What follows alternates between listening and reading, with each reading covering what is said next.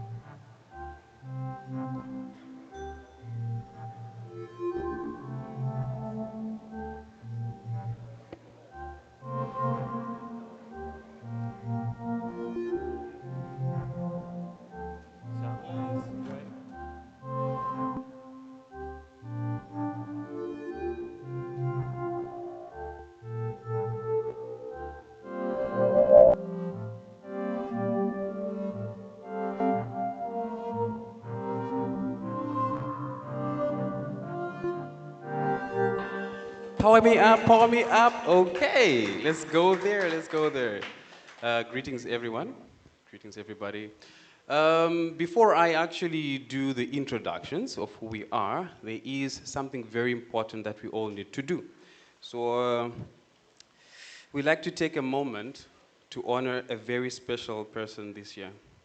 We lost a dear friend and a cherished fellow participant, and an inspiring social change maker, David Orlando from Kenya.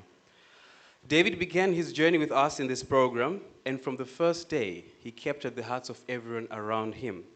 He was known for being a marine conservationist, deeply committed to the protection and rescue of sea turtles and dogons, and he dedicated his life to safeguarding the fragile ecosystems he loved so much.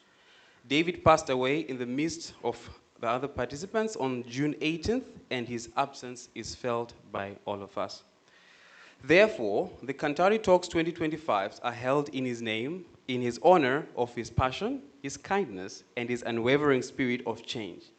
Now, at this moment, I would like to invite all of us to just stand up, and we give a moment of silence to remember David Orlando.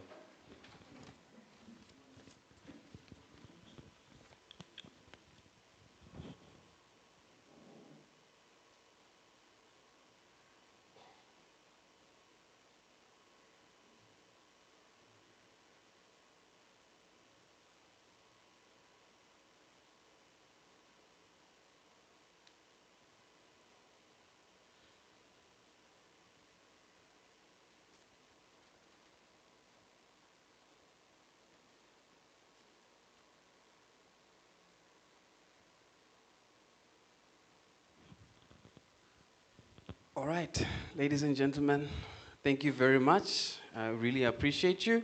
Now we'll get into the introductions. Shalin, the stage is all yours. Thank you so much. Hello, everyone. Hi, how are you? More energy than that. Hello, everyone. How are you? Welcome to Kanthari Talks 2025. My name is Shalin, and I am your co-host. I am from Kenya. And I am Taron Havner from Zimbabwe. Yes, Oh, yes. good. So Tyron and I are alumni of Kanthari. I come from the year 2023. Tyron? In 2021, I am the dinosaur. You She's are the the baby. dinosaur.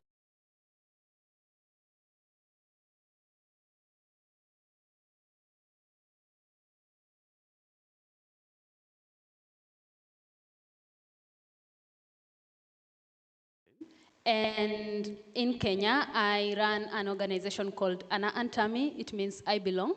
And we empower individuals with albinism, just like me, to attain self-confidence, self-acceptance, and integrate into the society.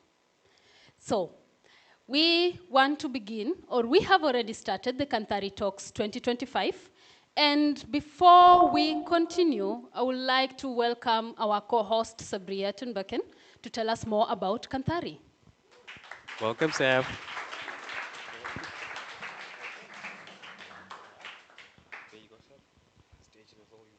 Okay. Good morning, everyone.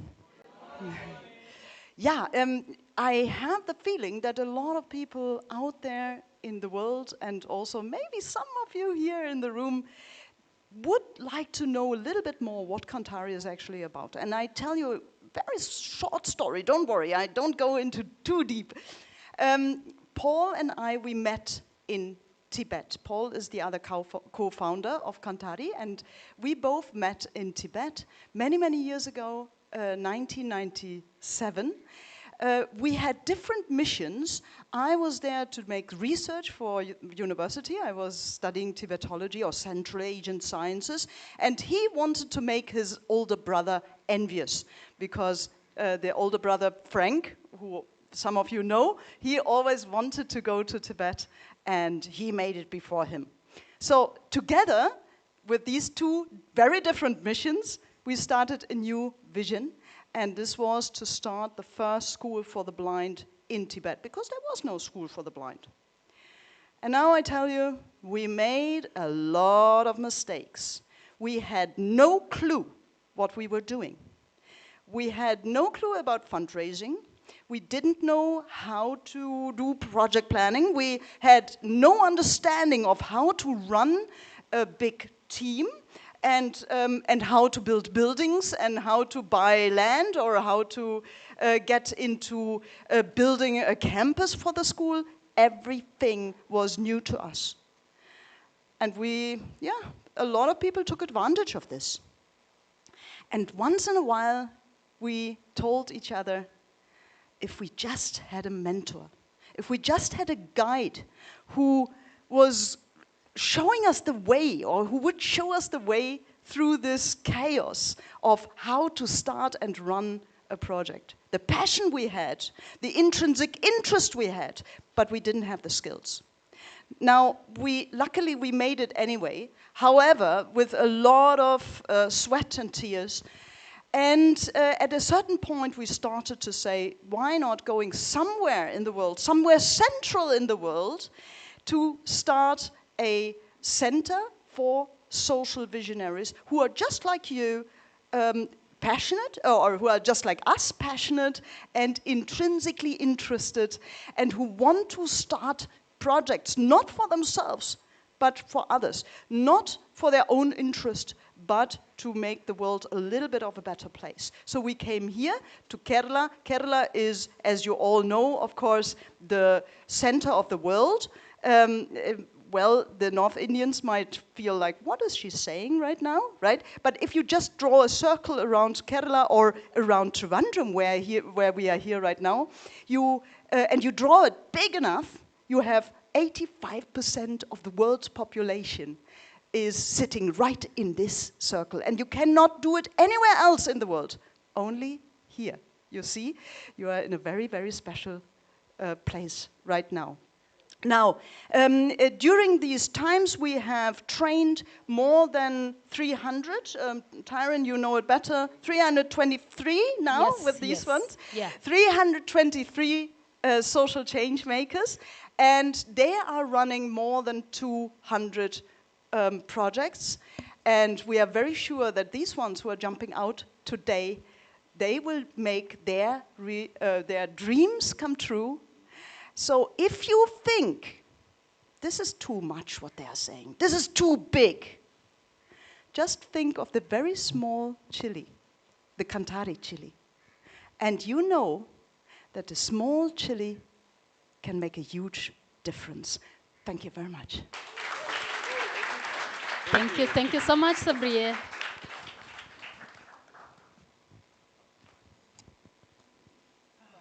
Wow, that was a mouthful. Indeed, there are so many Kantharis out there in the world, and we are also part of them running our projects. We are really looking forward to our current participants to run their projects fully in their communities. Shirley, we go off to the house rules. Yes, and before we start the talks, we're going to have a little bit of housekeeping rules. I'd start with kindly put your phones on silent or flight mode because this is going to be recorded. We are also live right now online. So to avoid any disruptions, the session is going to be recorded and we do not need any disruptions. Also at the same time, we would like to request you not to take photos because we also have in-house photographers who are going to do that. And as we are going to be having our sessions, kindly avoid moving outside or moving around. When you need to go to the washrooms, please wait after the speeches and you can hide there or during the break, Tyrone. Yes, that is true. So we have a bathroom just on your left. You can use that when we are having a Q&A because every time a participant goes on stage, we really would ask you kindly not to stand up because they've prepared so much for this and you need to give them all the attention. You need to learn from their experiences. So only for the 10 minutes, we ask you not to stand up. You can hold your bowels for a short time and then for the Q&A, you can use the bathroom, okay? So we are just trying to have a neat space and also for our participants to express themselves. Thank you very much.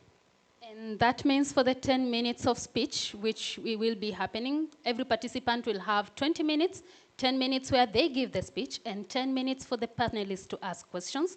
During that 10 minutes of speech, this door right here on your right will be closed. Yes, and also after every participant, we are going to have a Kanthari Plus video. These are videos of our current alumni who are running their projects in their communities. So that's when you can see the impact of Kanthari right on the screen. And speaking of the videos, they have also been here, the Kanthari Plus videos, and you're going to be seeing participants from all over the world. This year, they're from 12 different countries, and that means they are coming from different language. They're speaking different languages, and so English is not their first language. So when you see them here, they have worked through, they have trained themselves, and so kindly listen to the message that they say and not the grammar. Absolutely, Shirley. Now we have to go to the panel members. Yes, and before we get to the panel members, we will be having 6 sectors. Tyrone and I will be your MCs and hosts for the next 1.5 days. Today, we will only have 4 sectors, and tomorrow we are going to have 2 sectors. And for the first sector, Ooh. It's okay. For the first sector, it's agriculture and environment. We're going to have both online and in-person panelists, and I'm going to read their profiles. Yes, while she waits, remember she said English is not our first language, so it's okay. Yes. So our panel members who are in person for this specific sector are Christoph Baker. And Christoph spent his life building community as a school principal, then as a mayor in Bohemen. And now he is a chairman of Kanthari, Germany. Climate action is his personal driving force, and it is what inspired him to run as an independent ethical leader for his city. Kindly welcome, Christoph.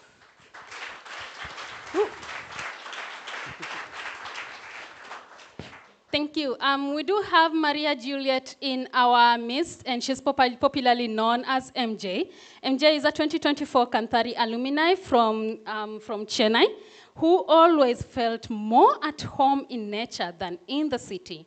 After nearly 10 years after spending 10 years in biotech research, she and her husband rediscovered their calling, restoring ecosystems. So they moved back to Tamil Nadu and founded Mehavan, forgive my English, Mehavan Trust, working with natural farming, animal reserves, and revival and native tree planting. Give a hand for MJ.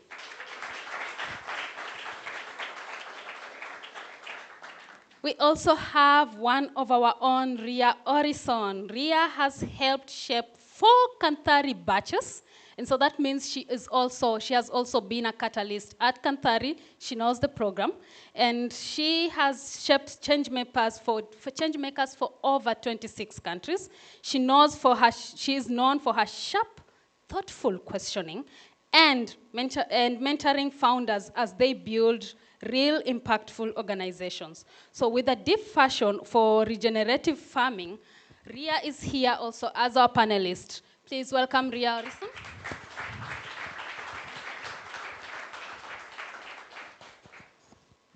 Now moving on swiftly to our virtual panelists, we have Itinas, who is a development practitioner whose work bridges grassroots action, ecological research, and community-driven initiative.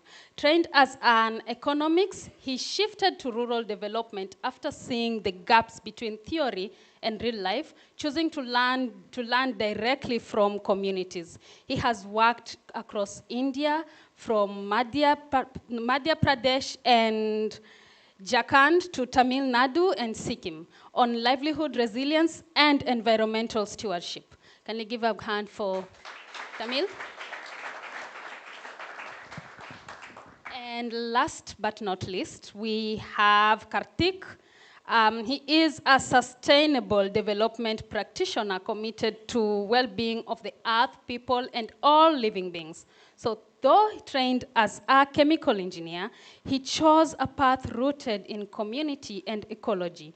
He has worked closely with nonprofits and rural communities across Odisha, Rajasthan, Sikkim, Assam, and Manipur on water conservation, resource management, and environmental permaculture.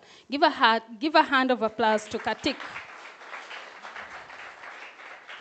Okay, wow, let me give you a break. Thank you very much, Charlene. You're running out of breath. All right, so without further ado, without delaying, we have an amazing first speech today. So, Charlene, have you ever thought about being hungry when there's water in a place? Yeah? No? Not really? No. Okay. No. First of all, this sector is about agriculture, and it is really, really my favorite. So, we are going to have our first speaker in a moment, and we have to give a good welcome, right, Charlene? We have to give a good welcome to our first speaker, but I'm going to give you that option. You should do that. Yeah. Okay, fine. This is our first participant, and we're really excited. He is opening up Kanthari Talks, and we have to welcome on stage Buthelezi Kangwa from Malawi. Give him a round of applause.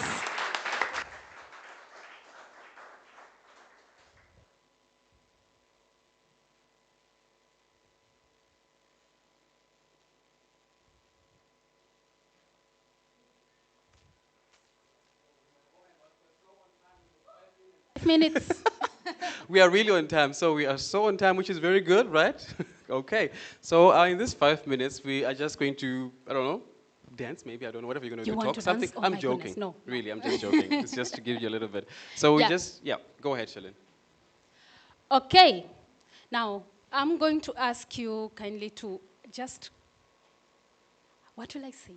Keep focused. We will be having the speeches next. And one thing that I want to mention, we just listened, or we just learned about our dear friend David, whom we had lost. I'm not trying to bring you back to the somber mode, but then I'm going to relate it to a very beautiful day. Today is the 12th December. I am from Kenya, and we are celebrating the Jamhuri Day. And so Jamhuri, it's more about independence. And David was mostly working towards liberating the turtles, or setting the turtles free, which has been very important. So it's very good that we have also honored him today. And it's more of a connection between all that, right? Thank you very much, Charlene. Yes, it is a great moment to remember he was actually doing something, not just talking about it.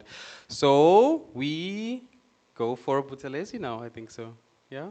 Come, Charlene. Tanya? Good. And all the way from Malawi, we welcome Buthelezi Kangwe.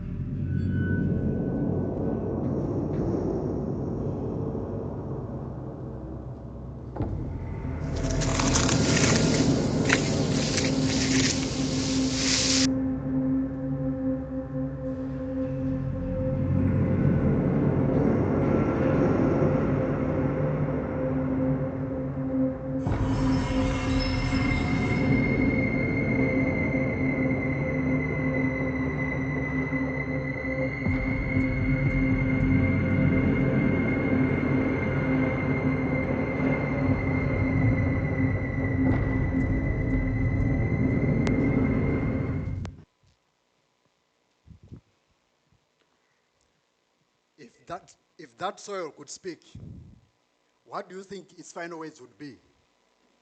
A warning, a plea, or simply a sigh of resignation? Millions of farming families have gone to bed hungry because our soils are depleted. And this has reminded me of my childhood. I grew up in northern Malawi, a land scarred by droughts and erosion. As a small child, I walked 3 to 5 kilometers to fetch water from a borehole. In 2002, when my father lost his job in the city, we survived entirely on farming. But droughts destroyed our crops.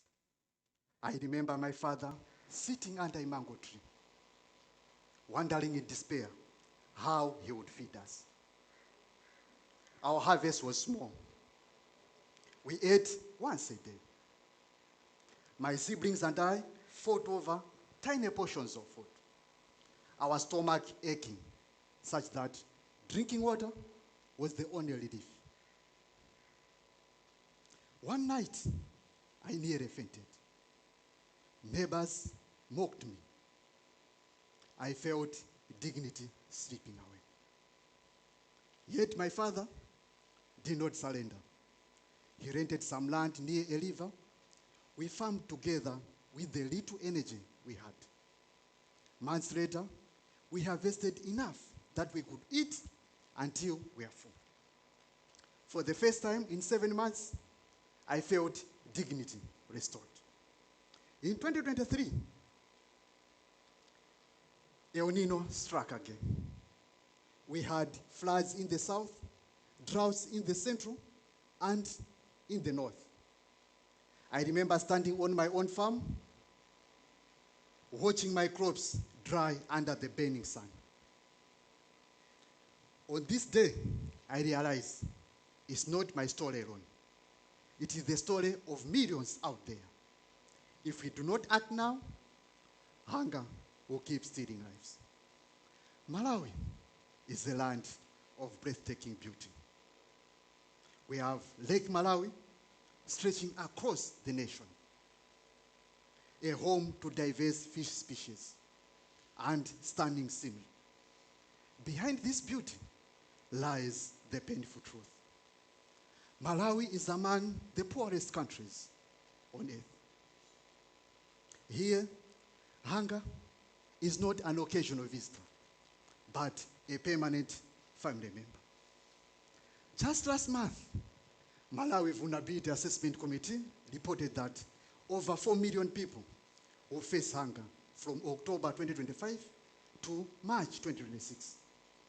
That means 2 out of 10 Malawians will go to bed hungry.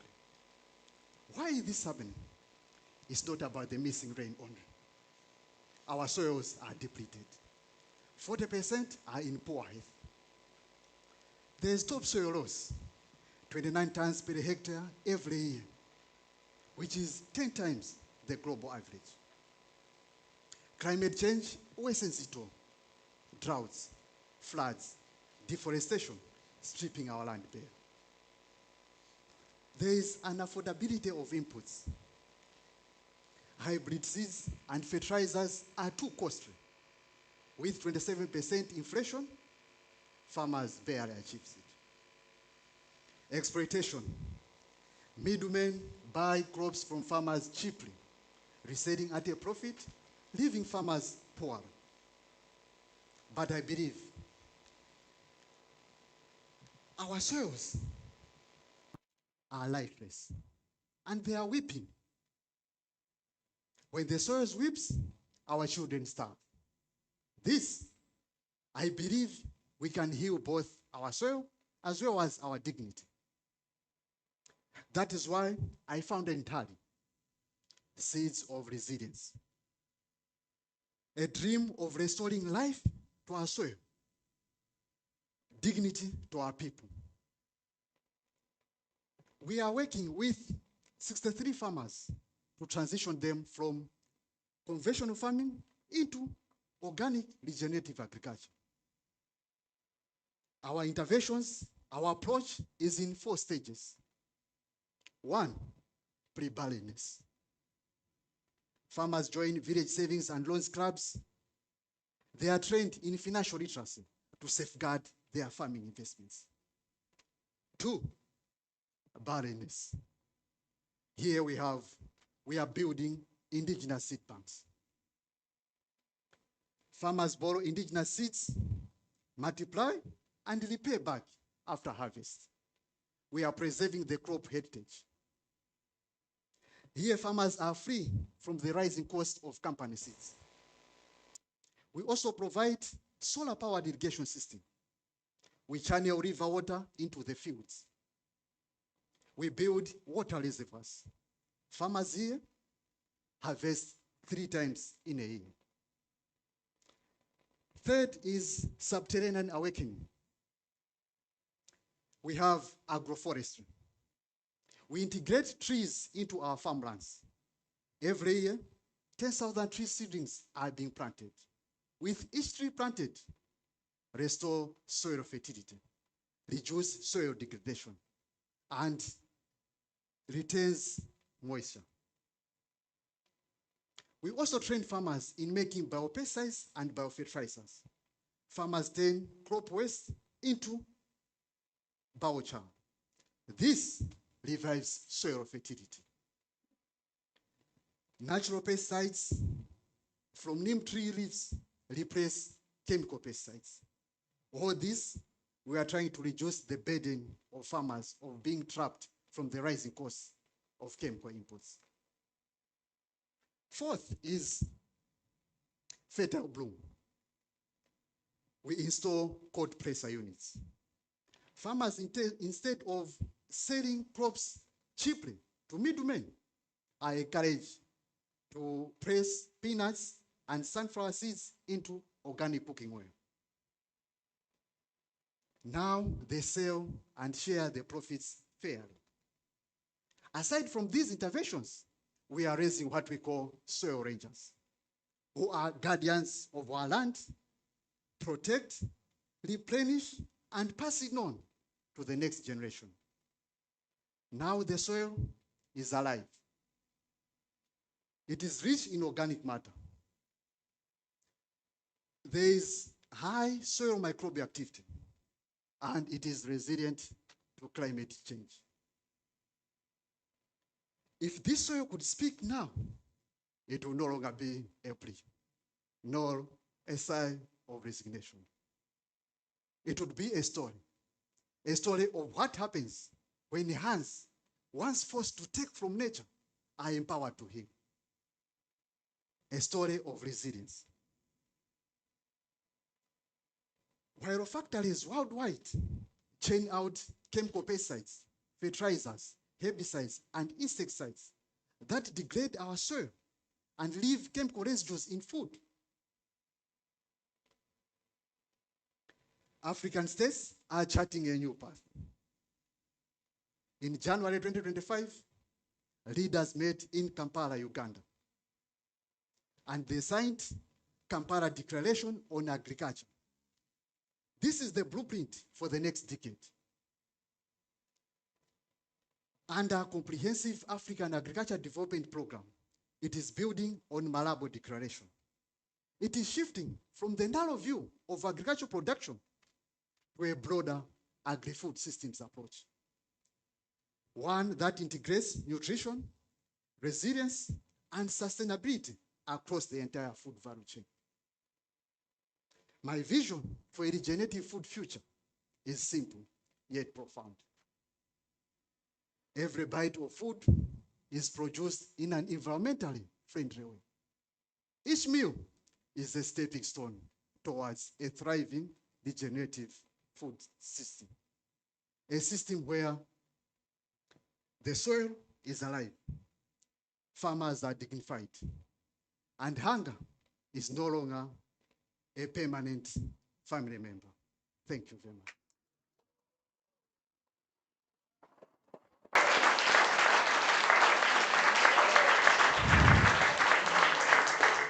Check. Check, check. Hi, Blesi. Good presentation. Thank you very Okay, so I'll quickly jump into the questions. Are you aware of the agroforestry food security program in Malawi? Are you aware of it? Yes, I am. Yeah, so this was introduced in 2007. Yeah. Yeah, and it kind of did not succeed. Why do you think it was not successful? It is not, it could not be successful also because at first we need community engagement from the word go. They should understand the reason why agroforestry principles should be taken into consideration and how beneficial it is if well invested in our lands. They should know what could be the return over investment of strictly following the agroforestry principles. I know for sure Kanthari has got a unique solution over it, which will start engaging the farmers from the word go so that agroforestry principles should be followed and be successful in the long run. Agroforestry principles that Natali is going to implement. The agroforestry principles are many. Mostly, we like to start with integrating soil enriching trees like sesbania, alfalfa, albida, such kind of trees that can nourish the soil and bring soil fertility back to it. We also need to include how we can manage the water management in it. So that all these trees also, together with the crops, they should grow and flourish together. Something like that. Hi, congratulations, Blesi, and all the best for your dream project. Yeah. I have two questions for you. What do you, according to your knowledge, what are the dominant soil types in Malawi, and especially in your region? And what is the major challenge of that soil type, and how Natali will overcome that major challenge? And second question is, when there are so many hybrid seeds and commercial seeds available, how will you convince your community to come to you for your indigenous seeds?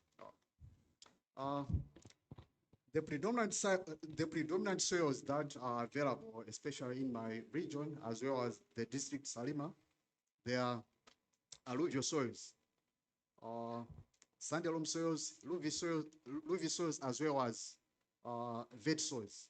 So when we talk about the alluvial soils, mostly they are found in near the water bodies or so.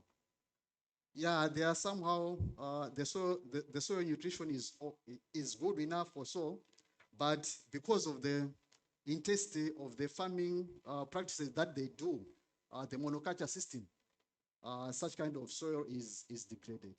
So we would like to phase out the monoculture system of farming so that we include intercropping, miscropping, relay cropping, so that the soil should not be degraded in the long run. We would like to put up the steps that we would like to put so that we can get our community engaged into the indigenous seeds, bearing in mind that we have hybrid seeds that are high yielding or so. I should put up, before I come into it, I should just allude into one thing or so. Malawi, as it stands, we are in dire situation in terms of seed self-sufficiency. Why? About 80% of our farmers do have access to such kind of hybrid seeds. Right now, this year, the demand for hybrid seeds has been reduced by half. There is panic, as you could see on the newspaper. There is panic. So it leaves out the rest bigger chunk of farmers. They don't have the option because they don't have enough funds to manage such kind of hybrid seeds to purchase. So they are left with just using the recycled seeds. Recycled seeds could be better if they could be using indigenous seeds, yeah. But now, with the situation we are, they are using hybrid seeds. So the recycled hybrid seeds, they are so counterproductive when it comes to climatic change. That's where we are having low yield because of such. So we'll leverage on this situation in our country by engaging them so that we should hear their seed choices. From there, we discuss how best we can move forward in terms of Blesi, the seeds. Blesi, hi. Thank you so much, Blesi. We have to keep our answers a bit short. Yeah. Thank you so much. Yeah. Do we have questions from Karthik? Any online panelist? Yeah, I have a question. Hey, am I audible? Yes, you are. Yeah. So I was just wondering, on a completely lagging sense, that a lot of people are, almost 60 people are engaged with you in the organization. During climate risks, how would you buffer these farmers? In the sense, like, let's imagine a situation of extreme drought or extreme floods, but there are people who are involved with you. How are you going to offset those risks in a financial sense? Like, what are the kind of diversification? I saw that you are integrating, solar into that, but I didn't come across something like a livestock, which would ensure a regular source of income. So those are the kind of things that I do. On that, I think we didn't integrate that into our programming. I think that was for us that maybe we can look into it, go back on the drawing board, and how best we can integrate the livestock into the programming, so that maybe there would be diversity in terms of when droughts also are on us, then maybe they can have a leeway on the other side in terms of the livestock sector. Yeah, we'll take into consideration that. Any questions from you, Itias? It was Itias who asked the question. Oh.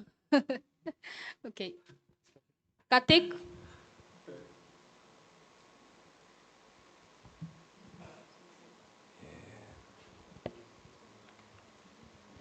Ria?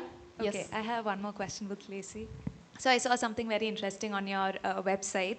You said you are already working with 63 farmers and you have planted around 10,000 trees and you've cultivated 10,000 tons of crops, but with zero funds raised. How is this possible?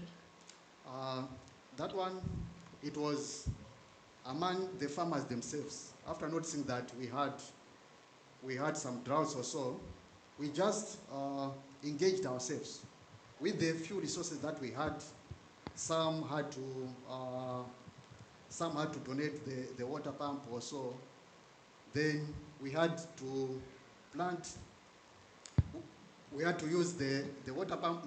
The water pump, despite that it is the fossil fuel pump that we use in terms of irrigating our crops or so that we can be having harvest each year or so. But on the 10,000 tree seedings, we partnered with a corporate bank, which gave us in kind 10,000 tree seedings, which we used to plant in our fields. So going forward, is that what you're going to continue doing, or do you have fundraising plans? We'll be having some fundraising plan because we can't rely on such kind of, we need to, in order for us to be sustainable enough, we need to put up a good drive in terms of fundraising so that we should remain sustainable and not relying on just... Have you raised any funds for your pilot or the next project once you get back home? We are already in talks with some. They said that once I get back, we should get on the drawing board and sit down on what best the offers, the agreements we can, in terms of the corporate social responsibility from various companies. Okay, all the best. Yeah, thank you very much. MJ, would you have any question? No, okay. Butalezi, amazing. Sorry. Yeah. Putlezi? Okay. All right, thanks. We have one question from the audience who have joined us live on YouTube. And the question is, since it's all about behavioral change, and you talk about converting from conventional farming to organic farming. And that takes some period of time, right? It's not a quick process. How would you convince a farmer to stay with you for that long a period? Because there's also like additional compromises in terms of finances that makes the farmer, change and be resistive to this transition, right? First, first would like to engage the farmers on the ground to know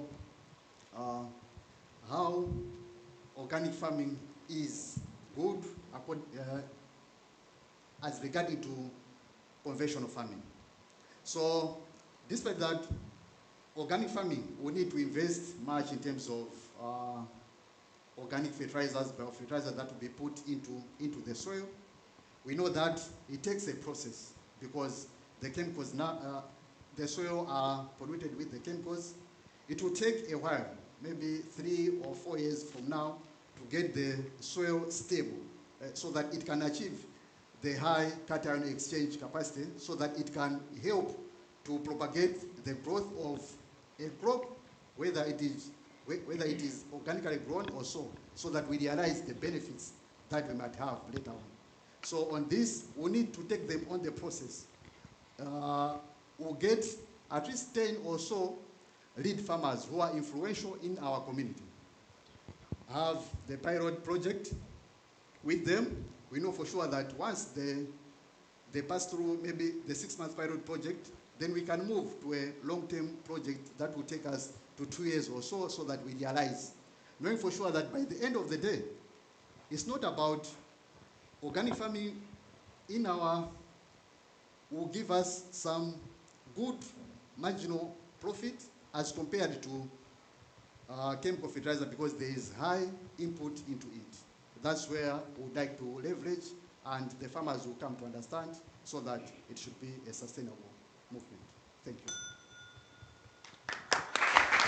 Thank you, Putri.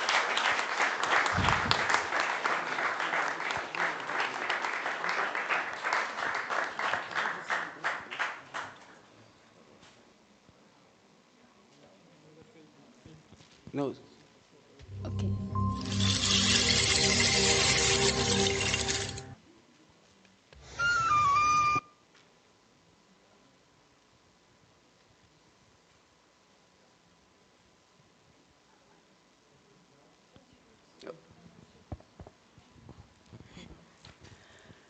Before we go on, we want to show to the audience here and also to the public audience out there that Kantharis actually do what they say and that their dreams can become reality. So here's a Kanthari Plus film, so we call them Kanthari Plus. Here's a film about one person who created a huge mangrove forest. It's Gumbo in Tanzania.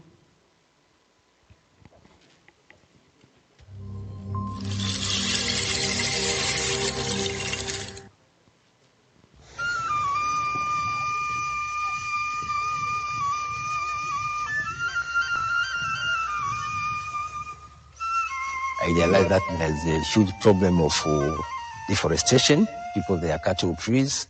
People, they are destroying the environment. So I was interested to find the solution why people, they are doing this way, why people, they are cutting and destroying the forest. So I come with the idea of establishing the organization which can work with the small-scale farmers and the small-scale fishers, whereby we can restore back the forest.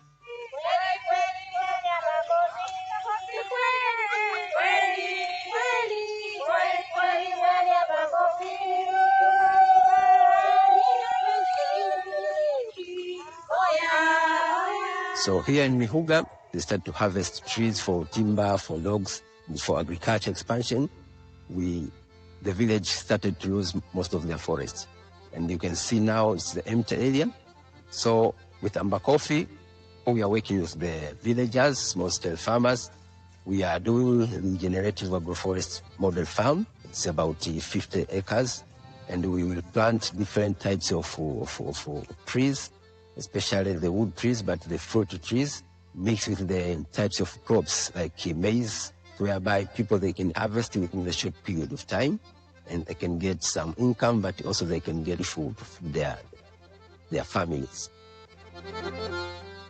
We had projects in 2018, but due to the different challenges that happen, for example, other groups, the livestock keepers, they start to feed their cattle in the farm. So most of the trees were eaten, were destroyed by the cattle.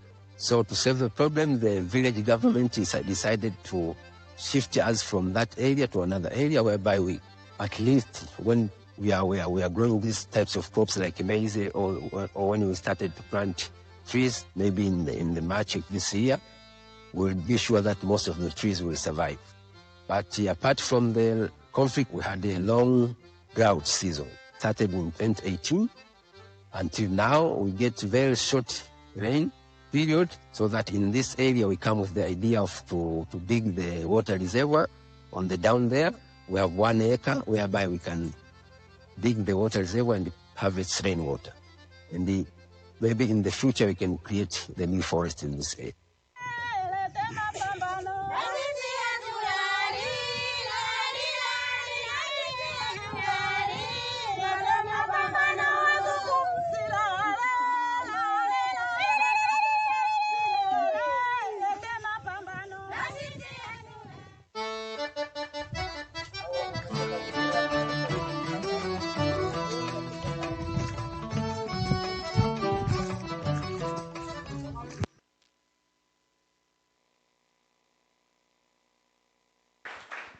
Right, thank you very much. That was an amazing video. And, you know, I have a thought here. All of us, have you ever been so hungry, but you had no other option, but you just had to keep going? This is why I appreciate agriculture. Like I said in the beginning, agriculture is really interesting for me. It's really exciting for me. So we have with us today an individual who is working in this sector, and this individual is showing us how we can go forward in our lives and how we can make it work. So we need to introduce our second speaker, Maurice Muhindu from Uganda.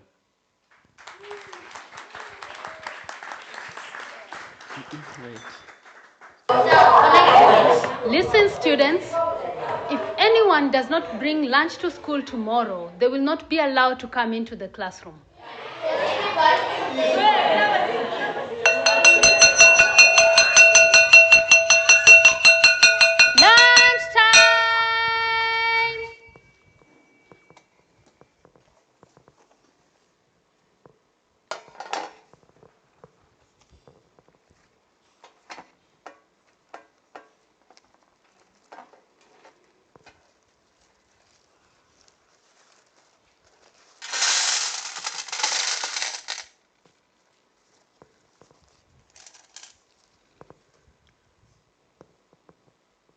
These are stones, not my lunch. An enemy I would not see or touch. A shadow that followed me. Touched my eyes, whispered to my ears, held my legs during sports time. Hunger was never like missing food, but a bully that never left me each school day. I was born in a rural village by poor parents who even struggled to get food for us. But one thing they valued was education. I remember my mother's words. Rise up, my children. Never be illiterate. I remember those words. They come to my mind each time. And indeed, our life was very difficult. I slept on dry banana leaves. And even our house was roofed with dry leaves. Each morning, Our mother held us by her own hands. We were barefooted with our uniforms, and we would walk. He would take us across the main highway, and there we met our other friends who were older than us and moved 10 kilometers to our school. At school, the morning lessons made me very bright and sharp and well, but in the afternoon, I would wither due to hunger. I would not hear anything or say anything besides hunger. One time we got a new head teacher. You call him principal. When he noticed this amidst the learners, then he urged the parents to pack for their children lunch. In a meeting, it was resolved that no child shall be allowed to access class without packed food. Unfortunately, my parents did not turn up for the meeting. Me and my sister, we were expelled 2 times for not bringing lunch, for not complying with the resolution. On the second day, in that evening, behind our house, me and my sister wrapped neatly stones and soil in banana leaves. And the next morning, as usual, we went to school. Excited, we managed to access the class. We were smartly allowed for classes. We managed to fool the teachers, but we did not fool hunger. Lunchtime reached. I only went to pick my lunch package, not to eat, but to throw behind my class on the top of the hill. We are not the only ones who faced this challenge, but my mother's words kept on inspiring me. I worked hard, irrespective of the several challenges. I became a teacher. 30 years have now passed, even more. But nothing has changed. The system remains the same. Children still go hungry to school, and Global Hunger Index shows 1 out of 5 children in Uganda are stunted. So, if no one, and regardless of who takes charge of this disaster, we have to take action. My organization, and under ECHO, will engage the parents, the teachers, and the pupils to make a model community where vegetables, nuts, fruits are grown everywhere, and livestock, especially poultry and goats. The parents will be trained on how to use their small pieces of land productively to grow crops, especially through backyard, vertical, hanging, flying, and others, and how to keep small animals like the goats, the pigs, and then poultry on those small pieces of land. They will also be trained on how to use mini irrigation so that they can produce crops throughout the whole year. And equally, they will be trained on how to add value to their produce. Did you know that agriculture is a subject taught in Uganda? But this subject has been reduced completely to talk and chalk. So, what if, and under ECHO, with the help of teachers, engage, make it more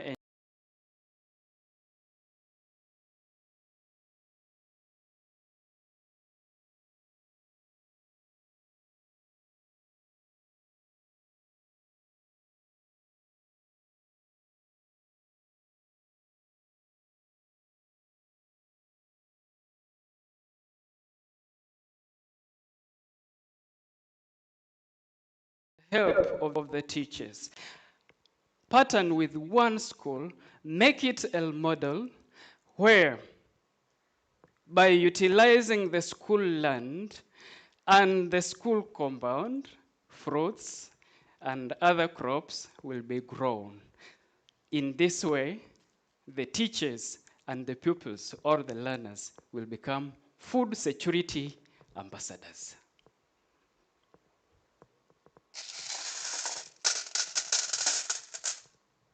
Stones never turn into bread. But to me, there was a miracle that I managed to access class. Not because that I had the food, but because I had aspiration. Here I am to turn this pain of hunger that I faced into direction. That hunger that lowered my steps to drive my vision. Anyway, in this experience, I had some lessons, and I want to share with you those lessons. This is what I learned, that a hungry child cannot imagine tomorrow. And hunger does not strike the stomach first, it strikes the minds. And this is why I stand here, to protect imagination itself. Anyway, do you know imagination? In fact, when a child imagines tomorrow, he starts to build it, designs, draws the future. All the products we have here are results of imagination. But when this hunger kills this imagination, even tomorrow dies before it starts. Thank you very much.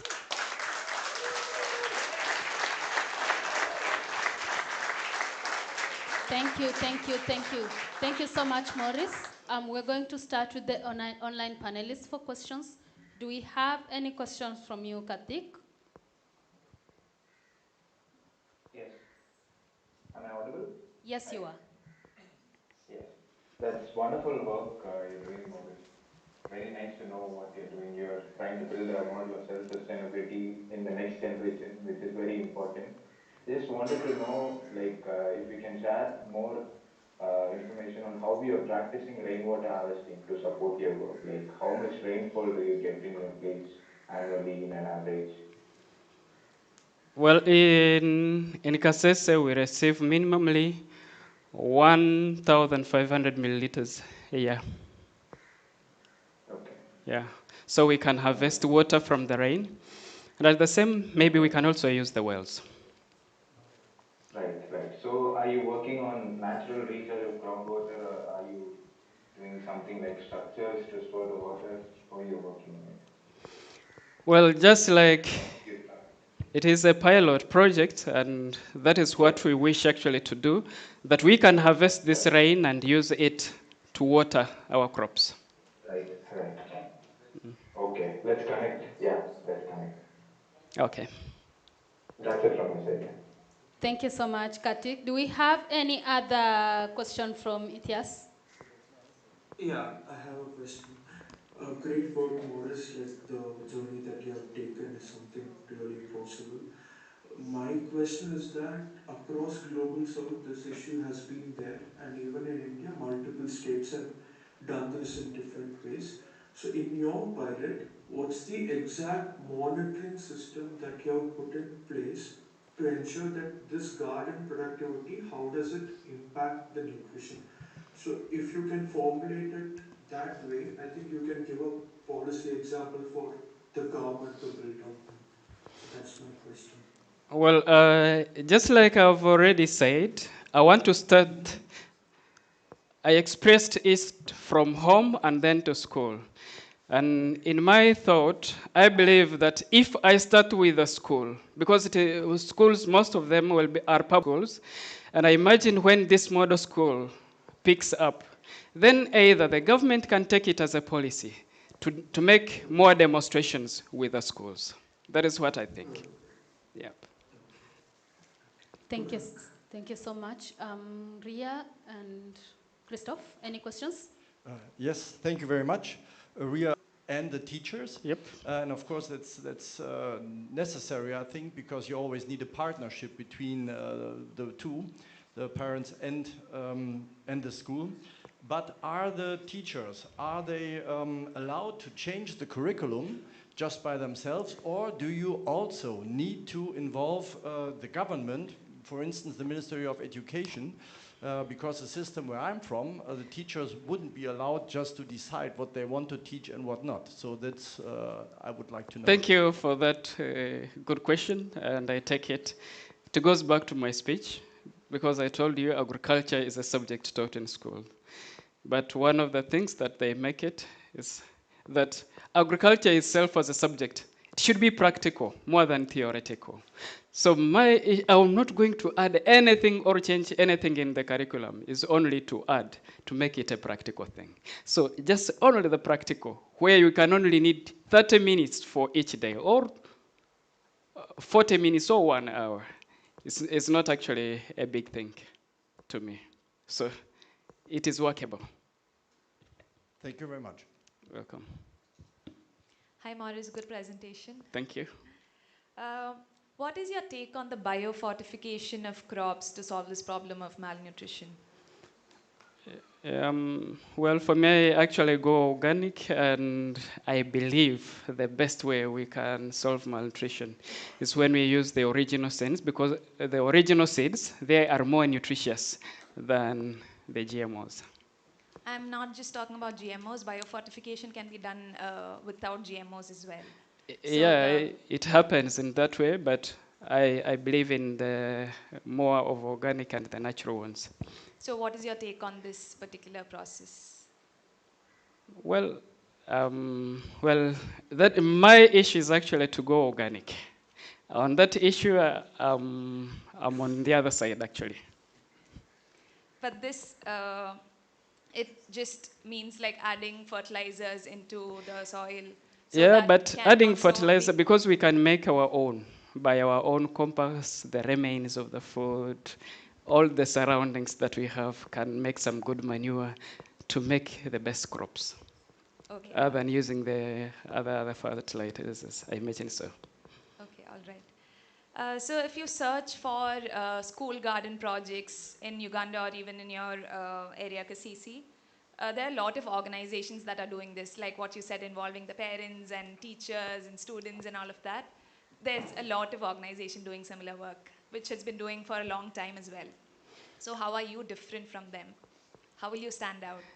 I imagine for each and every project, what matters a lot is the impact. If we still have 1 out of 4 children who are stunted, it means the impact is still less. I also want to add in, I may not talk about those other projects, but I imagine when I also add in with my project, maybe collectively the impact will be high. Otherwise, I don't like a situation where we are having 1 out of 4, it means the children are dying off. No, I understand, like you are adding to the impact. And anyway, the uniqueness lies in the approach. In our approach is that we go to the schools, we are not going to provide food, we are not going to do any, but we are going to give the skills on how to produce food. And we imagine when we start with 50 students, these 50 students will translate to their homes, and the impact will be more. Either my approach may be different than the approach of other organizations. Thank you. I'm still not very convinced with your answer, but then I think for you to stand out from the donors, like I think you need to do a little more than the other organization. Yes, impact can be added on, but maybe think of anything that you can do uniquely as well, because there are a lot of organizations doing similar work. Well, they could be, but for maybe by your research, but my own notice in my local village and my community where this project is running on, I've not seen it actually, to be honest. Okay, all right. Yep. Online panelists, online questions? Yeah, I think Karthik, Itihas, you have questions, right?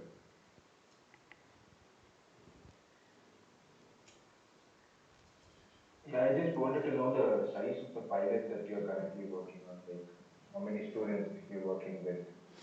Well, I want to work with a number of 50 students. That's what I want to start, and then 6 teachers. That will make the project members to be 56. Okay. So once you make this model, after that you plan to take this model to other places and you have a vision like scaling it up, or you just want to work around in your place? No, of course, it is an organization. We will be a team. Yes. Yep. Okay. And I imagine that when we 56, then we also think of 10 more families, 10 homes. And on that, I imagine we shall keep on. Thank you. Thank you.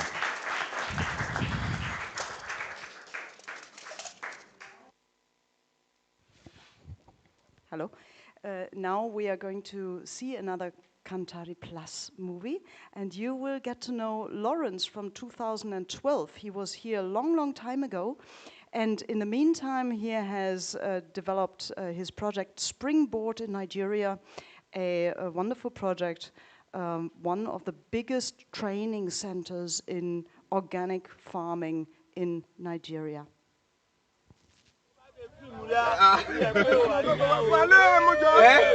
Mébọ̀ yẹn bá mi lọ́fíìsì. Mébọ̀ yẹn.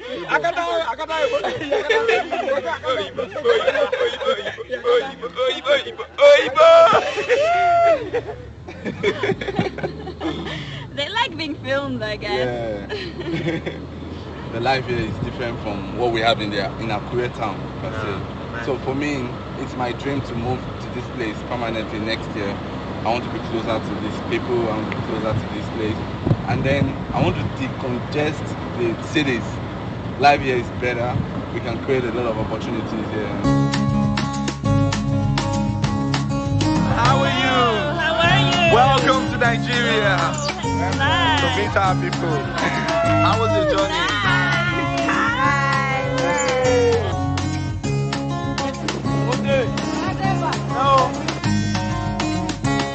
You're welcome to Springboard Farms, and then here, this is our boundary. We have over 30 hectares of farmland here for our farmers.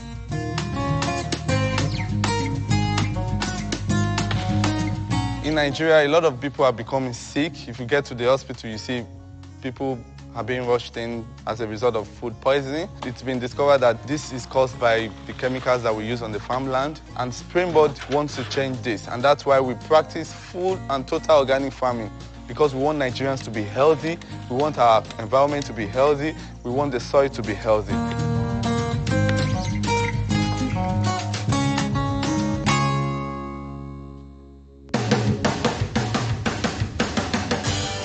Springboard is the largest organic producers in Nigeria. Nigeria has less than 2,000 organic farmers, and we have millions of farmers in the country. So the challenge is that a lot of people are not aware of organic food. But in the big cities like Lagos and Abuja, rich ones are beginning to get conscious of the kind of food that they eat. So for people in Akure, they are not aware. So Springboard is creating a huge awareness campaign, and we're also trying to create markets in Lagos and Abuja, because the rich ones actually import organic food from Europe to Nigeria to eat. So we can produce that in Nigeria, and that's what Springboard is doing.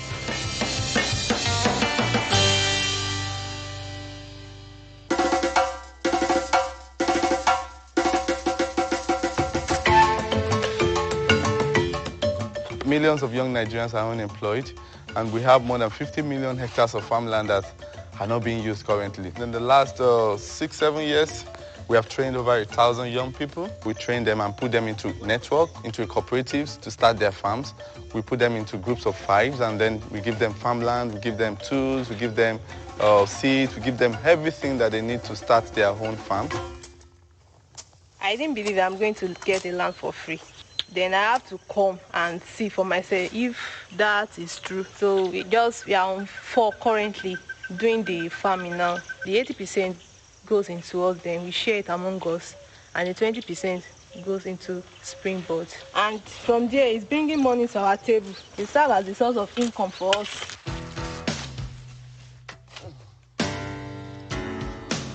I see myself as a corporate farmer, not just a farmer on a small scale. I see myself being a large scale farmer because agriculture is more to me like a revolution. At Springboard, we have trained 3,408 small-scale farmers in 33 communities in Nigeria. About 1,000 of these farmers have become members of our farmers cooperative, and we also work with about 508 rural women that we empower to run village enterprises. And our farmers' main crops are cacao, which we call cocoa in Nigeria, and plantain. In total, our work currently benefits over 20,000 rural people.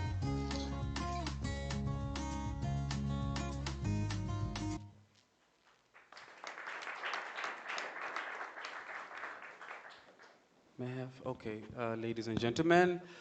Wow, farming, we have actually moved so fast in farming that we're using chemicals. We just want production, and we never stop a moment to think, what is this really doing to my health?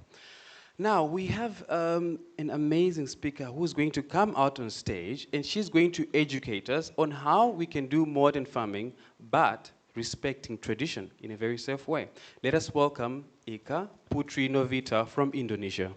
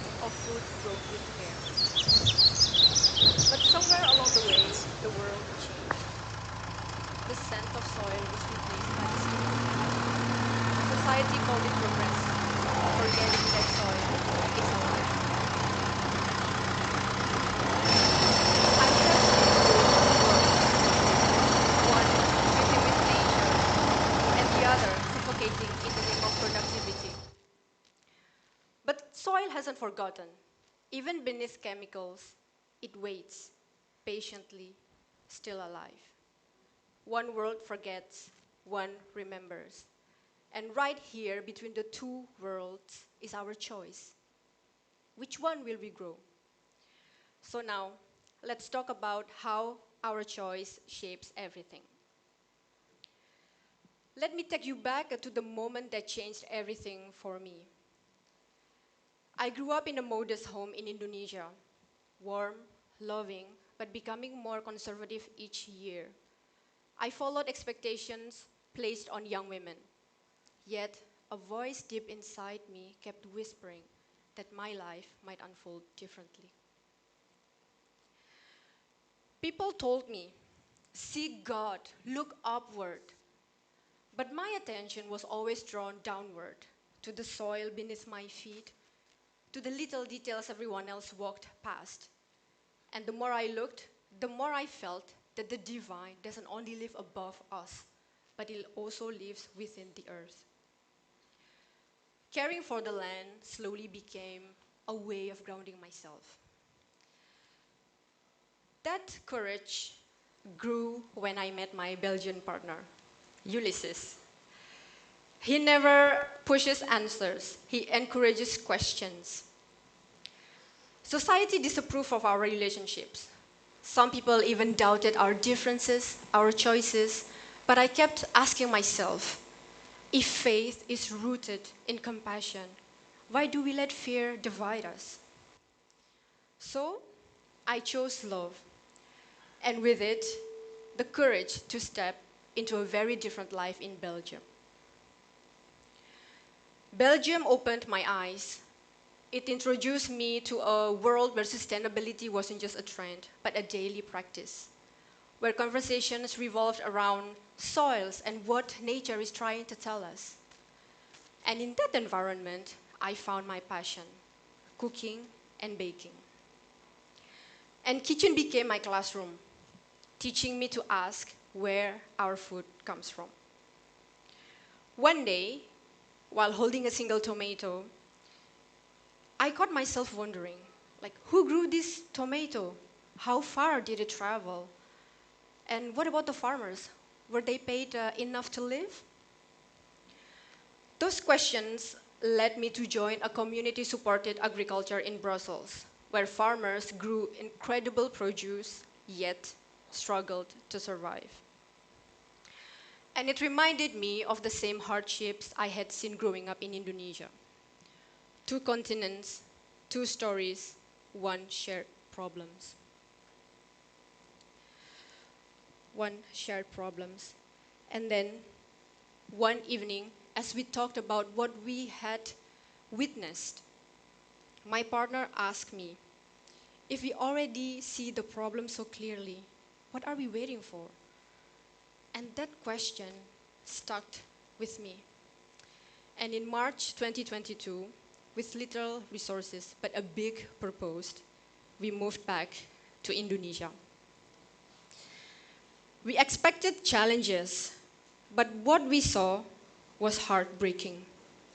Silent fields, compacted soils, empty pesticides containers, land pushed to exhaustion. According to UNCCD, Indonesia has over 32 million hectares of degraded land. And globally, we lose 24 billion tons of fertile soil each year. If soil could scream, we would all hear it. Why? Because monoculture replaced diversity. Chemicals became the norm, and cheap food hides expensive consequences. And the people who feed us are the ones earning the least. If soil collapses, everything collapses with it. Our food, our farmers, and our future. We knew we couldn't stay silent. We needed a response rooted in care, dignity, and possibility. And from that moment, a seed was planted, one that would grow into Ecotica. Ecotica was built on a simple belief. When we care for nature, it cares back. The name of Ecotica comes from ecology and etika, an Indonesian word for ethics.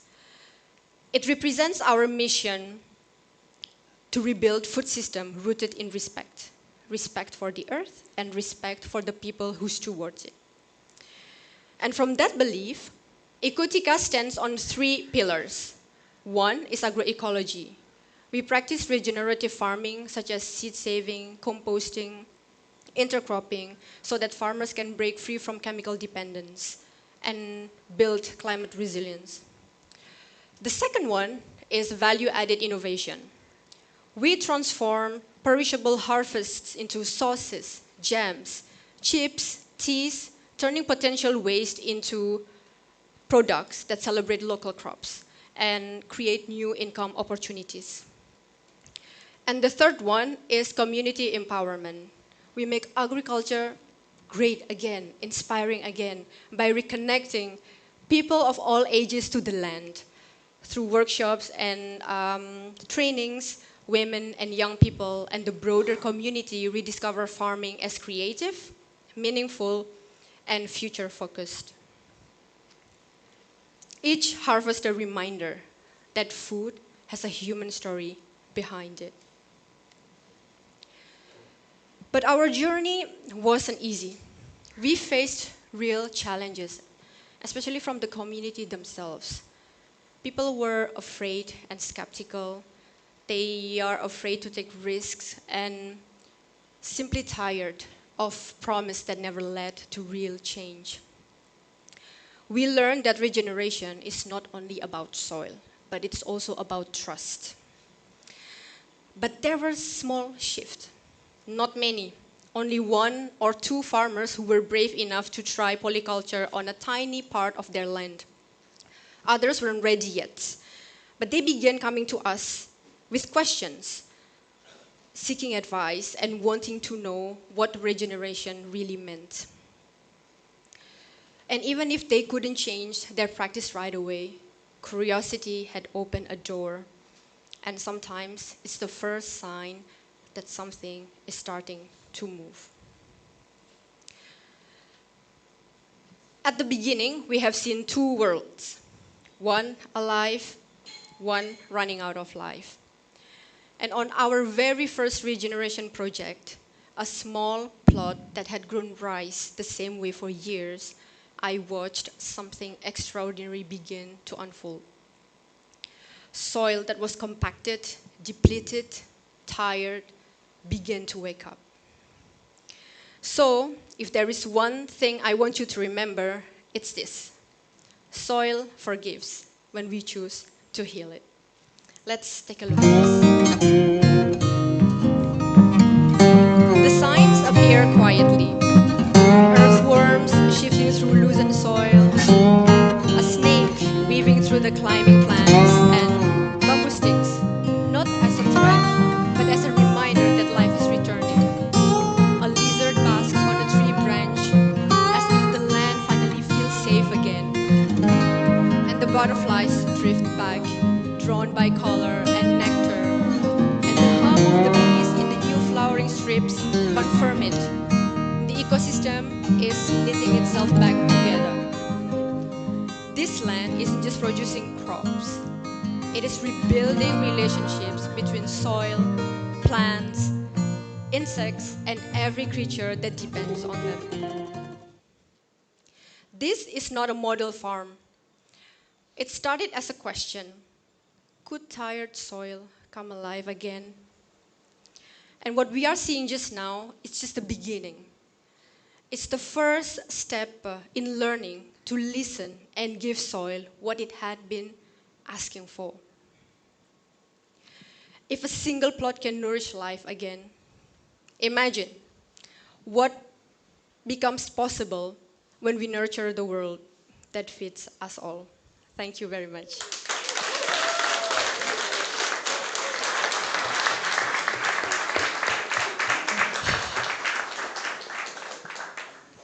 Okay, so we're going to have questions from our offline panelists. Hi, Putri. Hi, Rita. Very good presentation, very interesting. Looking forward to visiting your farm one day. Oh, thank you. So, you are working with farmers, or you want to work with farmers, right? So, yeah, we want to work with farmers. Okay. At our previous project, we didn't work directly with farmers. We are trying to build our model farm, but we were engaging them. Yeah. So how will you convince them to transition to this form of farming? Yes. From our previous experience, it was very difficult, but seeing is believing, right?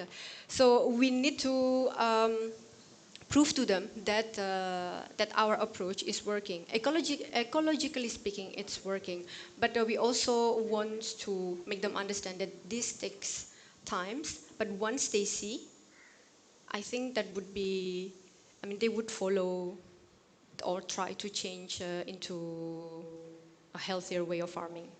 But then this is not very financially sustaining, right? This Yes. form of farming. So Yes. how will you convince them, especially in the transition period? Yeah, in the transition period, with our second key intervention, value-added innovation, we try to provide them trainings in transforming perishable harvest into something that can be sold later. Like, for example, we have done our research and development for tomato sauce. In Indonesia, many farmers, they just waste the tomatoes because they practice monoculture. So we will provide them the training to turn tomato into tomato sauce that they can sell later. So they don't have to shift right away to organic farming, but they can also try to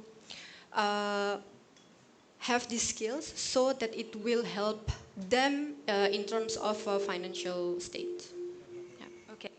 Best with that. Thank you. So another question is, why agroecology? There is other methods as well, like agroforestry before someone was talking about, then Yes. there's permaculture, there's so many other terms. Like, Yeah. why did you choose agroecology? Yes, agroecology for us is like a holistic approach because we are trying to reconnect humans and also with natures. And we don't want to use permaculture. In Indonesia, permaculture are being used for certain communities. Like many farmers in Indonesia, they cannot afford to do permaculture design course, for example. So we just want to, I think it's just a terminology. So, but agroecology or permaculture or agroforestry, but there's agroforestry in agroecology as well. So it's just something that when we talk about ecology, it's just the whole system, including us, the human. So we just want to not only focus on the nature, but also the connection between humans and the nature itself.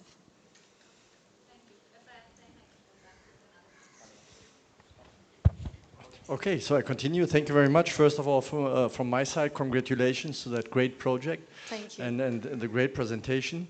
One question is, as I understood, the project already runs.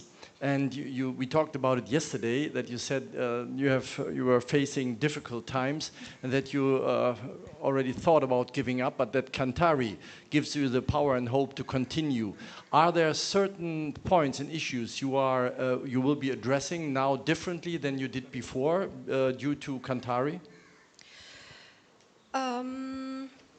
Yes.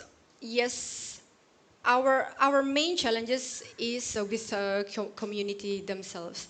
I was feeling hopeless, like how can I convince my community and how would they see us because our project would be conducted in a different regions. So at Kanthari, we also learn about how to deal with the communities, how to talk with them, how to give them the sense of ownership that they can later also join our movement. So yes, at least when things get tough, I know that I'm not going to give up since now, I'm stronger than before. That's very good, thank you. And my last question is, since I'm coming from a neighborhood country, from Germany, right next to Belgium, Yes. Are you thinking about keeping up the connection, like an Indonesia-Belgium connection in this field? Yes, of course, because my other co-founder is Belgian, so right now our focus is in Indonesia, but who knows, later on we could also work with the Belgian farmers. I mean, because they are also facing the same struggles as Indonesian farmers. Maybe they have a better system, but not the best system. So yes, we will definitely work in both countries. And the idea of our intervention is for it to be replicable across the world, ideally in the tropical countries. But I mean, agroecology, there is no one solution fits all, right? But yeah, we can make it work. So you will connect these both worlds. Thank you very much. You're welcome. All right. Do we have any questions from the online panel members? Rohan? Itihas, Karthik, you have any questions? Yeah, I have one question. Yes, can you hear me? Yeah, please. Yeah. So like the post-harvest methods that you spoke about, it gives strong entry points to a lot of micro enterprises, and you also spoke about the tomato sauce and the viability of it. How do you plan to make it into a proper enterprise model for the, obviously the women, they can get into production, they will be able to build, but to go into the markets and to sell is a different ball game altogether. So how do you envision that as a model? Yes. Is it going to be a cooperative or? Yes, for now we haven't envisioned to build a cooperatives, but with our workshop and training, so we would also join a farmers market, so that the local farmers, they have the opportunities to sell their products right away. And when our model farm is established, we would like to create this harvest hub where we can also receive the products from the surrounding farming communities. Then we also help them to sell the products so that they know how to find the market and how to market their products. So at least they will be accompanied along the way so that they can later on continue by themselves. And I have a second question. How are you planning to archive the local ecological knowledge of Indonesia, and how are you planning to disseminate it to the larger audience? Pardon, could you please repeat the question? How are you planning to archive the traditional knowledge of farming methods in Indonesia, and how are you planning to disseminate it to a larger audience? Yeah, we are practicing the traditional knowledge because one of our goals is not trying to introduce new technologies with big tech machineries. So we are trying to keep the traditional indigenous knowledge by, for the starter, we are planting the forgotten crops. And try to not, we do not promote rice cultivation, for example, because we want to bring back the forgotten crops, yams and winged bean and all of the leguminous that we before consumed, and now it's gone. So that's one of the first intervention that we would like, we have started to do. Great, so good luck. Thank you.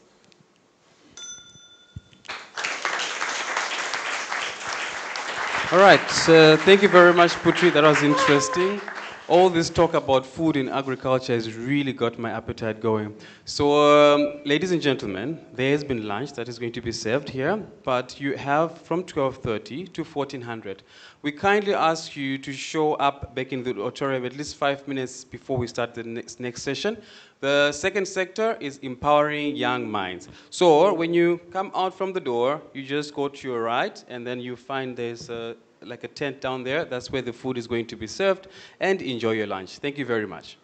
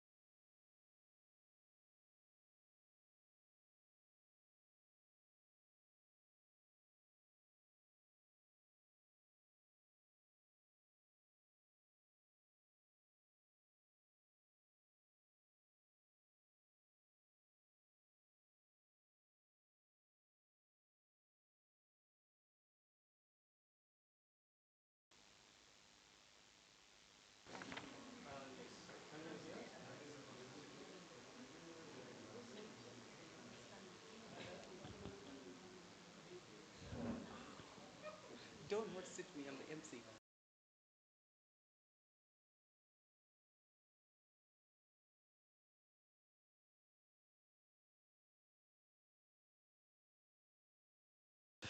Welcome back, ladies and gentlemen, and others. Yeah, of course, you're waiting to say that. All right. Thank you very much for returning back on time. We really appreciate that. And we are jumping right into the second sector, which is empowering young minds. So we are going to introduce our panel members, and I will start with those online. So we have Simon Schroers. Simon is passionate about social and environmental issues worldwide with a scientific mindset and a love for unconventional solutions. He designs creative group games and learning methods for young people. Please hold, I have to flip. And adults. He worked on projects in India, Germany, and Indonesia, and regularly supports the Kanthari course as a guest catalyst. Let's give it up for Simon. Wonderful. Now there's so much energy. All right. Now, and the next online panelist is Akila. Akila's path runs from biotechnology to the front lines of AI.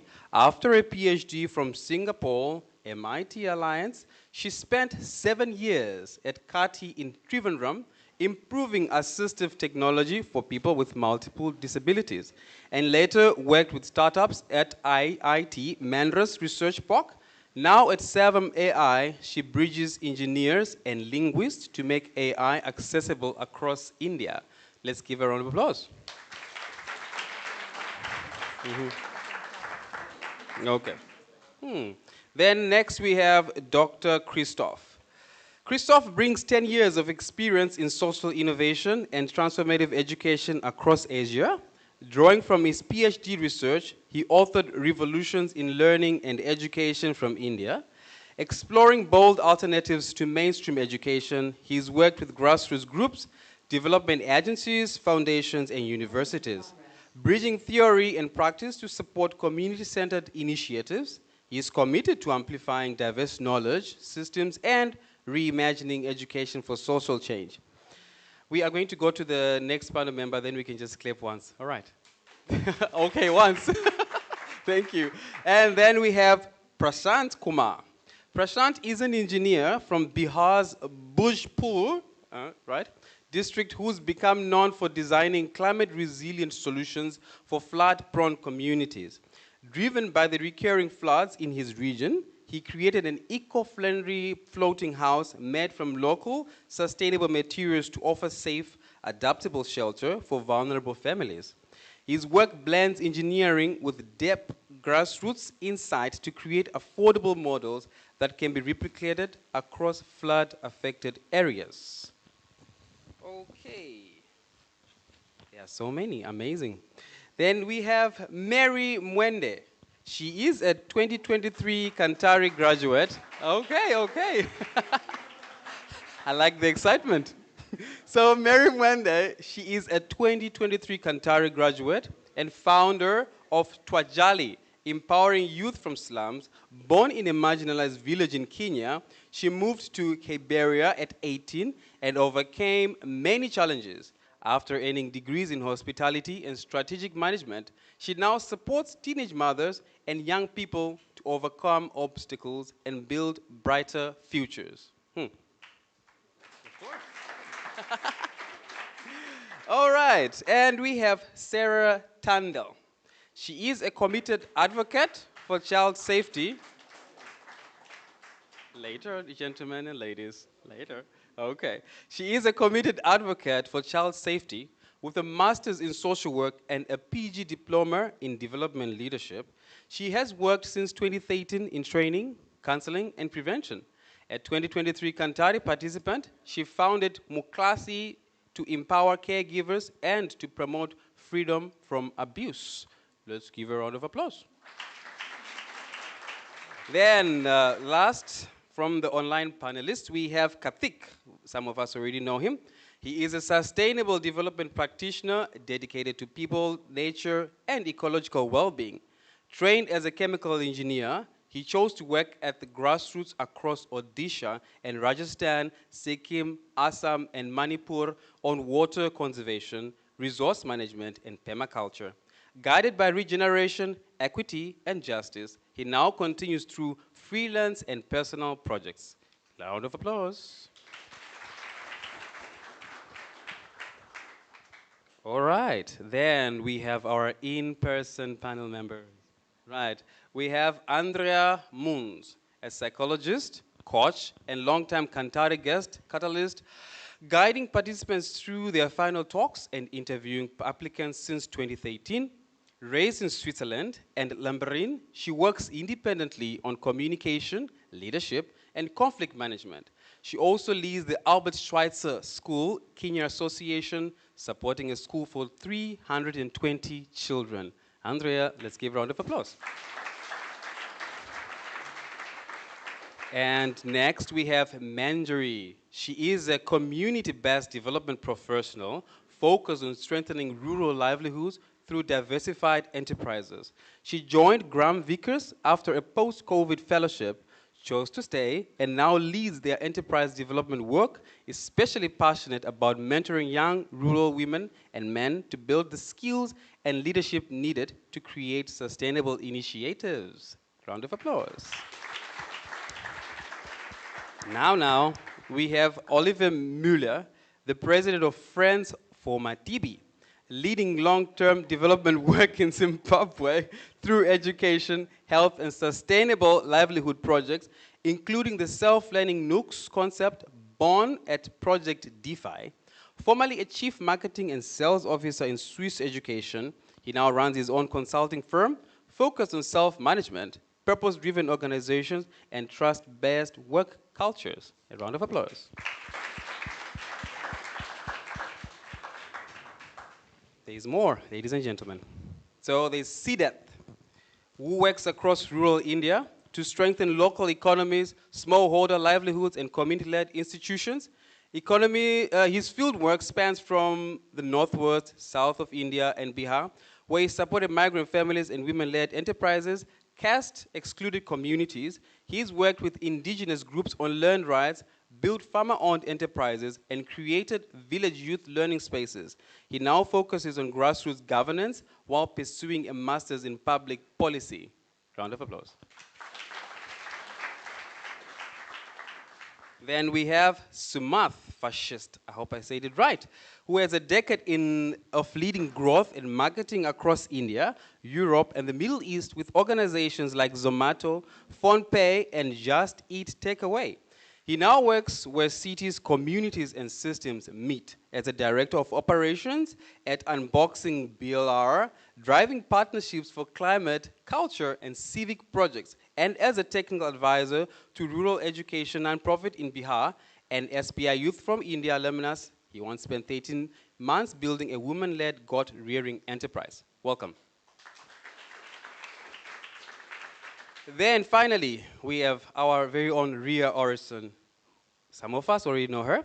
She has guided 4 Kanthari batches of change makers from over 26 countries, known for a sharp critical questioning. She mentors founders to build impactful organizations with a passion for regenerative farming and environmental protection. She continues to champion meaningful social and environmental change. Welcome to all our panelists. Sherlyn, please save me. Oh, Tyrone, thank you so much for that beautiful, beautiful introduction to our panelists. But I have a question for you. You just did this right now. Ah, yes, yeah. But how many times have you told yourself you want to do something? Many times, I think. Yeah. Yeah. Have you ever set goals? Goals? Yeah. Of course, I've done that already. Has a problem ever made you to take action and do it when people are not doing on it? occasion, I tell you, yes, it has happened, Sherlyn. Where are we going with this? No. All right. Definitely. Yeah, so our next speaker, or the first person to open the second sector of the day, has taken action. He has done something. He has taken action on a problem that he was facing, and he decided to change it. He is a doer. He is the doer. Yeah? And we appreciate he is that, the doer. So there's a common phrase that says, be, do, thou. So basically, I'm going to invite on stage Justus Muhwezi from Malawi to tell us how he did it. Thank you. Thank you very much. Apologies. Justus Muhwezi from Uganda. It's okay. Standing by for launch command. 7, 10, 12, 15. Mission abort. Mission abort. Wrong countdown. I repeat, wrong countdown. No. At 7, children start missing school. At 10, a child goes to work. At 12, boys start taking drugs. And at 15, most girls get married and become mothers. Numbers may change, but the stories remains the same. I was born in a family of 11 children, and out of 11, only 5 managed to finish primary school, and 2 completed secondary school. Poverty limits education for most children in rural communities. Families face difficult decisions to choose which child should keep in school. I was the lucky one. Unfortunately, over time, nothing has changed. I watched my young siblings and childhood friends drop out one by one because our parents could not educate all of us at once. Others dropped out because of hunger, child labor, early marriages, and long distances to access schools. I remember walking 10 kilometers to school together with my childhood friends and siblings, hungry but hopeful. Today, most dropout children in rural communities lose hope. They end up taking drugs. Some lose their lives at an early age. This year, in June 2025, my young brother passed away because of alcohol addiction. He was a dropout with no skill, no opportunity, and he had lost hope, like many others. Let me tell you about Ruth, a young girl who dropped out after primary 7 at the age of 14. At 16 years of age, she got married to a man of 40 years. Ruth represents many girls who become teen mothers because of dropping out of school. And this is why we started an organization to break this generational cycle of poverty, hunger, child labor, and early marriages by empowering them with livelihood skills. But we had no tools, we had no skills, no budget, and no training space. We only believed in the youth in our community. We started knocking on the doors of small workshop owners, asking them to train our young people informally. Slowly, they accepted. And now, we want to own our training space and training tools to be able to empower more youth in our community without limitations in 5 areas. 1, traditional crafts. 2, bamboo construction. 3, beekeeping. 4, environmental conservation. And 5, boat building. Our pilot project will begin with 7 youth aged 15 to 30 years, selected from rural communities minority tribes, and families with poor background. They will be our program pioneers who will help us train other intakes.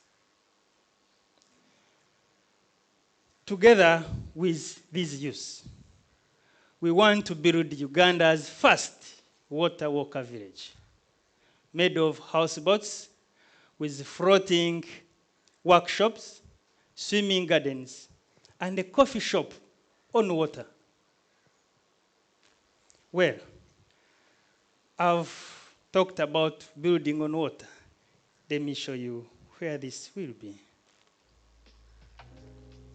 Kabale, located in southwestern Uganda's Kigezi region, is renowned for its stunning landscape and natural wonders.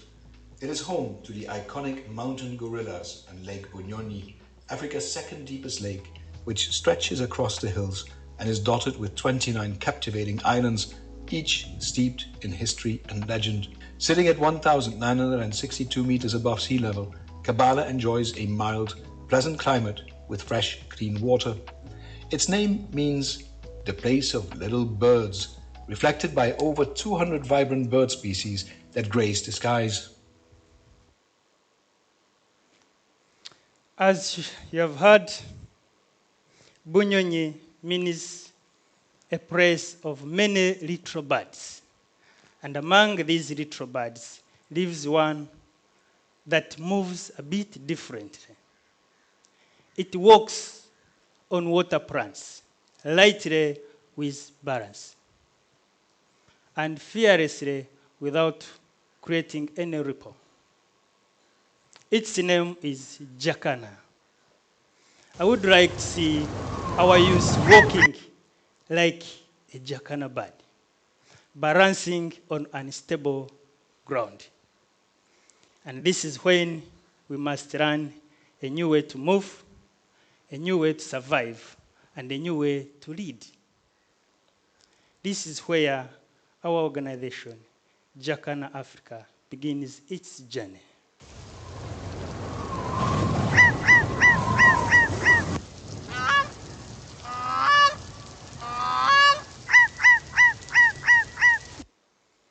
Now, Jacana Africa is more than a bird. It's a symbol of what young people will be with a skill, resilience, and balance. They will be protectors of our environment, and they will be able to rise above the challenges they face. At Jacana Africa, we empower youth and children not only to walk on water, but also to work on water. Ladies and gentlemen, we will build the first Uganda's water walker village, and we will introduce an environmentally friendly houseboats culture to Uganda, demonstrating a new way of living. Thank you.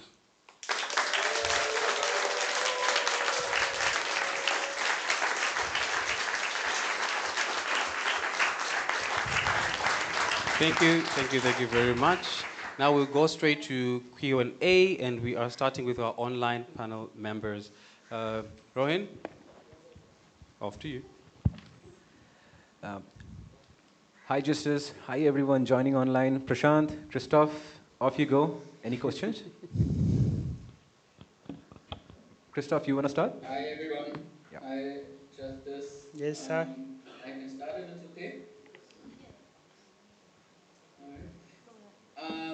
Maybe two sort of interrelated questions I have. So the first one is in your analysis of why youth are facing so many problems. You basically said that okay, it's all interrelated: poverty, hunger, people facing some getting married early, or teenage pregnancies, and so on. And you said mostly the reason for it is because people are dropping out of school, right?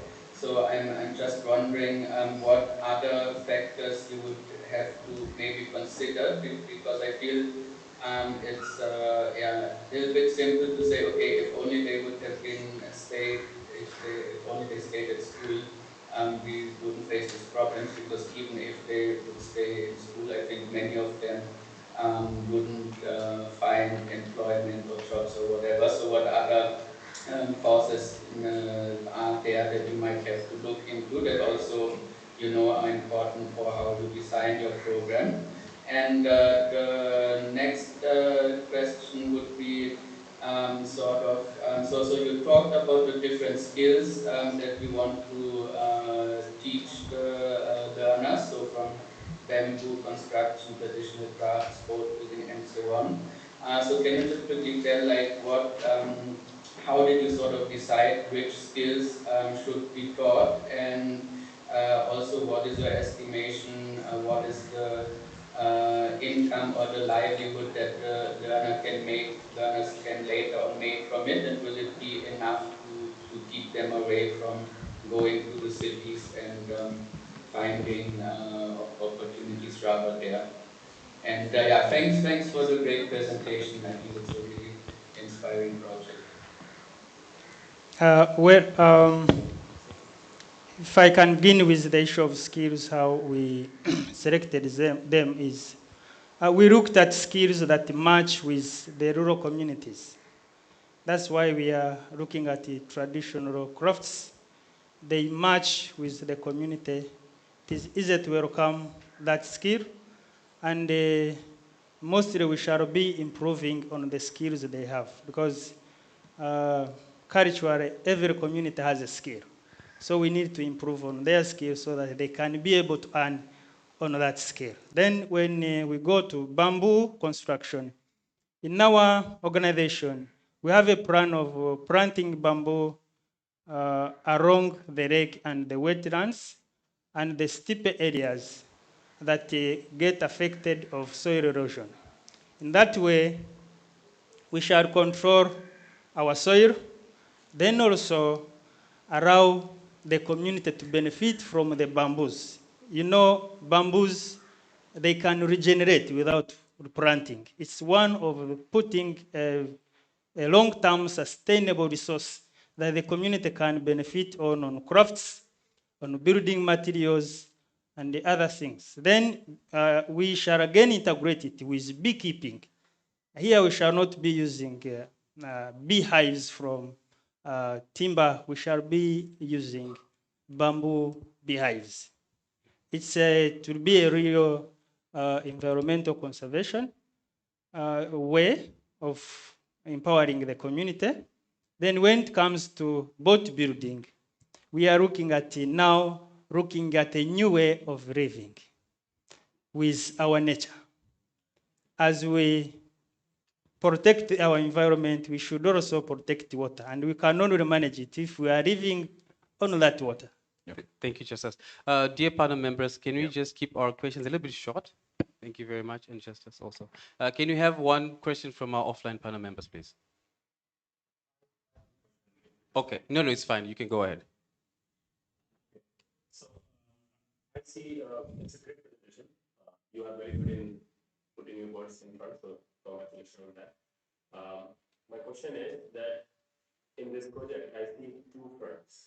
One front, building on water and having a space which is kind of attracting more tourism. It has capability to host people, so it will become a place of tourism, and that could be one way to sustain this place. The rest skills you are talking about, how and where you see, like Christopher asked the same question, that where you see it being used, like if the people are learning certain skills, like boat building example, right? How a person will, what will be use of his making a boat? Like if he makes a boat, is there jobs in the market he can do? Or is it about what one person to learn how to make a boat and then do fishing in his life? So where do you want to take these skills? Like how you encast these skills? Or is there a place where they go and learn in future or work in future? Or they all become a small micro entrepreneurs? So what will be, because it's a lot of work you want to do there. So I want a little clarity on that. Justice, it would be really good if you can also keep the answer very short, so that we can get more questions to answer. Yeah? Thank you. Okay, thank you, Prashad. Well, the skills we are giving them, all of them, they open them to the wider market globally. For boat building, they will not stop building boats from our community. They will go around in the country, in other different lakes and neighboring countries. Because houseboats building is unique in Africa in general, not only in Uganda. So they will have that skill, which can give them opportunities to be employed. And on top of that, now they will venture into ecotourism with that skill. So I think it will be more sustainable for them to either be entrepreneurs themselves or get employed for a better living. Thank you very much. Now for our offline panel members, question please. Thank you. Congratulations, Justice, for not just talking about, but actually taking the leap of faith to act on it. Thank you. My question for you is, you mentioned that you're looking at, in the pilot, 7 and then 20 youths that you would like to take into the program. How do you intend to prioritize which youth or who would be part of this program? Is there a way you're going to go about selecting? Yes, yes. Majorly, we are looking at rural communities. We are not going into urban centers and towns. We go into deep. Our project, for instance, is 60 kilometers away from the town. So then when we go to rural communities, we have minority tribes, indigenous tribes. We also consider them and totally poor families, people with poor background. Those are the ones we are looking at, and we shall not do it alone. We shall go hand in hand with the local leaders and church leaders to select those people. If there are like 50 people who are interested, how are you going to select 20 amongst them? Do you have a system through which? We shall now consider the most vulnerable. And maybe if we get more capacity, we can bring in others. So do you have a matrix you've built under which you will consider there is economic condition, maybe their past or maybe their skill sets? Have you built some kind of a matrix to select those 20 amongst the vulnerable groups? Yes, majorly economic conditions and being a dropout. Okay. Yes. Thank you. Hi, Justice. Okay. I think you're lucky for a reason because you're doing all these things here, and that demands a lot of courage, I feel. But what I fear is that you're trying to do a lot of things. Like you have your training going on for the youth, and then you are also about to build this large ecotourism around the lake. So what do you think you will be prioritizing? And because everything should be, looked at with an end goal, right? So what will you be your priority? I get you. Yeah. As they train, they'll be building those boats. In fact, they get trained to build the boats. So it's one project. I don't see that there are very many. Then when we go to environmental conservation, we are on water, we shall be cleaning the lake. That is one area. They are not totally different. They integrate. For beekeeping, we shall be using bamboo beehives. It's an integration. It's not something new that you are bringing in a different thing. Just integrating within one circle. Okay. I don't know whether. Yeah, but trained youth doesn't mean that they'll be entrepreneurs. That's also Sorry? one. Trained youth wouldn't mean that they will become entrepreneur. To become an entrepreneur, you'll have to start doing the business, continue doing it, right? Yes. As we train them, we don't throw them away. They remain members of the Jacana organization. Mm-hmm. We keep with them. They train others. We integrate them in the community. Because our plan would be to be entrepreneurs in their rural areas. Thank you very much, Justice. But before you leave, all right. Thank you very much. Now, wait, Justice. Hey, Justice, come back. I need you. Okay, so I did mention earlier that we have the doers, and we have here the man who every day went to the lake and created Jumo Island. Can you please show us Jumo Island?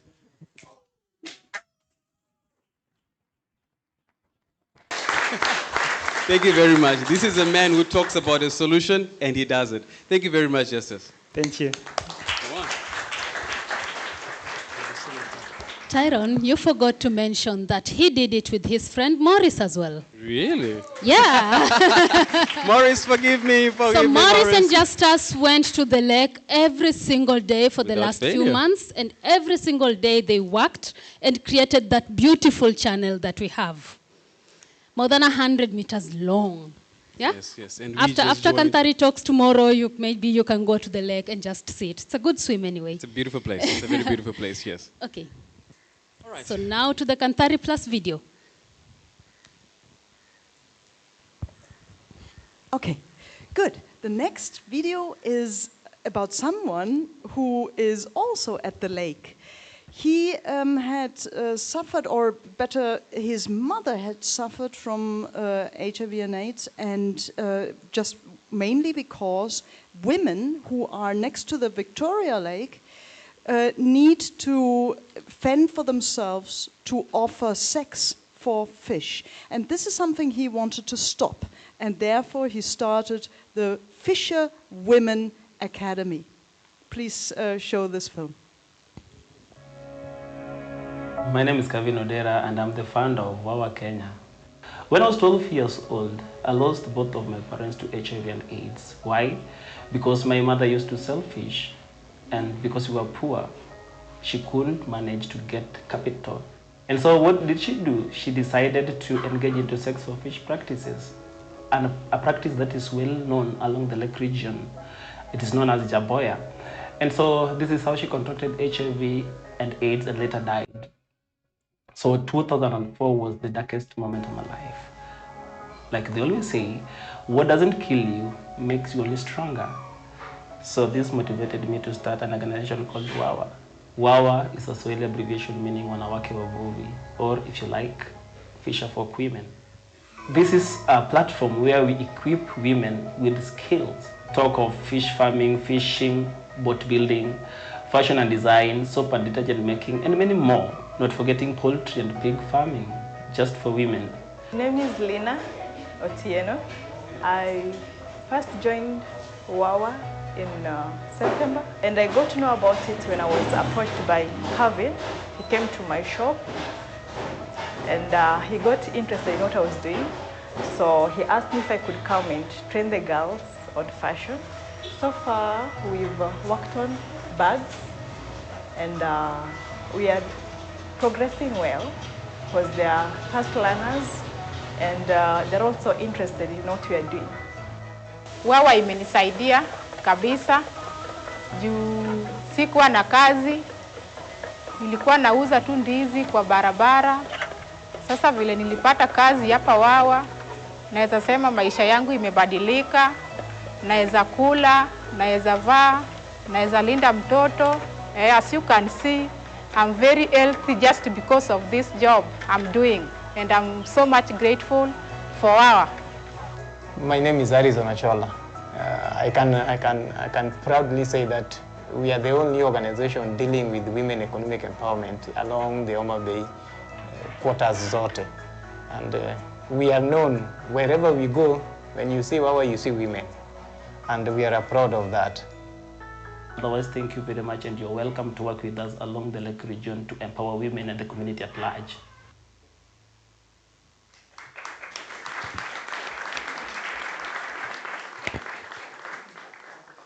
It's such a beautiful project. Tyrone?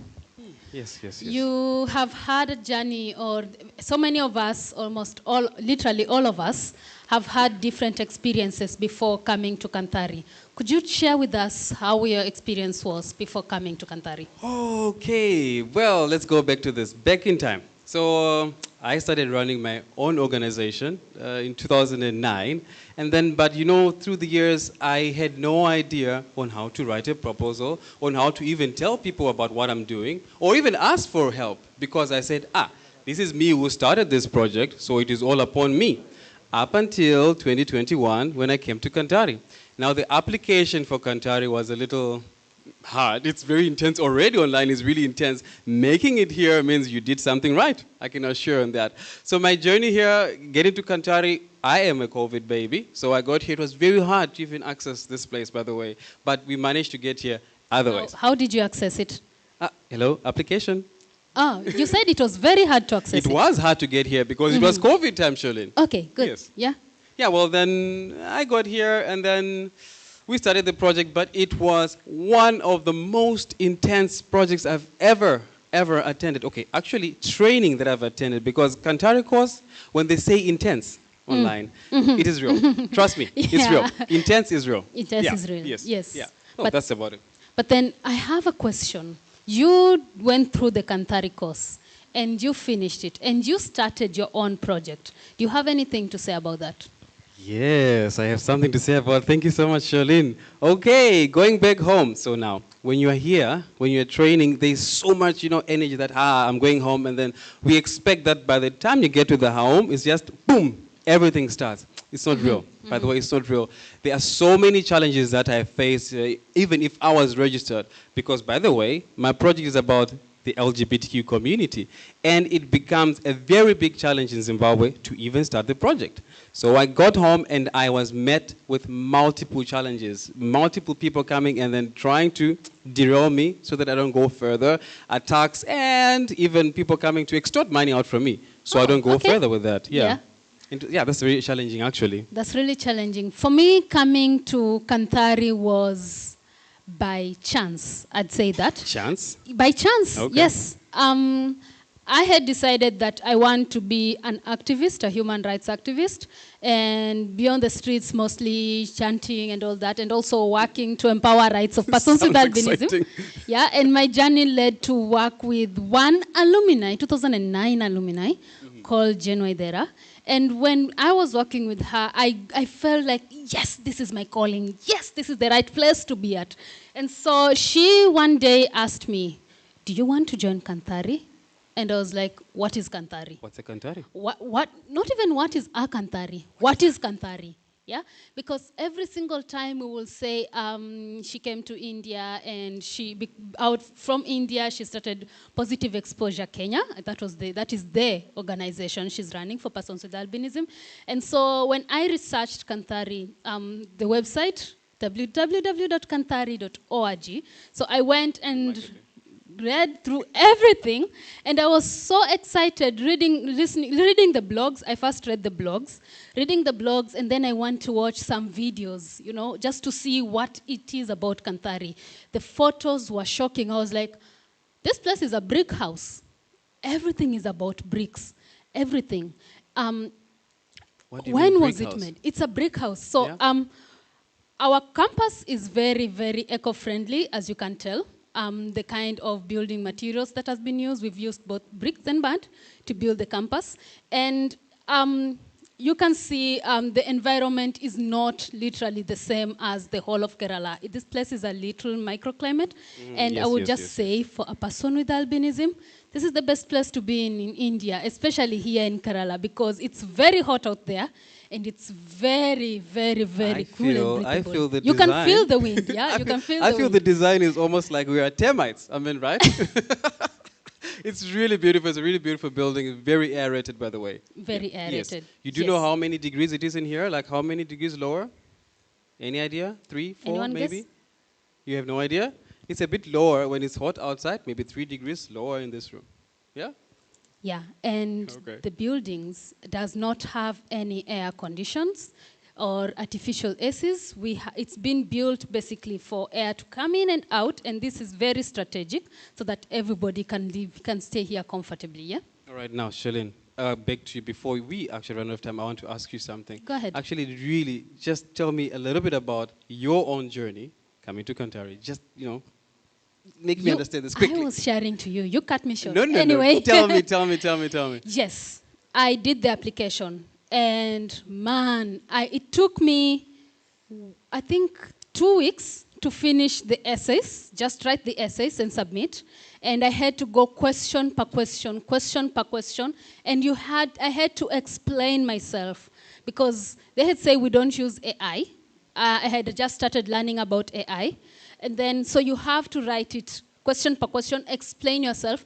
And it's beautiful because they don't really care about the grammar. Just write it in English, just do it, write it the way you want, how you can express yourself. And after I did that, I submitted my application. Yeah, I submitted my application and of course went through the vigorous interview process. And when I came here, of course, it was a culture shock. I'm not going to talk more about what happened here because I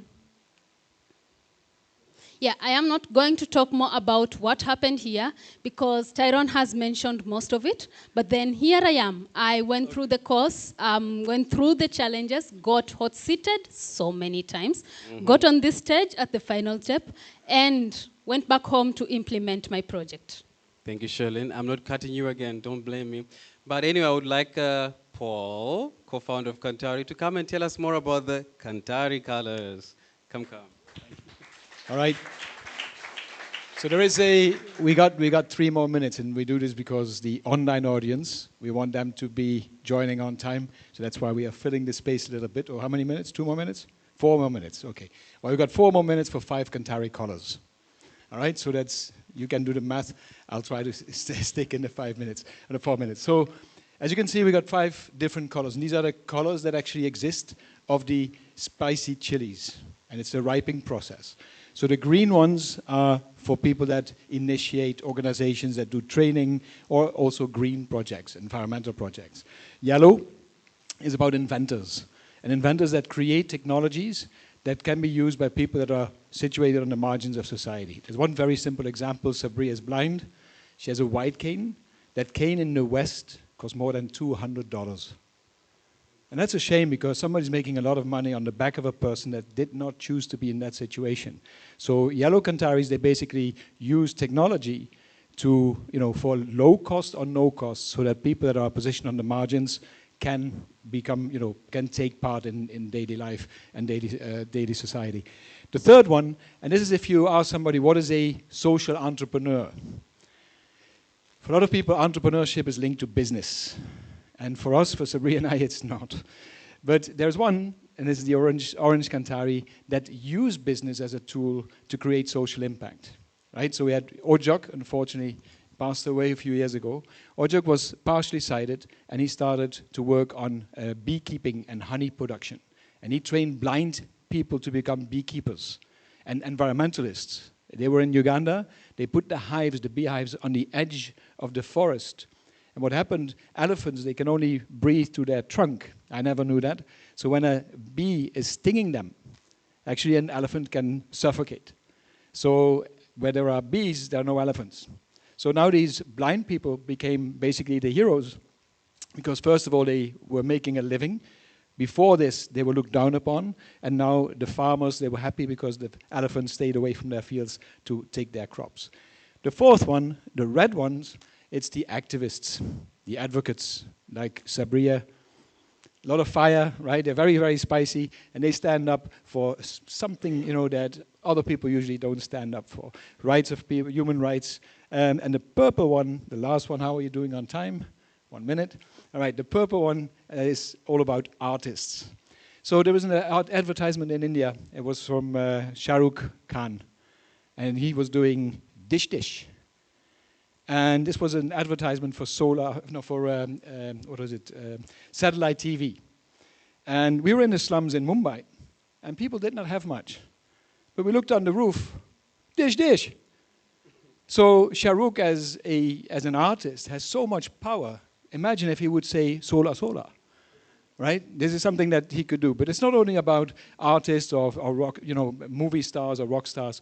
It's about poets. It's about people that write. Anything in the form of arts to make a difference that is needed in daily life and society. So I hope now we can move on to the next talk. And I hope this was informative. If you missed any of this, On our website, the colors are all explained, so you can have some time to read it there again. Thank you. Thank you, Paul. Thank you very much, Paul. Yes, we're going to memory. Thank you so much, Paul. Very much appreciated. I'm wearing the last Kanthari color, purple. So yes, very easy. Sherlyn, next, please. Yes. So now, there is something about social change, right? Sometimes we just talk about issues and then we just scroll through, even if it's on social media, somebody has been murdered there, somebody is dying because of drug overdose, and then we just scroll. Social media keeps us scrolling and going and going and going. But this problem that is going to be discussed right now, it is really happening, and it is really happening to young people, 12 years actually, from 12 years and above. There is drug abuse, there's drug usage, and this is my country, Zimbabwe. Sherlyn, what do you think about drug usage? I think it's one of the there is a use and an abuse of drugs. Yes. So drug abuse is one of the killers of the youth. Yeah. Thank you, Sherlyn. That is it. So at this moment, I would really want to introduce and bring to stage one of our next speakers, Maurice from Zimbabwe, who is going to take us on this journey. Thank you very much.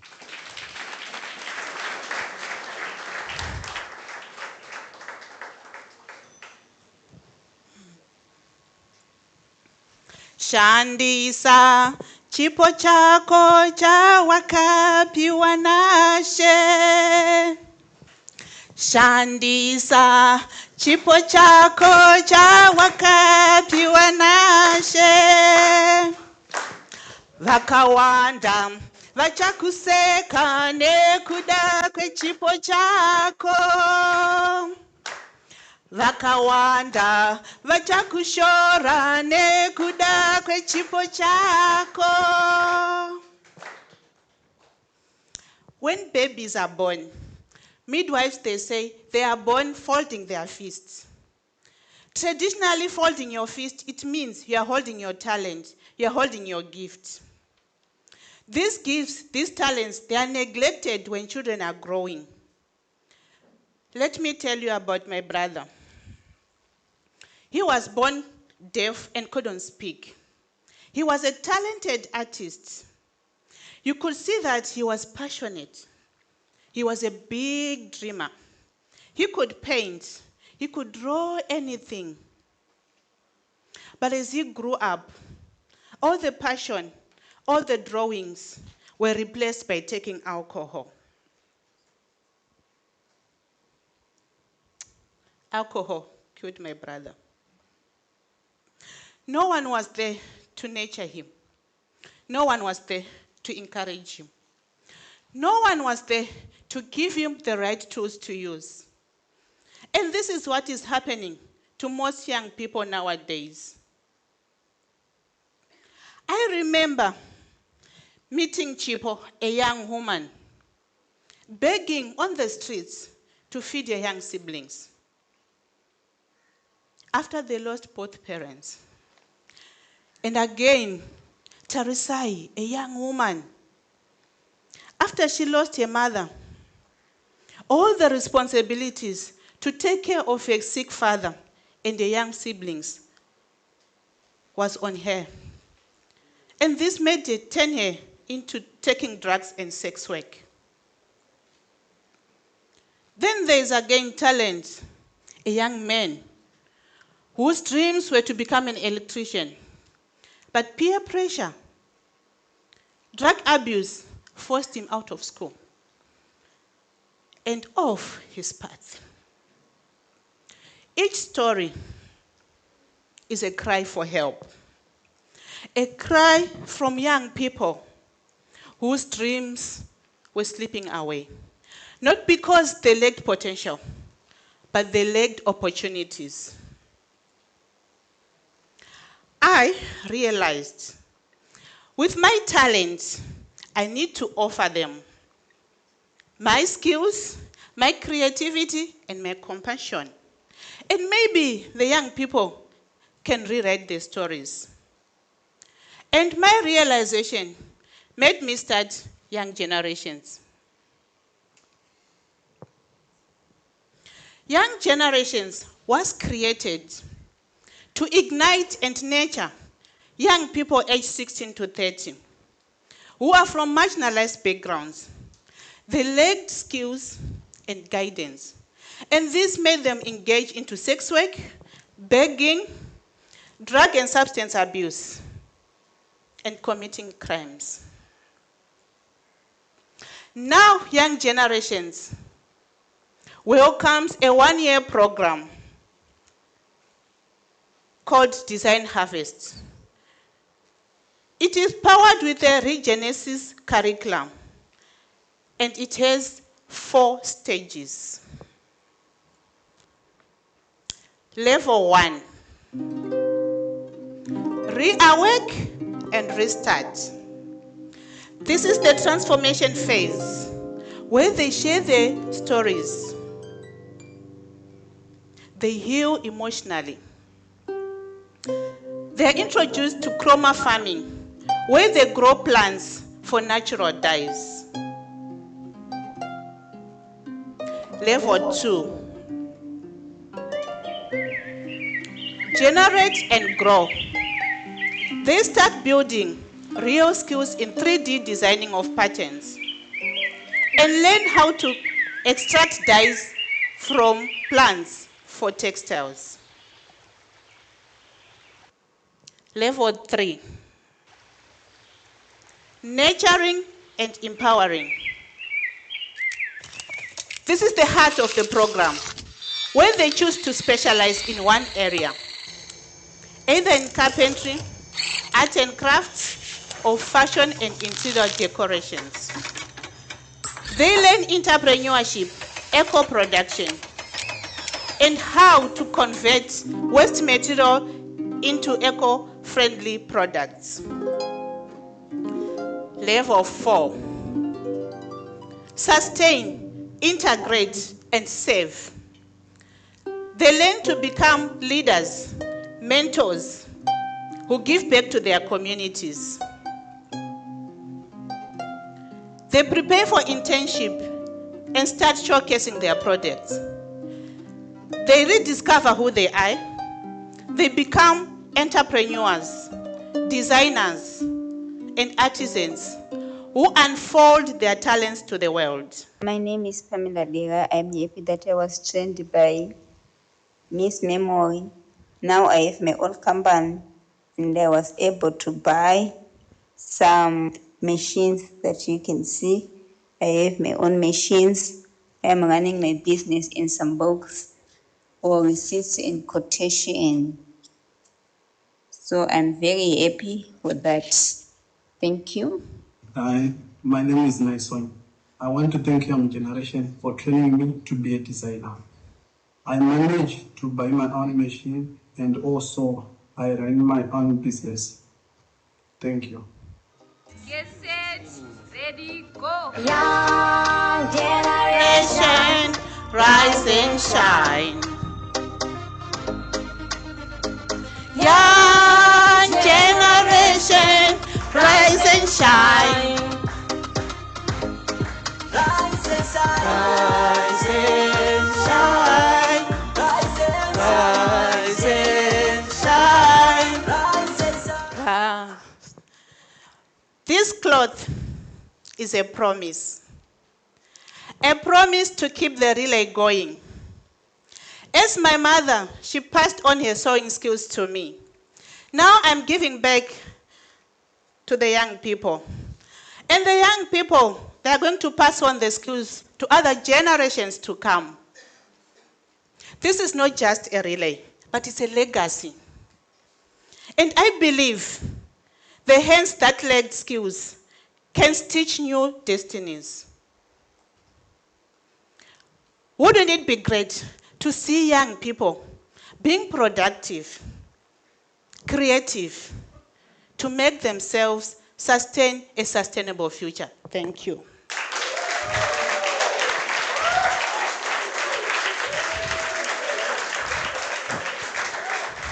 Thank you very much, Memory. Thank you, that was powerful. Yes, so we are going straight to Q&A, and I still would like to ask our online and offline panel members to keep it short and also for your responses. Can we start with the offline members, maybe? Yeah, thank you.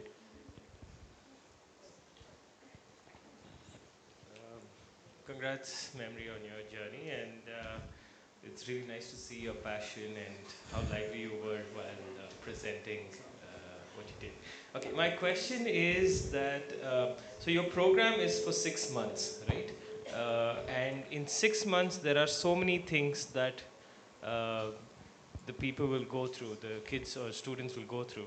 Do you think 6 months is enough for them to actually develop a skill fully? And if not, like, is there any sort of support that you have thought of post the program to give them? Because setting up a business is more than just one skill set that they learn, right? So how do you intend to make it sustainable in that way? Okay, we will specialize mostly in practicals so that they know much within the 6 months. And they will go for internship for 6 months again. So I think during that period, we will manage to teach them a lot, the 6 months. Then as they go also to the companies, to the factories, they will also learn a lot from there. Do you intend to link them to the companies or organization? Is that part of the program as well? Yes, for 6 months.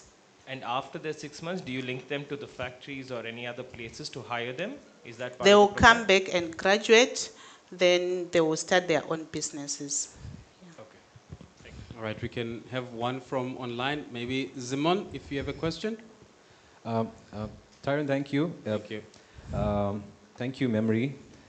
From the online panel, we have Mary and Akila. Okay. Mary, Akila, who wants to start? I think, Mary, you can go first, please. Thank you. Thank you, Memory, for a good presentation. I only have one question for you. Yes. What different will we see from a graduate from the young generation? How different will they be from just a normal vocational training in tailoring in Zimbabwe? Okay, since I have mentioned that some of our curriculum in Zimbabwe, they specialize in theory, more of theory. But for us, we are going to do more of practical, so that they can have more skills. And also the other thing is, for this new project, we are going to make them environmental stewards, so that they can learn to use what we have, the resources that we already have, and you also want to use waste material to turn it into something valuable that is unique and it can serve a purpose. Thank you very much. Thank you. Thank you very much. Can we have one more again from online, please? Yes. Akila, you want to go on?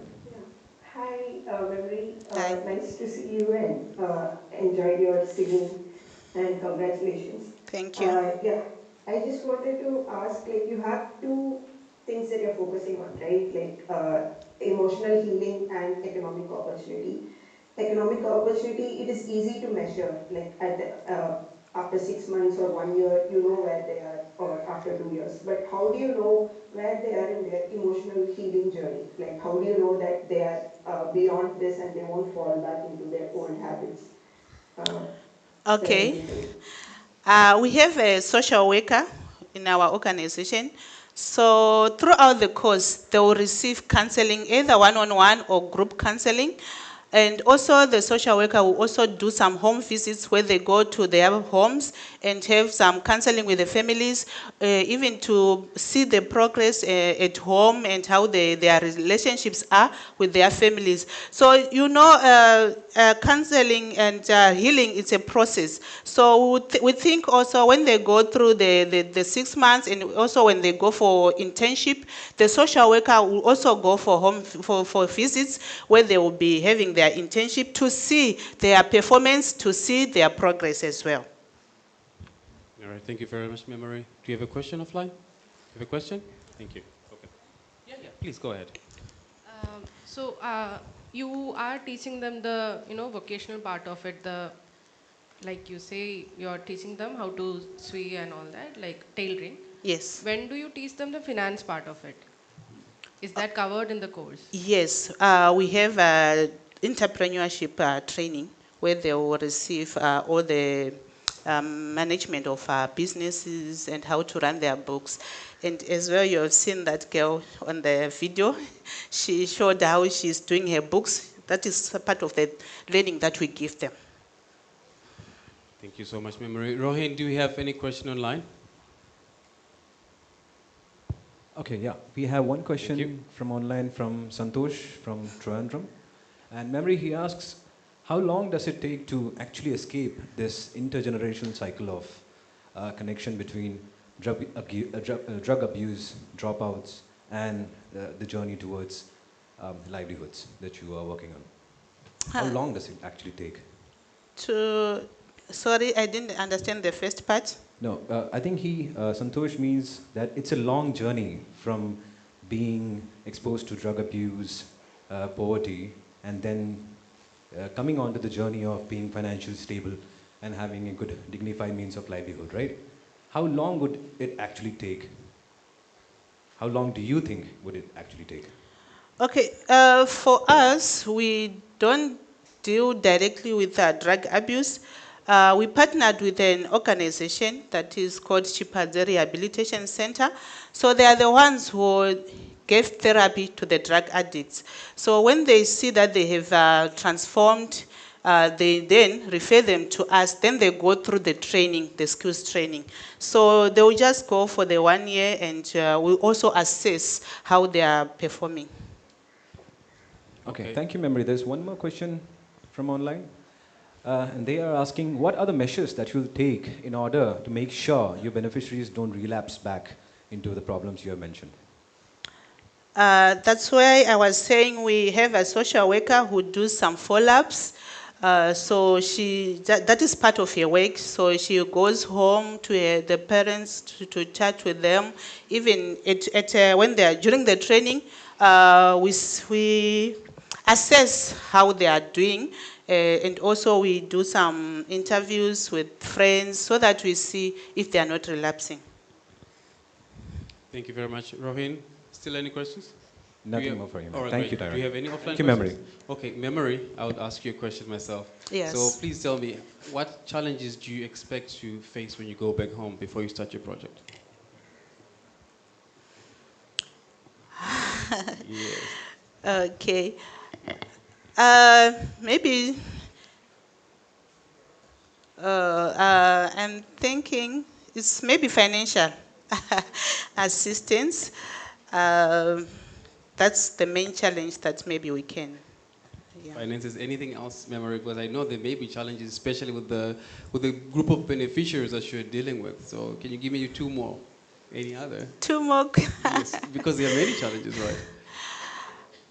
Okay. Yes.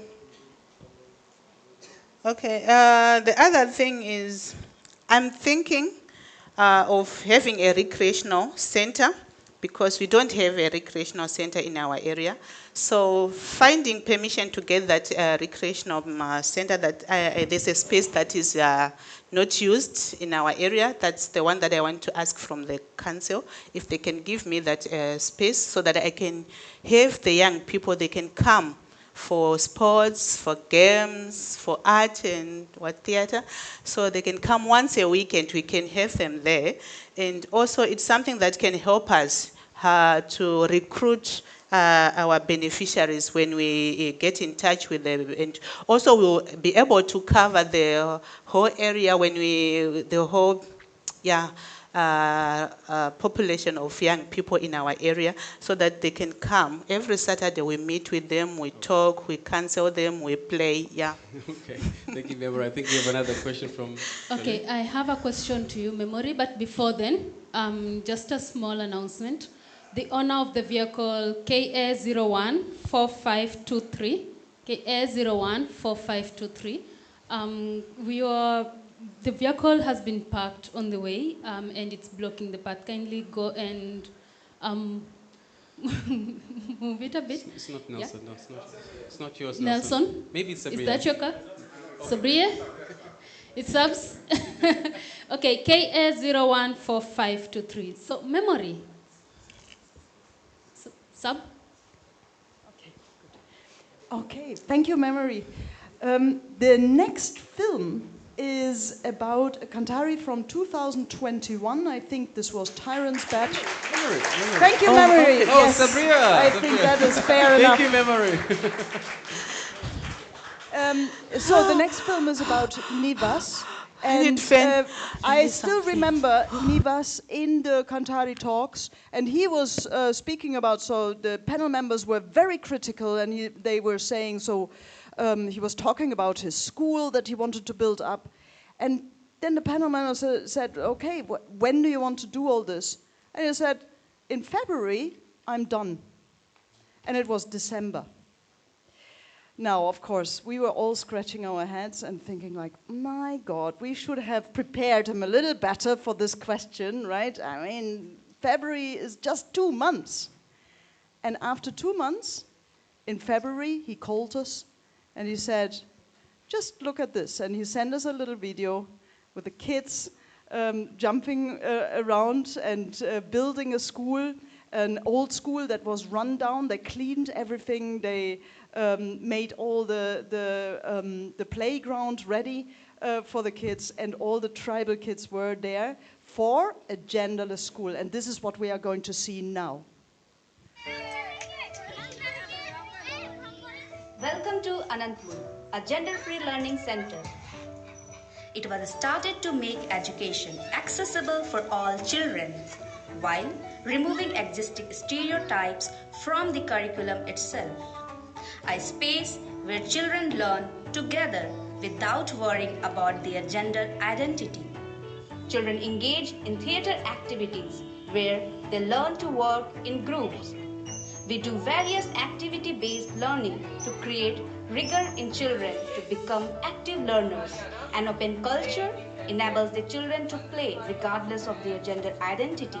We provide opportunities for children to become more outgoing and confident. My name is Advait. In this learning center, the main basis, the theme around it is gender-free education, where most of the kids, all the kids in fact, they don't refer to each other as girls and as boys, my teammates.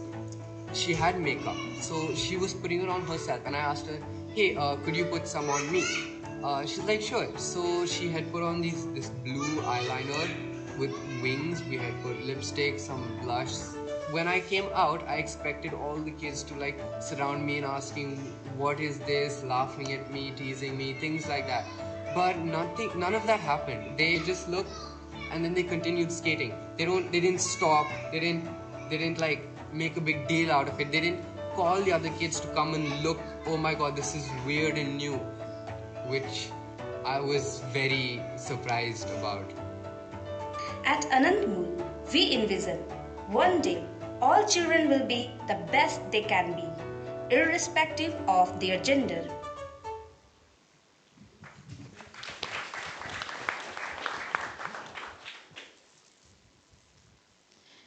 Okay, nice.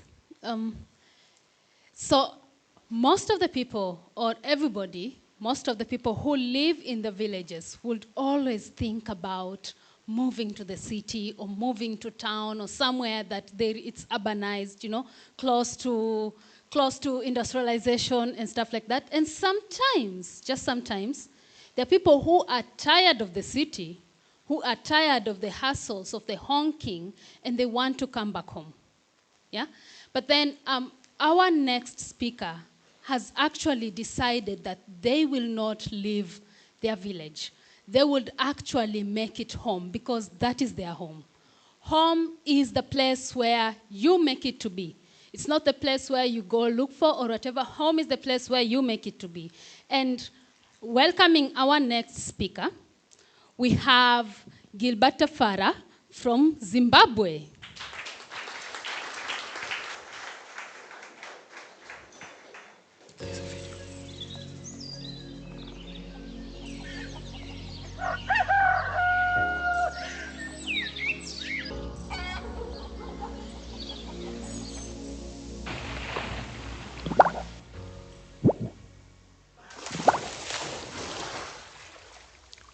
There are three important pillars which make every society to function. 1, planet. 2, progress. And 3, the people. But what happens when the balance between them is broken? Growing up, I used to enjoy waking up early in the morning during school holidays to herd cattle in the forest of Matibi. When I returned 15 years later after getting a job there, I expected to find the same place I used to play in. The trees, the rivers, the dusty path, and the joyful youth. But the Matibi I found was very different.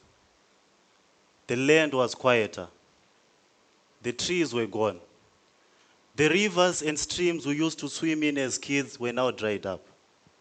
And the youth, well, now they sat idly at local bottle stores with nothing to do and to look forward to. See, for generations, my community depended on farming, but it's not the same anymore. With climate change and unsustainable farming practices being some of the major contributors. Mwenezi district, where Matibi is located, only receives between 300 to 500 millimeters of rainfall annually. 60% of all the boreholes within the region run dry way before summertime. Yet, this is the only access people have to clean and safe water to use. High temperatures and dry spells have become the norm, and many people rely on external aid year in, year out. With our soils degraded, people's harvests are not the same, and this greatly impacts their income. On the other hand, the youth finish school with no clear path for their future. No jobs, no infrastructure, no industries. My country, Zimbabwe, is a very young nation, with 62% of the entire population being youth under the age of 25. But only 3 out of 10 people are formally employed. Sometimes it almost feels like the only thing which moves in our economy are the youth themselves, from Zimbabwe to South Africa, and from one bottle store to another. When there are no opportunities locally, society begins to disintegrate. It is estimated that approximately 1 million people cross the border annually to look for better opportunities in South Africa, leaving very few people behind. And those who remain are left with limited to nothing to do. In my community, many interventions have been done over the years, but they fail to realize one thing. The problem of Matibi is not an environmental problem. The problem of Matibi is not an economical problem. The problem of Matibi is also not just a social problem. The problem of Matibi is a very, very good cocktail of the three. So I came up with EcoWise, an organization which aims to raise a generation of youth who are environmentally conscious. A generation of youth who find reason and purpose to stay within their community. A generation of youth who can be leaders and stewards for their own community. Our curriculum is in 3 parts. Planet. We start with the land, which is the foundation of everything we do. Here, the youth are going to learn different practical and environmental skills, composting, recycling, upcycling, water harvesting. But more than just learning skills, they get to understand that they actually have the power to bring change in our community instead of waiting for other people to do it. Progress. Here the youth actually have a chance to make some money for themselves.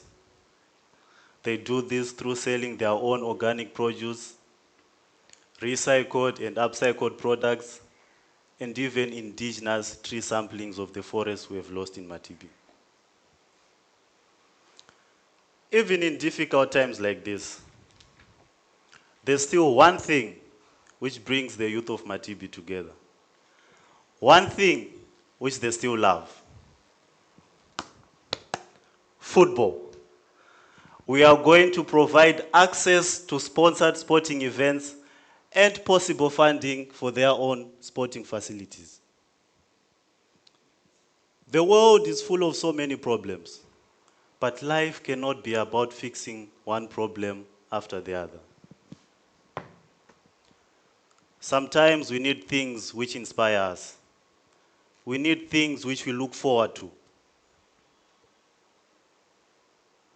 We all have our passions here. So why don't we turn our passions into engines of change in the places where we come from? A single drop of water has a huge ripple effect. Similarly, that's what I want to do in Matibi. One choice, one action, one youth at a time, one village at a time, step by step, tree by tree, and kick by kick. We bring back the beauty of Matibi and the youth's hope for a better future. Thank you.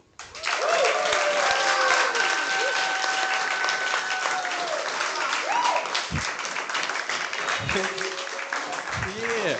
Okay. Wow. Gilbert, that's amazing. Really amazing. Now, Q&A. Pardon me. Okay, sorry. We have a Q&A, and we are starting with our offline panelists. Ria, you have? Okay. Thank you very much. Really nice talk, and I love the way you got the football in.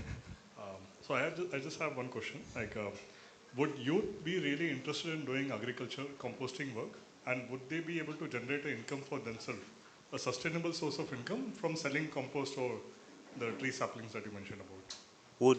Would I be, or? Would the youth, would the youth? Yeah. I mean, one thing to consider is that people in my community have always been dependent on farming.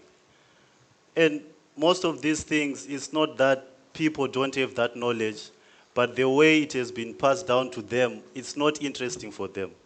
And what I aim to do is to leverage their interest in sports so that they can actually take action in our environment and they can utilize whatever skills we have within the community, whatever resources which have been passed down, we leverage that and we make something out of it. Another thing also is, I know income is quite important for a lot of people, but personally I feel sometimes we can't just be running after income. Sometimes we need to start with the small things which can make us happy. And if we are able to make income out of that at a later stage, then that's also fine. Thank you very much, Gilbert. Rohin, can we have a question from our online members? Yes, Tyron, thank you so much. We have Karthik and Christoph online. Who wants to start? Karthik, do you want to go first? Thank you. Okay, then I'll start. Hi, Gilbert, good to see you. And it's a really great initiative. Can you tell a little bit more about your engagement strategy with the football? Like, how often will people come to practice? When are the tournaments taking place? And how do you ensure that, like, people not only come to have fun with, which is, as you said, very, very important as well, but that they also engage more deeply with the learning and the skills you are trying to provide? Thank you, Nelson. Oh, thank you, Christoph, for the question. To answer you, I think I would first want to share the broader goal of EcoWise. Maybe 5 years or 10 years from today, out of all the 16 villages in Matibi, each village we have a boys, girls, a boys team and a girls team, and they all come and play together. But in our initial stages, we are only going to focus on one village at a time. And sporting, especially football, it's something which has kept people going. And even in my experience working in Matibi for the past 5 years, this is something they've always come back to me. Whenever they have social games, they always come back. Could you please support with a ball? We want to participate in this game. Could you support with $2, $5? We want to participate. So I think that already is quite a big motivator for them to be involved. And whilst they go through training, I look forward that the things we're going to do is something which can actually bring tangible results while they are still playing. I understand that they mainly want football, that's inevitable, but slowly, as the program goes, they also realize that there is no football without environmental action. All right. Thank you, Gilbert. Ria? Hi, Gilbert. Hi. Sports and environment protection, two of my favorite subjects, and I'm really glad that you talked about all of that and wishing you all the best for your project. So my question is, will you be still continuing your association with Friends of Matibi? Because you have similar projects, right? Yeah. Yeah, so will you be continuing your association or are you going to start completely different? I personally think there's a different way of looking at this. I feel in this position now, I might be at a greater advantage than other people. Friends for Matibi has been in the community for a very long time, even before I came back to Matibi. And though I've been working with them, the goals are also aligned and similar. This could also serve as a starting point or a partnership which might even make my own work with EcoWise much more easier and smoother. So I am still going to be in contact or connection with Friends for Matibi. Okay, all right. Yeah. All right. And back to our online members, does Dr. Christoph have a question? No, I think Christoph asked one question. Let's go for Karthik. Okay, all right. Karthik, you want to ask one question? Yes. Hello, brother. That's great work that you're doing. Like, you're integrating a lot of things together to make your community self-sustainable, and going one step at once is a very nice way to go. Like, have you in your mind or in practical, have you thought of a pilot model, like how we are going to integrate all of this together? Because some people come for a few days, they go, then they lose interest. So to have prolonged interest to that to environmental causes, it's very difficult. Do you have anything in mind? Yeah, thank you for the question. For the pilot project, I'll be very honest. We are going to have selected people because we need this to work. We need our first project to work. So, like I said, we are starting with one village at a time. From that village, we are going to have a group of select youth who we think or feel these youth, yes, they play football and they're equally capable of wanting to be involved in the environment. Those are the youth who are going to work with in our pilot project to make sure that it really works, and the other youth also can see that this can actually work. Thank you, Gilbert. Any other question online? Yeah. Is your organization registered already? No, not yet. Not yet. Like, you may check out FIFA Foundation. Like, they offer good fundings for integrating sports and environmental causes. You may check it out sometime. Thank you very much. FIFA Foundation, yeah. Thank you. Do you have any other, or should I go? Yes, we have one from online, Great. all the way from Germany, Gilbert. And the question is a bit very specific. It's like, how much does it cost to actually make a change for one person or one village? You can answer both or choose to answer for one. I'll answer the one for one village. With my program, I've done the research, and for me to be able to do everything I would want to do, from the training and also making sure the youth actually get the funding to establish their own sporting facilities, it comes to around $14,000, with $9,500 somewhere there being for construction of a sporting facility. All right, thank you. We have a question with our offline members. Yeah, what you mentioned earlier about the monetary part, right? Like the youth, they have to balance both. I feel maybe you should also ask them what is their income expectation, and figure out a way how do you match it so that they are motivated and passionate about doing it. Thank you very much. Yes, Rohin, anything? No? Okay, Gilbert, from me. Quite interesting this is. See, you have youth that you're working with who you're mentioning that they're spending time at the bars and they're already enjoying some alcohol, right? So how do you really intend to excite them to come and do agriculture and sports? to bring them in? How do you rule them in? Say I'm the one who wants to join and I'm at the bar. How do you bring me in? You see, in all these things they're doing, hanging out at the bars, drinking, football is still that one thing which they are really interested in.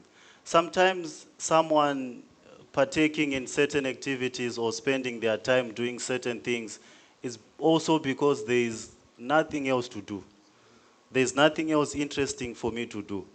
But I think if I find a way to make football so important to them, that this is actually an opportunity I have to express myself, to be somewhere in life, to be something in life. If I only make it interesting enough for them, I think they are ready to join. Yeah, that's why I already wanted to know how you do it. But then, now, tell me, Gilbert, are you only focusing on them who want soccer? How do you then get other people? Because you only mentioned soccer, right? But then those people that are at the bars, they're not only soccer enthusiasts, right? We have different interests. So how do you get all the other youth to join you? I beg to differ on that one. See, I'll speak from a boy-child perspective. When every boy is growing up, especially in rural Zimbabwe, football is the only thing you can play. From a very young age until I don't know how old you are, football is the only thing you can play. And I mean, for now, we are using football as a tool because this is something which is already existing. And it's also not about the boys or the male youths, but also to have the girls included in playing such sports. Okay, I'm not asking a question, but I also beg to differ because football, I grew up in the rural area. I was playing volleyball. But anyway, Charlene? Gilbert, could you please tell us what brought you to Kanthari? Who?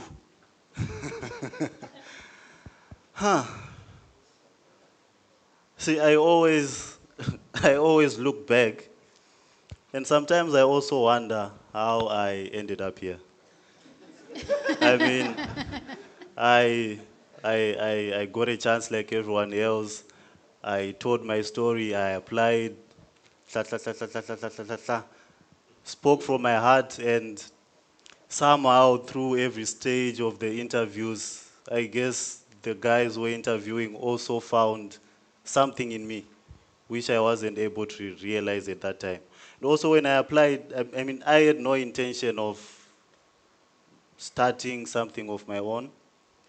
I wanted to gain skills to make my work better when I go back to Matibi working with youth. But along the way, in doing research and learning different things, something also sparked in me on, oh, I want to do this. And many times I would also question myself, do I really want to be a founder? Do I really want to do this? But here I am presenting EcoWise to the world. So You said that you wanted to learn so that you could go back to the youth. What about youth have you really learned working with them? what have I? What have you learned working with the youth? I'll make this very simple. Each and every person is equally capable of doing each and every single thing they want to do. The only difference is how long it takes for them to grasp whatever they want to learn. Before coming here, I worked at Matibi Nukab, which is a self-designed learning space, part of Project Redefine. And it changed me a lot in knowing that I'm equally capable of doing whatsoever I want to do, I can do. And that's the same thing with youth. So what is the most important thing that you have learned at Kanthari? Oh, I can lead. My ideas, I'm the one who needs to take it to the world initially and lead the path and leave it for whoever comes after me. Okay, thank you so much, Gilbert.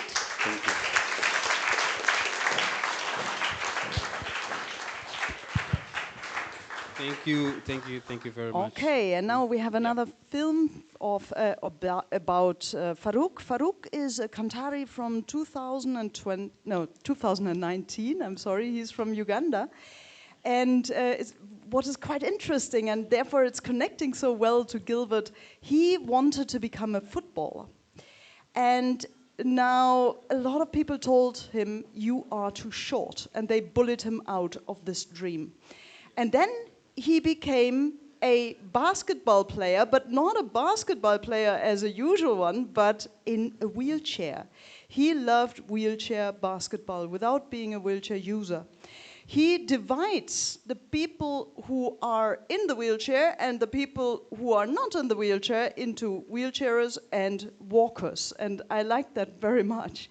Now, he is into wheelchair basketball, into football with deaf people, football with blind people, and he has started Ability Sports Africa, an amazing initiative in which he integrates a lot of different people with disabilities, and he makes it so fun that everyone else wants to be part of it. So this is also a way what we call here in Kanthari reversed inclusion. Please show the film.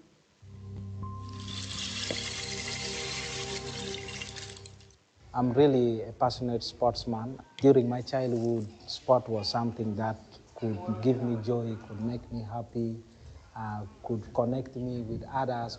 So I was this very small boy, a very tiny boy, very talented. I love football, and I had a very big dream of playing for my country, playing for national level, international level. That is something that I really desired as a child.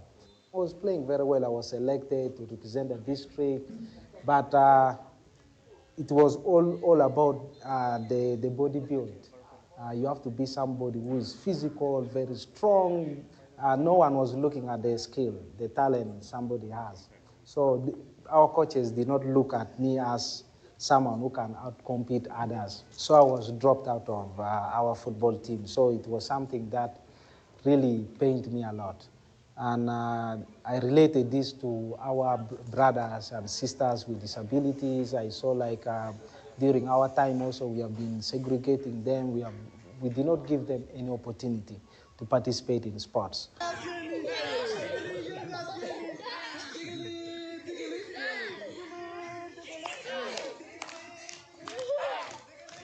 My name is Musema Farouk. I'm the founder of Ability Sports Africa.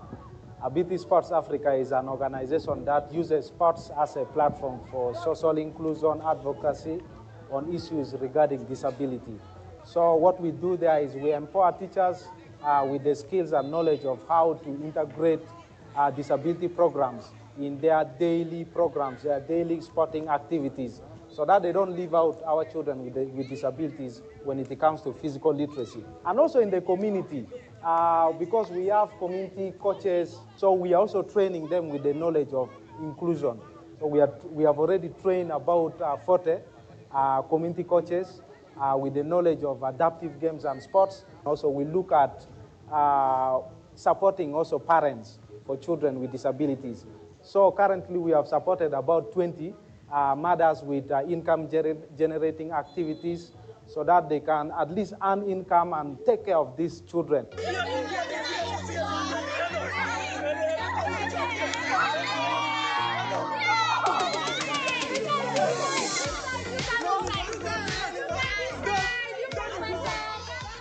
When it comes to the league, we have more than 180 children who participate in this league.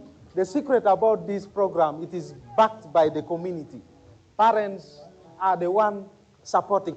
You know, something which is done by the community stays for long. This is the only league that is running in Uganda currently for children in the community. And we are really proud of that. You find out of the league, when they are homes, they play with each other. They play a very good game. The attitude of the children without disabilities towards those with disabilities has completely changed. And we are really happy. The coaches, their attitude they have changed. Actually, most of them, they want to associate with children with disabilities right now. Yeah, ability sports is now part of my life. There's no way.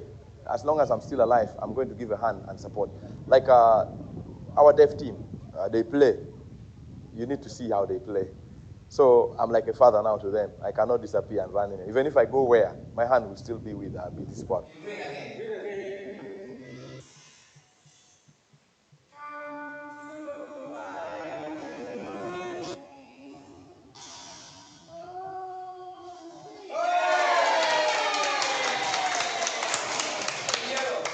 We have a very strong concept of reverse inclusion. The reverse inclusion is because, you know, in our community, people think about inclusion. Oh, let's make ramps for people with disabilities. Oh, let's ensure that people with disabilities, they are in class. So with reverse inclusion, we empower.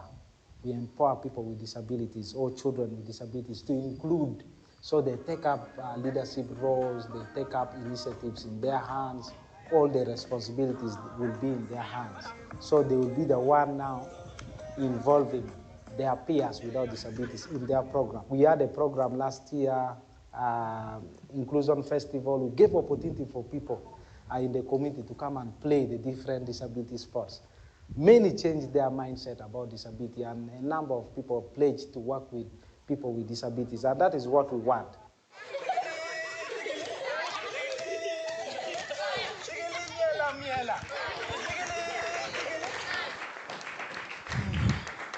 All right, that is really amazing to see the success stories of our Kantharis. Now, ladies and gentlemen, how many of us in this audience believe that giving a wallop or a beating to a child puts them into submission?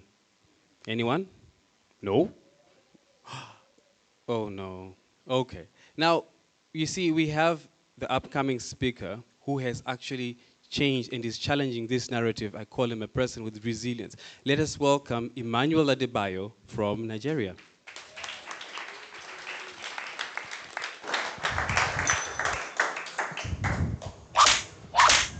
Don't come back to this house if you don't find my money.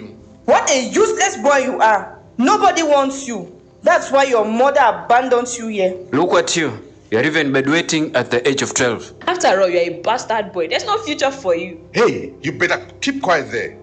What have you seen? Why are you crying? If I hear you cry, I'll break your head.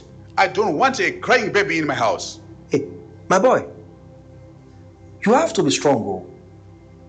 Be a man, oh. In this world, nobody care about you, oh. You are alone. Whatever it costs you, you better be strong for yourself. When I was growing up, these were the words that shaped my life from the age of 7. Before then, I had a lot of fun playing with my friends, molding, jumping on trees, and just being a child. All this ended the day we got the news of my father's death. I didn't know much about him, but the only thing I still remember about my father was his dead body in the back of a car. What followed were many years of struggle and everyday survival.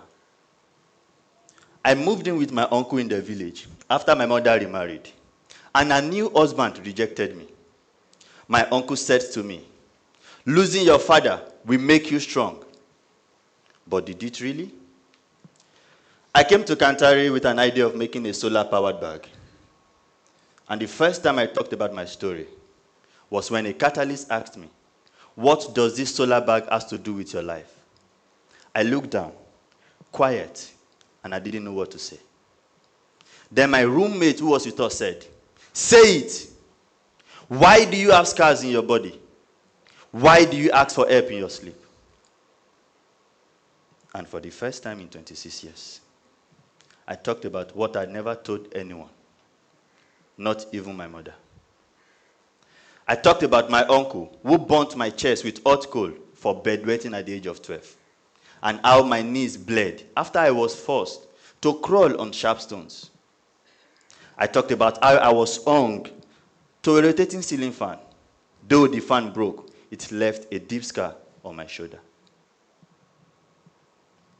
I talked about how an abandoned car became my new home for more than 8 months after I was raped at the age of 14 and forced to masturbate in front of everyone to prove my manhood.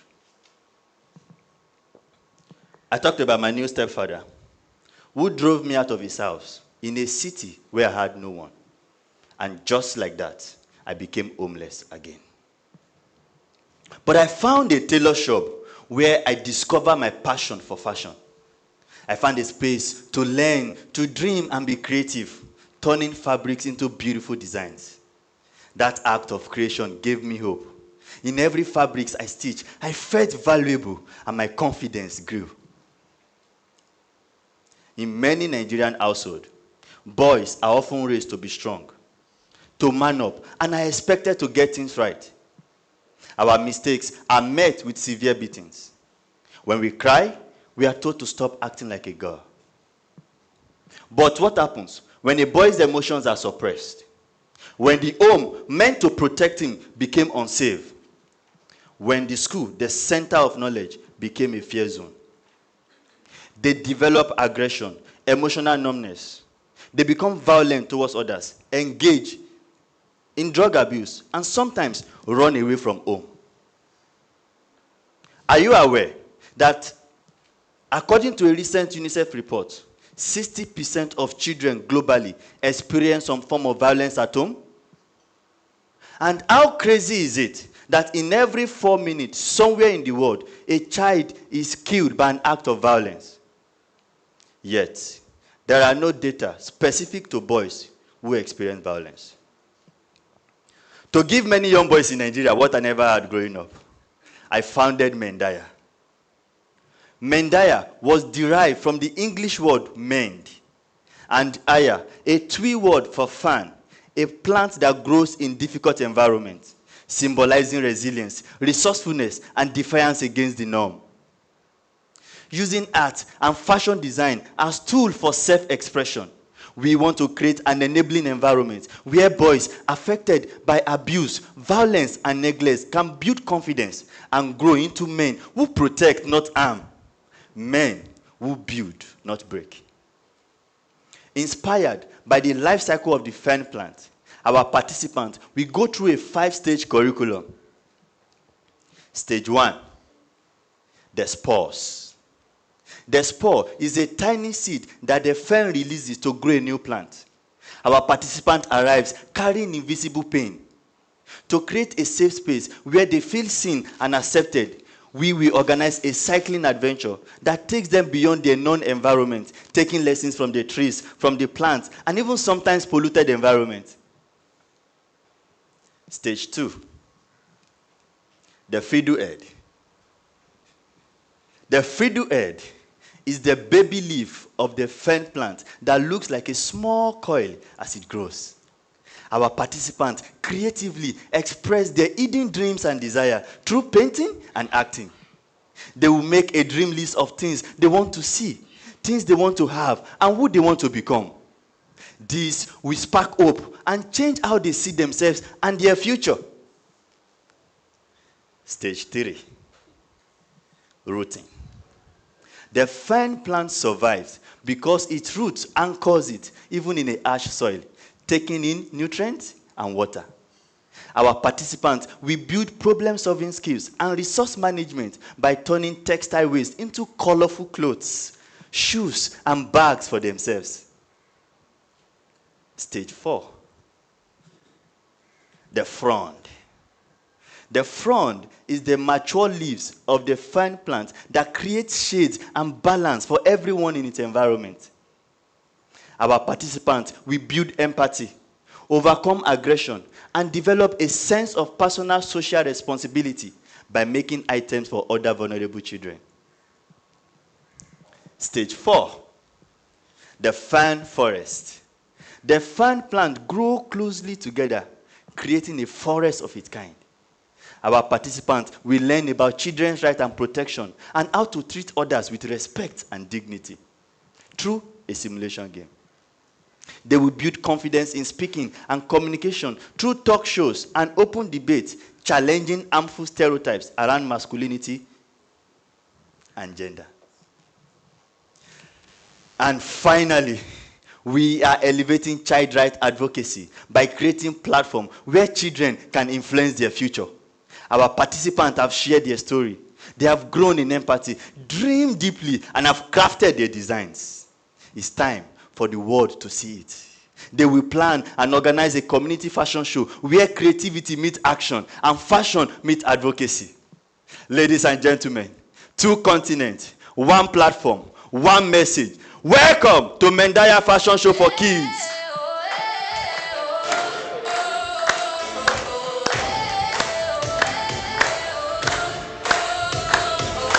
Step on the stage. Feel the light in your face. The kids of Mendaya are setting the pace. When we dance, we are led by the rhythm beat. When we jump, we fly and fall back to our feet. We got things in our pockets, and we are given by desire. To test our talent, we are Mendaya. Kids on fire! Kids on fire! Kids on fire! The first sign that is getting to the wide. To celebrate life is the right of each child. When we dance, we are led by the rhythm beat. When we jump, we fly and fall back to our feet. We got dreams in our pocket, and we are driven by desire. To test our talent, we are Mendaya. Kids on fire! Arela, come on.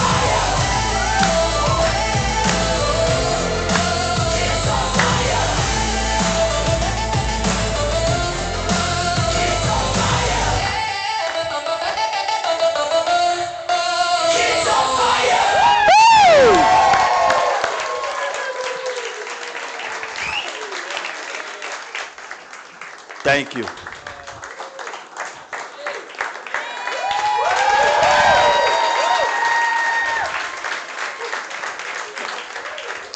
Oh my goodness, Emmanuel. That was so good.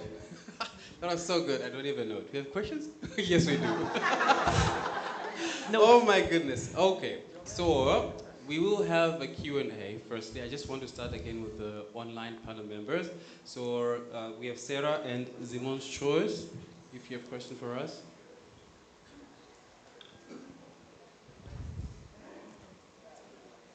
Okay, yeah, I will go ahead. So thank you, Emmanuel, for this beautiful presentation and for the very powerful fashion show. That was very inspiring and very powerful. Thank you. So my first question would be about your intake, because, I mean, you already explained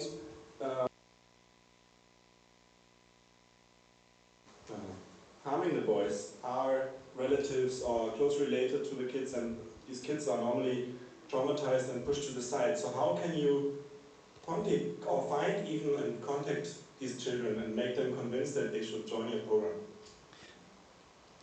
Okay, thank you very much. So the problem, while it is culturally rooted in norms and ideologies shaped by parents, but we believe that every parent wants a good future for their children.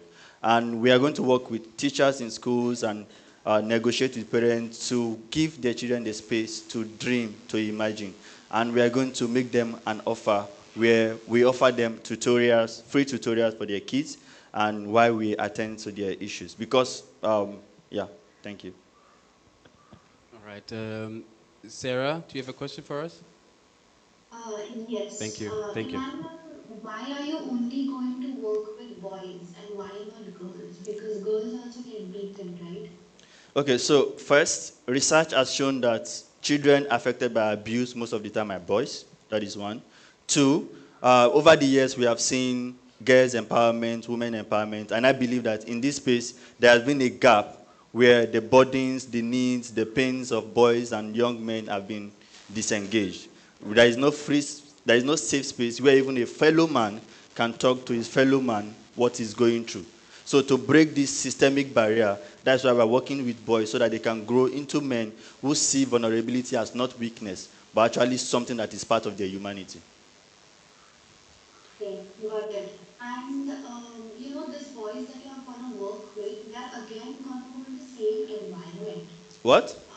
The boys that you are gonna work with, they are going to go in the same environment after your program. So how are you gonna make sure that they are safe? Because their caregivers are not getting or trained under your program. So they might beat them again, they might abuse them again. Okay, so while we are attending to the present need of boys today, we intend to create programs that addresses parents on how to promote positive parenting, positive discipline, so that while we are focusing on their needs, they don't go back in a home where they experience the same thing. Thank you very much. Our offline panel members, please. First, congratulations for an amazing, creative, fiery presentation. Thank you. Emmanuel, you are going to work with traumatized children. Yes. When comes the moment where you think you have to relate them to a professional therapist or psychologist? Okay, so when we notice some severities in their behavior, character, or in that moment where a child is so afraid and could not talk to anyone, we'll need a psychologist to help us evaluate such a child. But in the meanwhile, we believe that we want to trust in the power of creativity and playgrounds as ability to unlock whatever fear, things that children have. Then if this doesn't work, we'll then work with an expert in that area. Do you have some social worker or therapist in your team or not yet? Okay, definitely a psychologist is a must for me to have in my team. So I'm going to recruit one as I get back to my country. How much is a scholarship for one child during the pilot phase? Okay, during the pilot phase, we are looking at $500 per child. Wonderful. Yes, thank you. It touched me very much. I had tears in my eyes, and one thing I learned about my tears is they are starting to fall down when I feel truth in the room. So thank you very much for showing your heart. Thank you. Truth.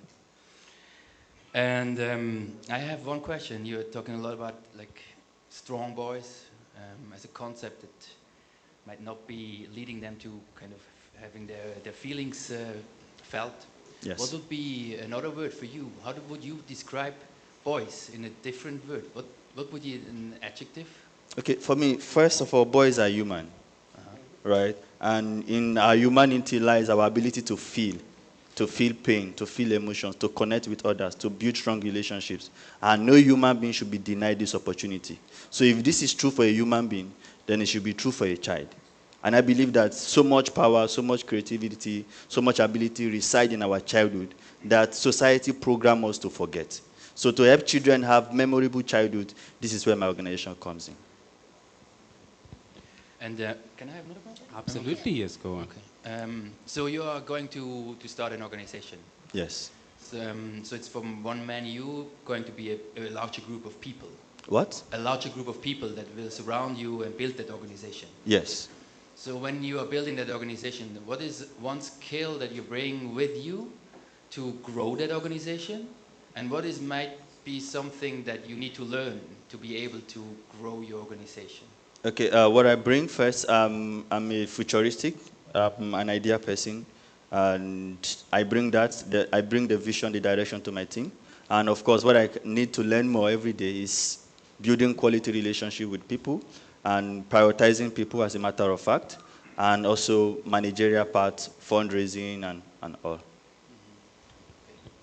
And this dress is beautiful. You made it yourself. Yes, I made this and the one for the kids also. Oh, great, yeah. Love it. Wonderful. All the best. Thank you. Thank you very much. Andrea?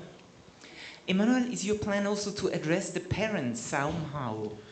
They are the perpetrators. Yes. How can you make sure that they maybe also change? So along the line, I hope to work with parents, but in the starting phase, I want to work with kids first. Because kids are so important, they don't deserve to go through terrific childhood experience. Can you give me a definition of trauma? When is a person traumatized? When a person is traumatized, when certain events, terrific events like witnessing the death of a parent, being raped, events that have the capacity to shift the child's brain in the developmental phase. Is the event important or the reaction afterwards? The reaction is also important because it pushes many into a fight and flight mode. So, and this is where many becomes aggressive or becomes extreme introverts. Thank you very much, Andrea. Do you have any question for our online members? Sarah? Rohan? Okay. Sarah, Simon, you want to ask another question? for Emmanuel? Yes, I would be really curious. I already asked you about the outreach, and you spoke a lot about convincing the parents and getting the teacher involved. But I mean, then we're so far only again talking about the caregivers making the decisions. So what is your meatball? How do you get the kids really involved? Why do they want to come to your workshop in the first place? Okay, so the first thing is that we are creating a playground. So through street games, simple play that kids love, playing football, skating, different creative activities that connect with this kind of audience. This is what we are doing. And also we intend to work with schools and teachers to see how we could identify boys who grow up in homes where there is abuse or communities where there is violence, and boys have the tendency to experience this more. So basically, the playground for me is a ground of equality. When it comes to play, children don't really prioritize who is important. So that can bring a lot of connections, and from there we can build on. Yep. Any other question online? Okay. Yeah, I can ask. So you're working with a wide age group, right? 10 to 17.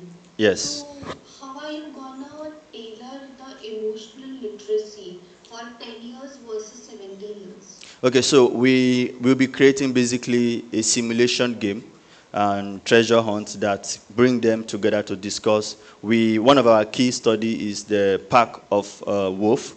So we are making a documentary on a pack of wolf, and we shoot this as a treasure hunt. This will be the start of the treasure hunt.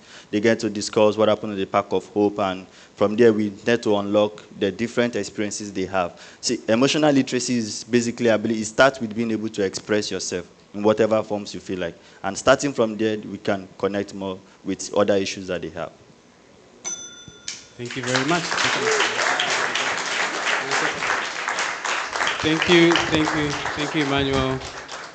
Ladies and gentlemen, sometimes and all the times, like in Kanthari, we are living through their experiences. And what I would like to ask you for the next section is for us to live in their shoes, walk in their footsteps. As we are listening, can we put ourselves in their space so we really understand what they've gone through in their lives?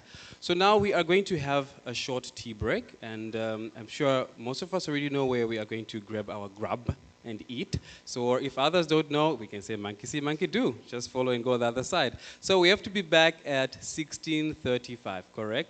Yes. Thank you very much, ladies and gentlemen.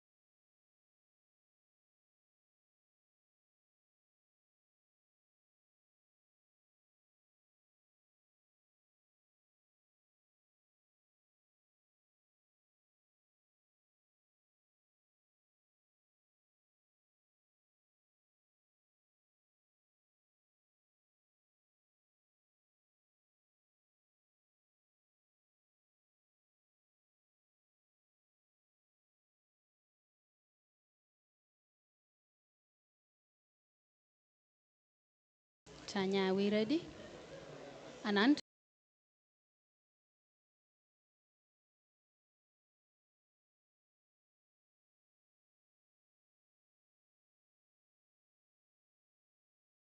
Hello, everyone. Are you rejuvenated? Tea, coffee, you must have some energy. Hello, everyone. How are you? How are you? Good? Okay, so we're getting to the next sector, the third sector of the day, and it's feminist-friendly future. And we're going to have, as always, we're going to have panelists, both virtually and in person. I'm going to read their profiles, starting with the in-person panelists. So we do have Isai Prakash in our midst. And he is a multidisciplinary, experiential, and queer artist, theater director, and the founder of the Open House and Evolving Art Space for over 8 years. Working with storytelling, poetry, sound, shadow theater, and healing practices, he creates participatory performances, street shows, and community-driven improvs across India. As a workshop curator, Isai has led creative festivals and trained teachers over 32 districts through programs like Tamil Nadu Model School program, strengthening creative learning and emotional expression. Rooted in experimentation and social awareness, Isai transforms personal and collective stories into spaces of reflection and connection. Give it up for Isai. And then we have Andrea Moons in the midst. Andrea is a psychologist, coach, and lecturer who has served as a guest catalyst at Kanthari since 2013, supporting participants with their final talks and interviewing applicants, raised in Switzerland and Lambrine. She works independently, focusing on communication, leadership, and conflict management. She also serves as a president of the Albert Schweitzer School, Kenya Association, supporting a primary school for 328 orphans. She is known for her appreciative, pragmatic, and solution-oriented approach. Give it up for Andrea. And then we have Siddharth Muthu. Siddharth works across rural India to strengthen local economies, smallholder livelihoods, and community-led institutions. His fieldwork spans from the northeast, South India, and Bihar, where he, just a minute. Good, okay. Where he studied migration, supported COVID widow-led enterprises, and explored barriers to education among historical oppressed castes communities. He has collaborated with indigenous groups on land rights, build farmer-owned seed and agricultural enterprises, and co-created youth learning spaces in undeserved villages. He now focuses on strengthening grassroots governance in South India while pursuing a master's degree in public policy. Give it up for Siddharth. And then we have Manjari S. And she is a community-based development professional passionate about strengthening rural livelihoods through diversification models. After joining Grand Vikas through a post-COVID fellowship, she chose to stay and now leads her work in enterprise development. Her interest is now on mentoring young women and men from rural communities, equipping them with skills and leadership to design, implement sustainable initiatives for their communities. A round for Manjari. And then we have Samanth Vashit. Samanth has spent a decade leading growth and marketing across India, Europe, and the Middle East with organizations such as Zomato, Fonbi, and Just Eat Takeaway. He now works at the intersection of cities, communities, and system changes as Director of Operation and Unboxing BLR, mobilizing capital and partners for climate, culture, and civic initiatives in Bengaluru, and as a technical advisor and a grassroots education nonprofit in rural Bihar. So he is also the SBI Youth for India alumnus, and having spent 13 months in rural Bihar, building a women-led goat rearing social enterprise. Give it up for a month. And now for our virtual online panelists. We go to Charlotte Cotton. Charlotte is a co-founder of the NGO Propolis. After a decade in advertising across Asia, she moved into a non-profit sector in 2020. Thank you for the patience. In 2020, discovering her passion for sexual education and breaking societal taboos. A transformative trip to India inspired her to found Mewar Collection, a collective in Rajasthan, raising awareness about menstruation. After graduating from Kanthari in 2022, she co-founded Propolis, which uses storytelling and theater to improve the mental health of cats and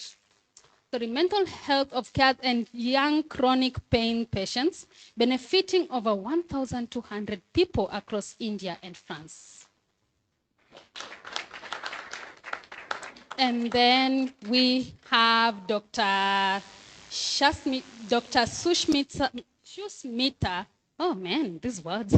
Dr. Sushmita Goswami, and she is a state coordinator of Sewa Bharat in Bihar, working with women in informal economy to strengthen leadership, secure decent work, and build women-owned social enterprises. Active in development since 2022, she holds a PhD in economics and has contributed a major research for women workers, including the Shramjivan Task Force Study. She has organized domestic and trustees and she has organized domestic and construction workers across Bihar and Jharkhand. Serves as managing trustee of the Sewa Sangini Mutual Benefit Trust and regularly trains organizations, youths, and artists on gender sensitivity. Her work has been supported by institutions such as the SIDBI, UNFPA, ILO, OK Foundation, and Shakti Foundation. Give it up for Dr. Chutmati. And last but not least, we have Joel Tayo Akintimehi. And Tayo is going by his stage name T. Jewel, is one of the leading sound and voice-over creatives in West and East Africa. A Nigeria-Kenyan-based audio producer and graduate of theater arts and music from Lagos State University, he founded Plug Plus NG in 2020, specializing in audio production for music, film, and brand communication. Tayo has collaborated with major clients including INFC, Bajaj, Stanbic IBTC, Redbox Africa, and others, but also with other artists such as Tenny and Petra Buckle.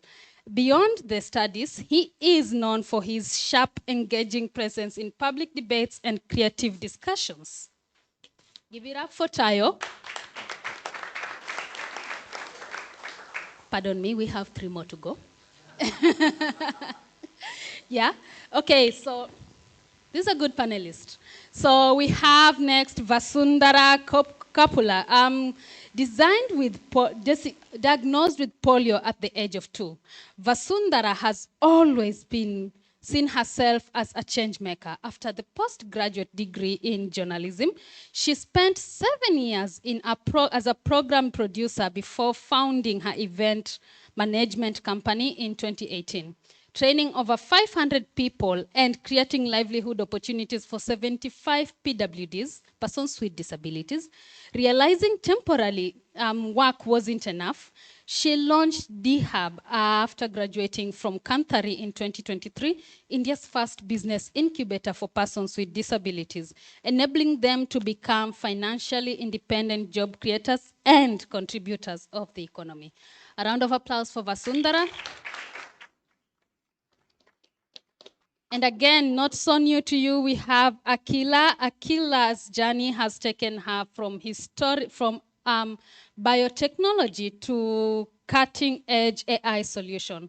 After earning a PhD in computational and system biology from the Singapore MIT Alliance, she shifted focus to assistive technology, spending over 7 years at CATI in Trivandrum, improving access to individuals with multiple disabilities.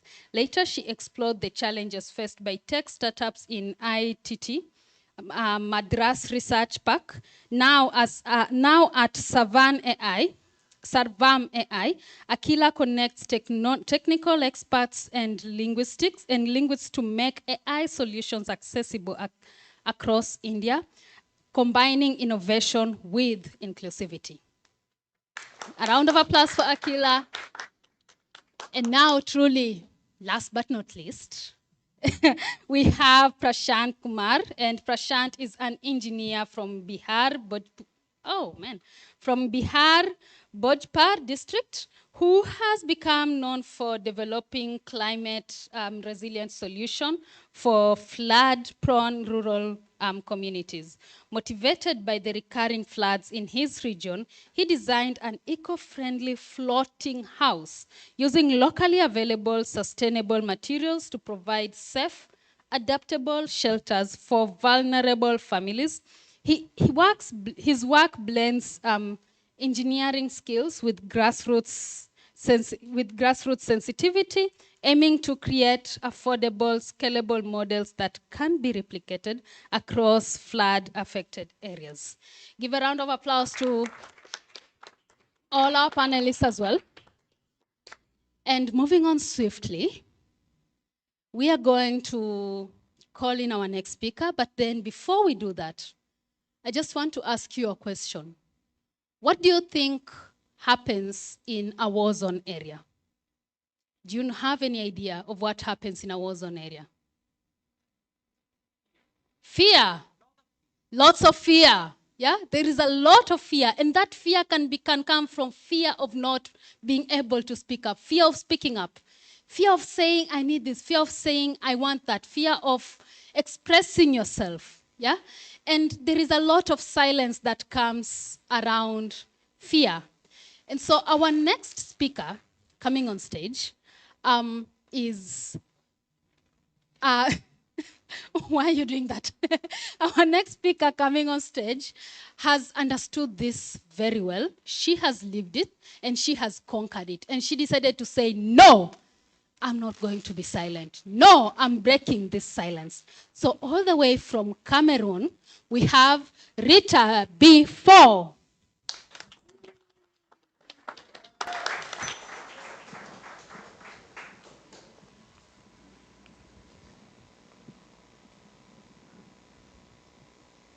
In 2011, there I was, 18 years old, sitting on my bed in the hostel room,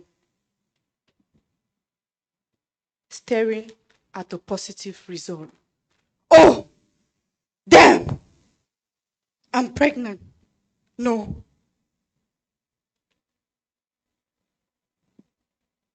They said I will understand when I grow older, but I didn't. I was taught to fear sin rather than embrace life. I was told to stay pure, not to stay safe. At 18, love felt like freedom until it changed me to consequences. No one told me that desire had teeth. Those kisses could leave scars. Scars deeper than blades. Scars for which I still haven't learned the language. Now, my school books lie somewhere, half read, half forgotten. I dreamed of being the UN Secretary General. But that dream is locked away in the labor room. You should have closed your legs when you had the chance, the nurse says. I am now a verse unfinished. A song unsung. So I ask, is silence really protection? I would teach the next girl that her body is not a secret, but a story she must learn to read. A song she must master.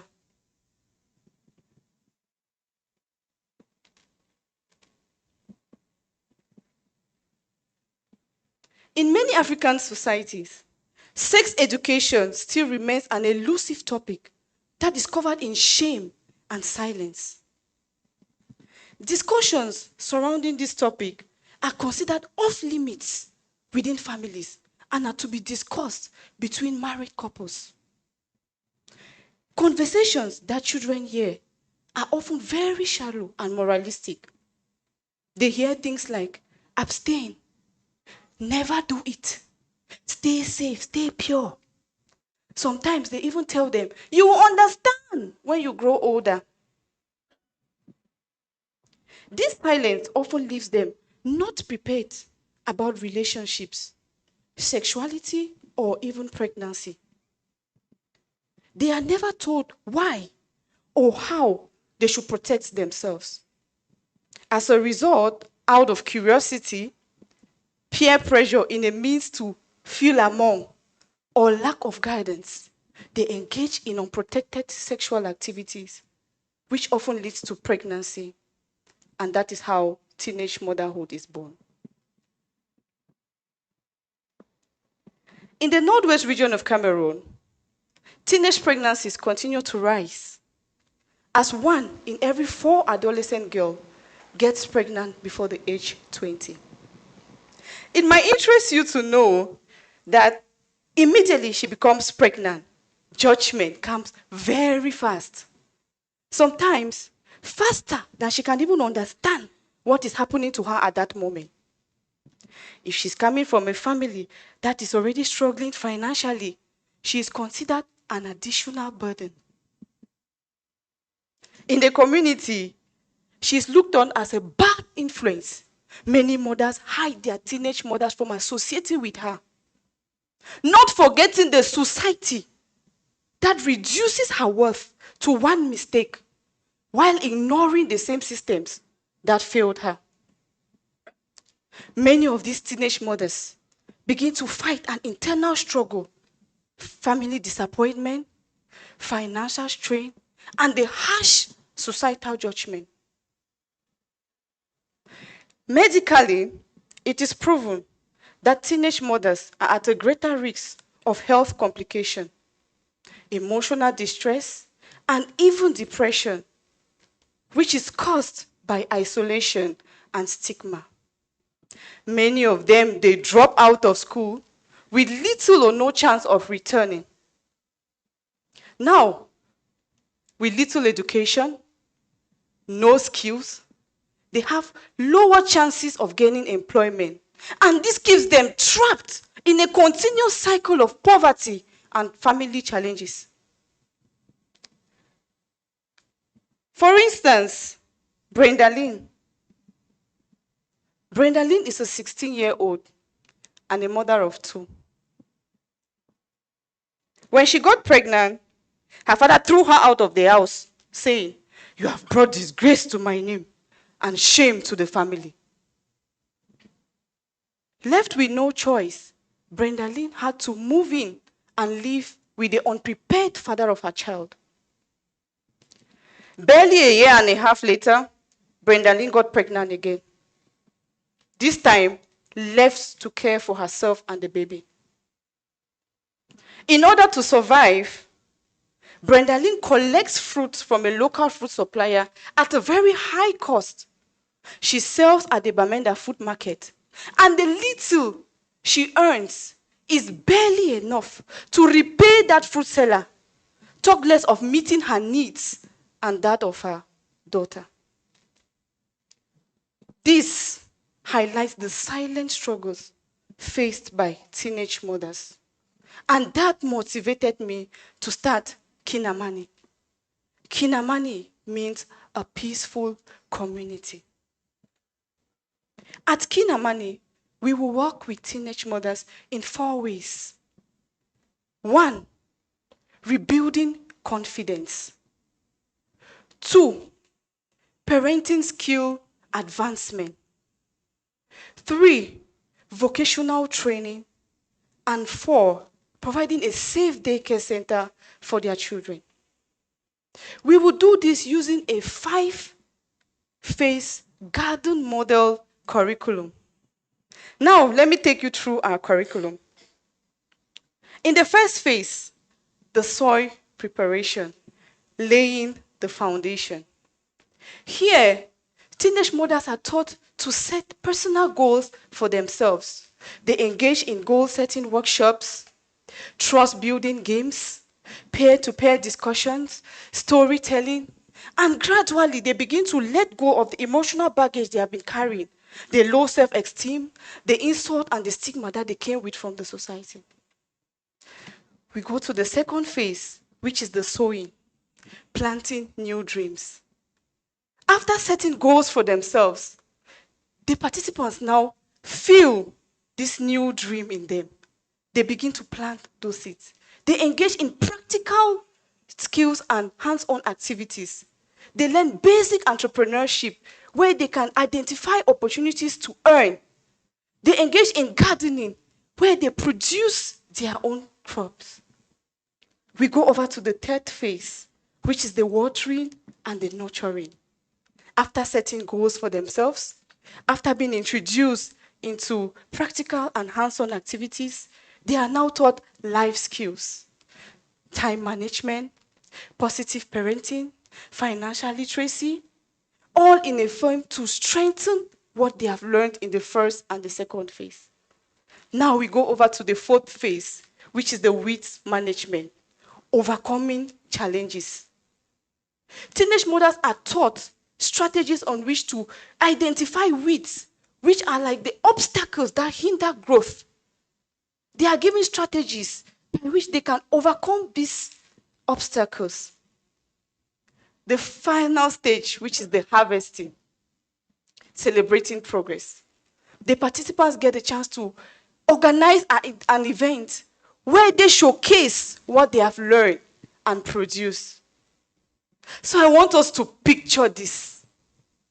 A community where teenage pregnancy is prevented through open communication. A community where young mothers are empowered. A community where teenage mothers are aware, teenagers are aware. They can talk freely about sex. They can sing about sex to whoever cares to listen. A community that they can even dance about it. And this is going to be our anthem.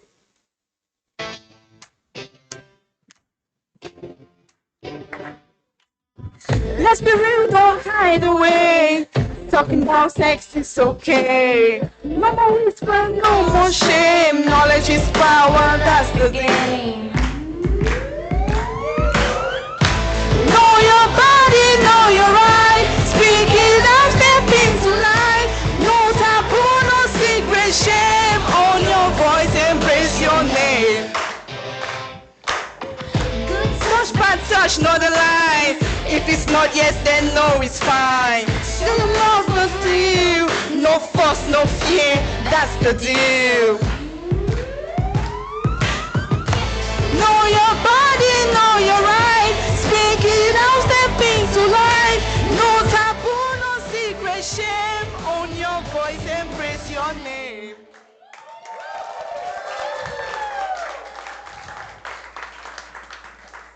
Silence is not protection. Thank you.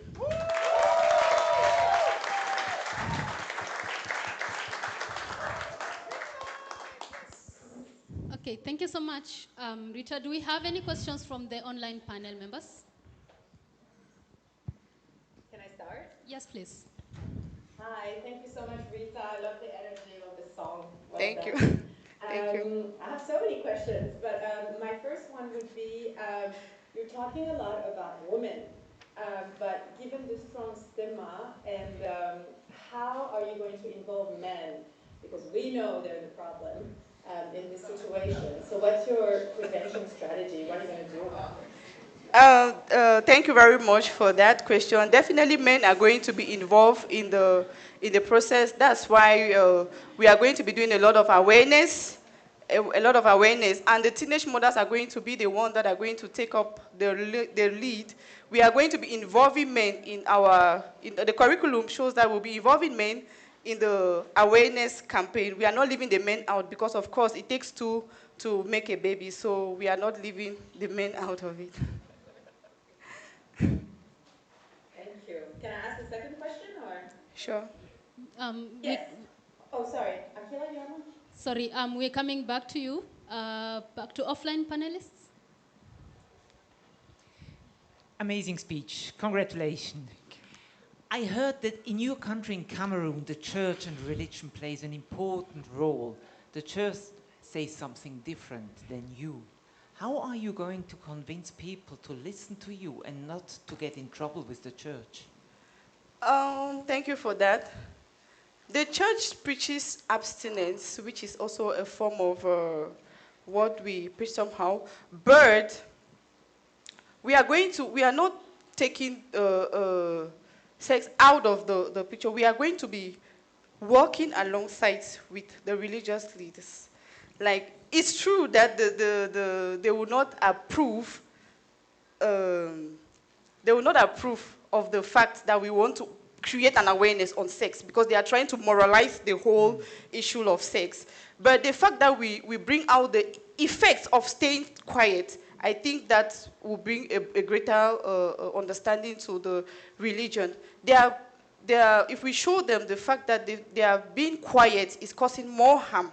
I think what is the key message for the young girls that you address, the young teenagers? I will tell them to understand themselves first. Mm-hmm. Yes, to understand their bodies and to know, talking about sex, the awareness, sex is okay. Like I said, I mentioned, sex is okay for them to understand their body and to be able to speak out. If it's not yes, then no is also fine. They should know that and they to be able to plead for safe sex if it comes to the part where they are supposed to negotiate. I would teach them to be able to negotiate for safe sex. Just adding to the point. So first of all, yeah, it's quite a holistic solution that you've thought of. But then you're also mentioning that 1 in 4 children, 1 in 4 young adolescent girls get pregnant, right? Teenage pregnancy. So do you also have a plan, like whatever you just mentioned, but how are you going to address it? How are you going to go to the schools, or are you going to go to the villages? How are you going to go and talk to the teenage girls to ensure that this doesn't happen again?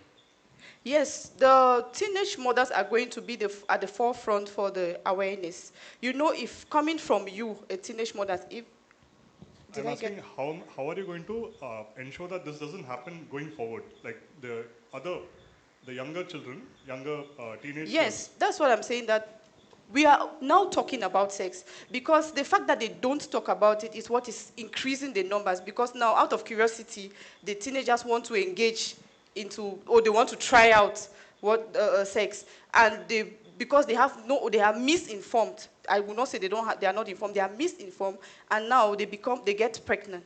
So if the teenage mothers are the ones now who have understood, they have gone through our training, they have understood, and now they will be the ones taking the message now to other teenagers. And we are thinking of doing awareness campaigns in schools, like creating clubs in schools where we can actually teach sex education to teenagers. Okay, Akila, you have a question? Yeah, hi, Rita. Good. Congratulations, and enjoyed your dance. And, the song was rocking. Thank you. Yeah, my question is like you're supporting the mothers on early childhood development, right?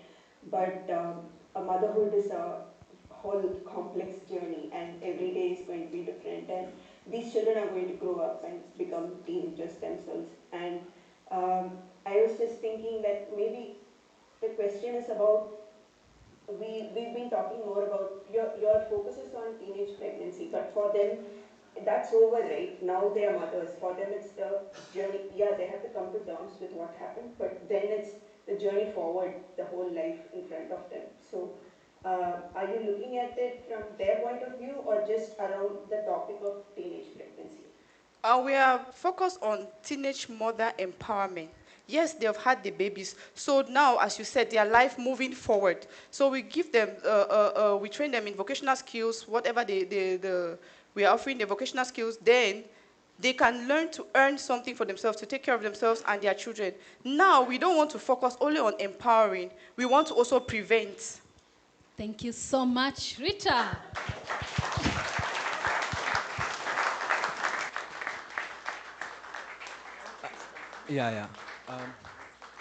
Tyrone, Shalene, I just want to communicate that we have so many questions online for all the speakers out here, and we really especially want to thank all of the viewers online who are joined on YouTube for asking such questions. But although due to the shortage of time, we won't be able to address them right now, what we'll do is to make note of them and share them with all the speakers here. So thank you so much for everyone online. Thank you so much, Rohin. And now we have another video from a Kanthari from the first generation, 2009.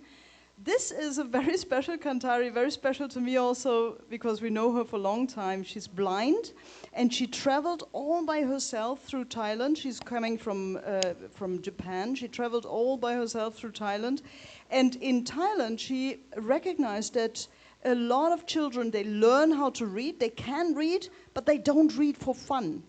And since she's a big reader, I mean, she loves Braille, she says, I want to create a library, not necessarily for the blind, but for people to understand how fun reading can be.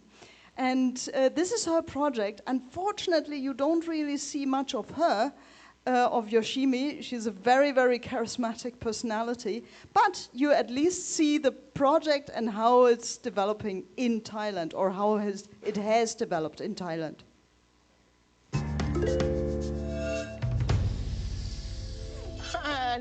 Kannst du das hier zur Seite tun? Das ist für die Jungs.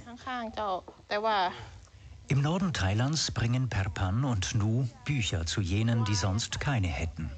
Wenn es um Liebe geht, wollen manche Kids lieber alleine lesen. Mehrmals pro Woche besuchen sie mit ihrer mobilen Bibliothek entlegene Dörfer. Dort können Kinder und Jugendliche dann die Bücher lesen und ausleihen. Das hier auch noch. Die beiden arbeiten für die Organisation Bookworm Foundation. Auf dem Land gibt es für Kinder und Jugendliche nur sehr wenige Möglichkeiten, an Bücher zu kommen. Deshalb bringen wir die Bücher zu ihnen, damit auch sie Freude am Lesen entwickeln können. Die mobile Bibliothek umfasst rund 200 Bücher für Kinder und Jugendliche zum Lesen und Ausleihen. Von der Prinzessinnengeschichte bis zu Spider-Man und Mangas. Das Sortiment soll möglichst viele ansprechen und zum Lesen inspirieren. Perpan ist seit 3 Jahren dabei. Sie weiß, welche Bücher bei den Kids gut ankommen. Für die Älteren habe ich eine Menge Love Stories und Abenteuer im Programm, aber auch Bücher, die anregen, über sich nachzudenken. Und für die Jüngeren natürlich Bilderbücher zu verschiedensten Themen.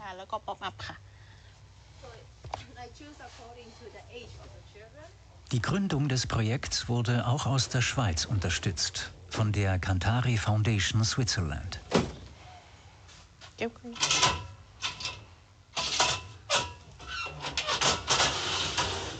Das Auto ist eine Spezialanfertigung. Geschaffen, um auch entlegene Dörfer zu erreichen.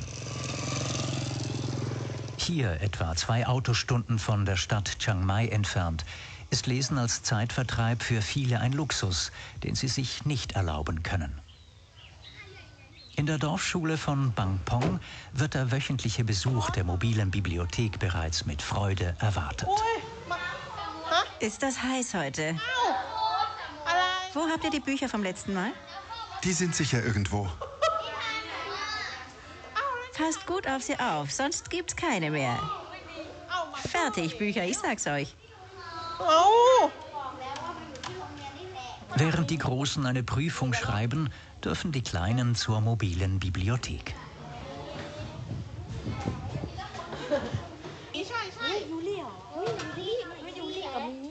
Gebt Bescheid, wenn ihr nicht an die Bücher rankommt. Dann helfe ich euch. Perpan kennt ihre Kinder und weiß, dass es einige von ihnen zu Hause nicht einfach haben. Okay. Very nice, thank you. So it is quite rare to actually find someone who says they're going against all odds and walk their own path. But then good for us, or lucky for us, we also have one person like that in our midst. And all the way from Nigeria, we want to welcome Esther. Okay.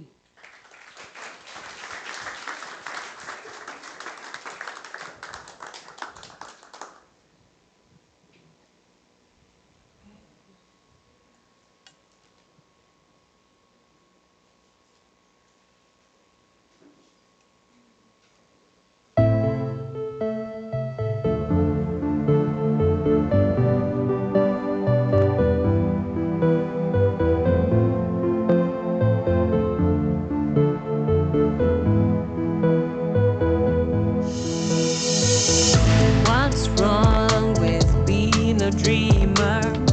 Or should I say a daydreamer?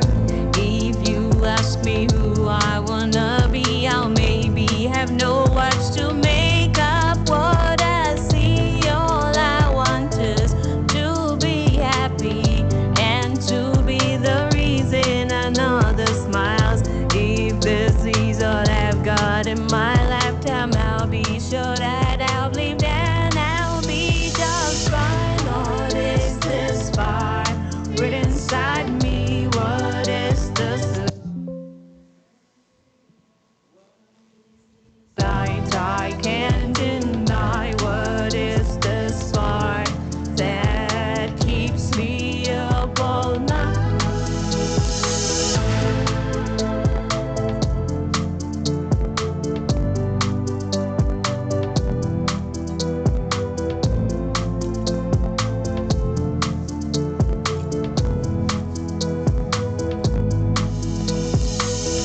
Sometimes I wanna meet me, sit with the woman I wanna be, and make her answer all the questions that the world is asking, so I can see my way. I'd love to know my tomorrow, or do I just live and let it unfold? I'm learning who I'm meant to be, and I hope it's alright.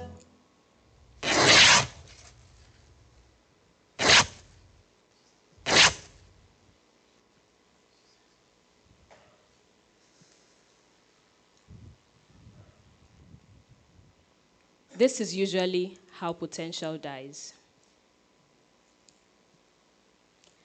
As a child, I loved to imagine. I lived in a perfect self-made world of my own creation, and I would insert details from the homes we visited and tell stories of this perfect world to my friend, and they would usually say I was saying nonsense. This made me withdraw to the backyard of our home, where in my own quiet space, I would use charcoal to draw on the brick wall, paint out what I was feeling, and it was perfect until one day, our neighbor noticed and reported me to my mom. Do you know what she said? She's possessed. My mom believed her. And every time she saw me playing alone from then on, she would scold me. I didn't dare express my goals. Why would I? My teachers and my father had already manufactured them. Being a nurse, my father was so dedicated to our village that he built a local clinic for the people. He would usually wake me up at 3 a.m. to say, Esther, you need to become a doctor to continue this work. Who knows, you might be the one to lift this family. I felt a weight of responsibility towards him and towards everyone. Of course, no pressure, only the pressure of the responsibility of the entire community lying on my tiny shoulders. So the natural choice was to become a doctor. My dedicated studying And my family's investments paid off when the news came that I had been admitted into the best medical college in my country. There was a village-wide celebration. The elders thanked me for working hard, and the young ones admired me, thinking I had it all sorted out. Shortly after, there was a life-changing diagnosis, and I had to go through surgery. Don't panic, it was a successful one. But on our way back from the hospital, I had seen an art studio by the roadside for the first time. And the pictures I had seen in seconds stayed with me. I nurtured the idea of building something like that and told my parents. At first, they were very reluctant, asking me how many girls I saw there. But because they wanted me to recover quickly, they allowed me go. And for 3 months, twice a week, I went to the art studio, and these were the best days of my teenage years. Upon recovery, I had to go to the university. And financially, I was different from the other students. In the evenings, while they socialized, I sold food items and did just about anything my hands could find to survive. It was in those very difficult moments that the memories of the art studio returned, and I realized that I did not want to become a doctor. But I didn't want to disappoint my family either, so 3 years into the program, I decided to withdraw from school. My family was shocked and disappointed. My only brother stopped speaking to me, and the little support I got from home stopped in an attempt to make me come to my senses. Weeks ran into months, and I didn't. I was left alone with the uncertainty of a future I know nothing about. I went back to my drawing board and felt alive again. I taught myself to paint, to draw, tried my hands on different crafts, and designed digitally. And with these skills, I was able to freelance, save some money, opened my own studio, and exhibited my artworks in public spaces, which people loved. And with the little money I saved, I was able to travel to an entirely new state with my friend, where we decided to teach the youth the skills that we had. In this new place, we found that the youth lacked purpose and they were idle. So we started to teach everything we knew. We connected with them at a public school where I was sleeping secretly and would wake up in the morning very quickly before people came to avoid being found out. With these new skills that we taught these young people, they started to transform. They started to have a reason to live, and these skills became their lifeline. Our training hall brought me closer to teenage girls in rural Nigeria. This was their safe space to share their stories, not only their challenges, they shared their pain and their aspirations for the future. This experience made me start Iwari. Iwari in Yoruba language means discovery. With Iwari, I want to co-create experiences of adventure, experiential learning, and skill building with teenage girls in rural Nigeria to the end that they are able to pursue educational and career paths that truly align with their interests. Let me tell you the story of an Iwari. Her name is Amanda. She's 16 years old and from rural Nigeria. And for everybody, an opportunity starts with an open door. But for her, it starts in a village when she stops to watch an artist paint. This powerful moment led to an invitation to grow with Iwari. Together with other excited teenage girls, they walk into the community hall and no pressure, no competition, just about enough energy to discover themselves. Through the activities, she listens to the stories, and she listens to stories of women who have gone ahead and overcome challenges. And for the first time, she believes it's okay to dream big. The adventure continues to the city, where they meet innovators and professionals. She walks into an animation studio and meets Taju, a 20-year Disney animator who not only talked to her, he saw her and gives her a book which becomes a compass for her future. Out in a camp, Amanda and her new friends are building tents. They are learning new skills. They are learning survival skills, learning to be resilient, and learning skills that will help them in their future. The once quiet and shy girl that arrived at the camp left with not only new skills, but the courage and the clarity to pursue the future that is ahead of her. The adventure continues to the village where it all started from. And in that place, she found tools she can use to bring her dreams to reality. She chose the computer to create a film that is to be screened with her to her community. Her friends and her family cheer in amazement watching her film. Amanda gains admission to the university. She becomes a mentor to other teenage girls in a public school in rural Nigeria. She now owns her own animation studio where she creates amazing visuals. And when she creates, she sings, "Sometimes I wanna meet me, sit with the woman I wanna be, and make her answer all the questions that the world is asking, so I can see my way. I'd love to know my tomorrow, or do I just leave and let it unfold? I'm learning who I'm meant to be, and I hope it's alright, 'cause that's enough for me. What is this fire inside me? What is this light I can't deny? What is the spark that keeps me up all night? What is this fire inside me? What is this light I can't deny? What is the spark that keeps me up all night?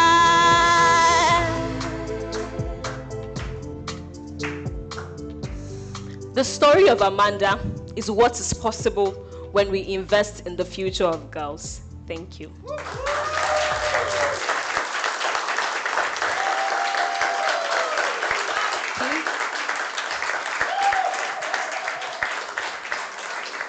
Thank you so much, Esther. We're going to go straight to the Q&A. Just a quick reminder to the panelists, let's kindly keep the questions short.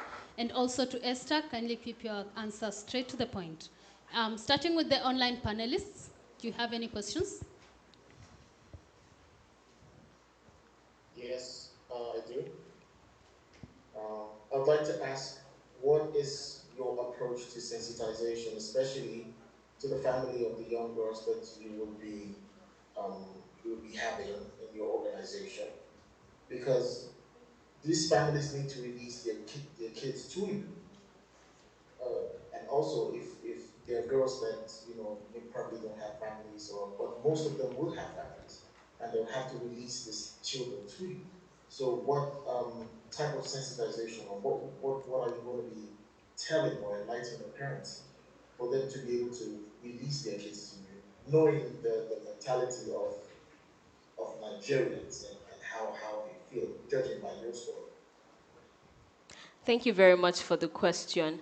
Our program is designed in a way that at the very beginning, it unites both parents and their children. So at the very first phase of the program, we bring the parents of the teenagers together with their children, and we explain all that will be done in the 6 months phase, so they know all that their children would be going through, and would also be very much a part of our solution from beginning to the end.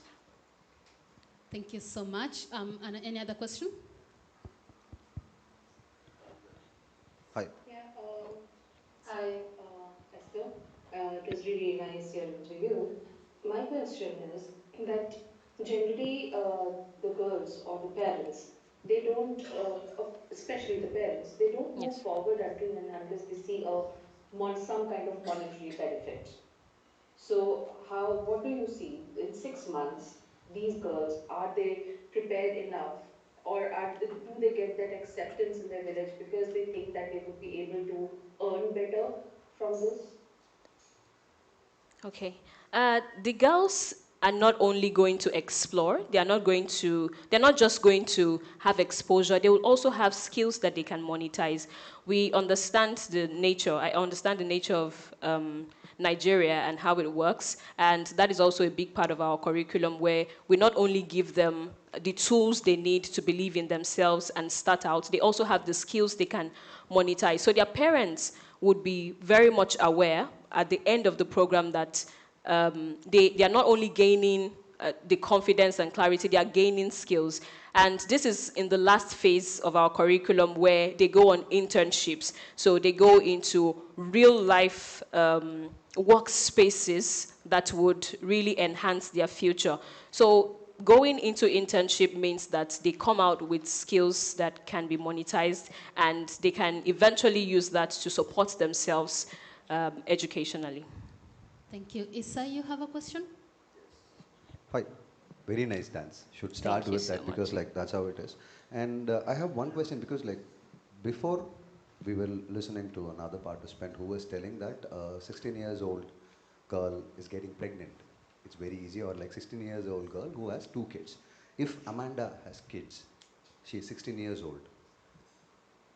Do you have any special program for that? People who is having a child also, but they themselves a child, but who is in a teenage, but who is ready to come to Ibari, the program. So that person would be part of that program, or how do you impact them? Our organization is focused on teenage girls who are not mothers.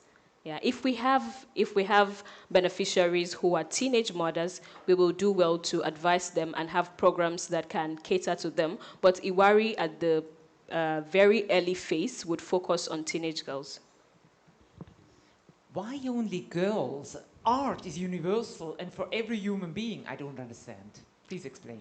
Yeah, the problem is, the problems are really very much weighing on the girls. I understand that there are lots of societal problems that also affect both boys and girls, but girls are the most disadvantaged. You see that in Nigeria, 43% of teenage girls are getting married before the age of 18. 70% of them do not have any form of career guidance before they finish secondary school, and half of the entire population do not even get to see another place outside their village. So the problem weighs more on the girls. They are the ones who become mothers, and our solution is really tailored towards them. Okay, do we have any question from the online panelists? Yes. The simple question I was asked, how will they find you? Will you go to them, or will they have to come to you? I will be going to them. The organization is designed in such a way that we move from community to community. So we start with one rural community. We have our first program in their community hall. So we are really co-creating the solution with them, and we are involving the community. Okay, Andrea, you have a question? Okay, Rohin, do we have any questions from the online audience? Sushmita Ben, do you have any more questions? Yeah, I had one more question, which is like very much attached to the one I asked before. Like you said, no, but you're actually dealing with teenage girls, okay, and you mentor them, and then you also give them some skills. So, but what I saw from your presentation is that you are very much into arts, right? So girls who are coming to you, it's not necessary that they would be interested only in arts. They might have something else in mind. How do you deal with the variety of aspirations that the girls bring in? Yes, the Iwari program is really focused on exposure and not art. Art is one of the tools, and it's beautiful. It's a universal language that unites people. But we are focused on exposure. So one of our, a key part of our intervention is that they go to different places and they see different professionals in their workplaces. So it's not completely about art, even though art is part of it. So they get to experience different places, different career paths, and with that, they are able to choose what they are really interested in.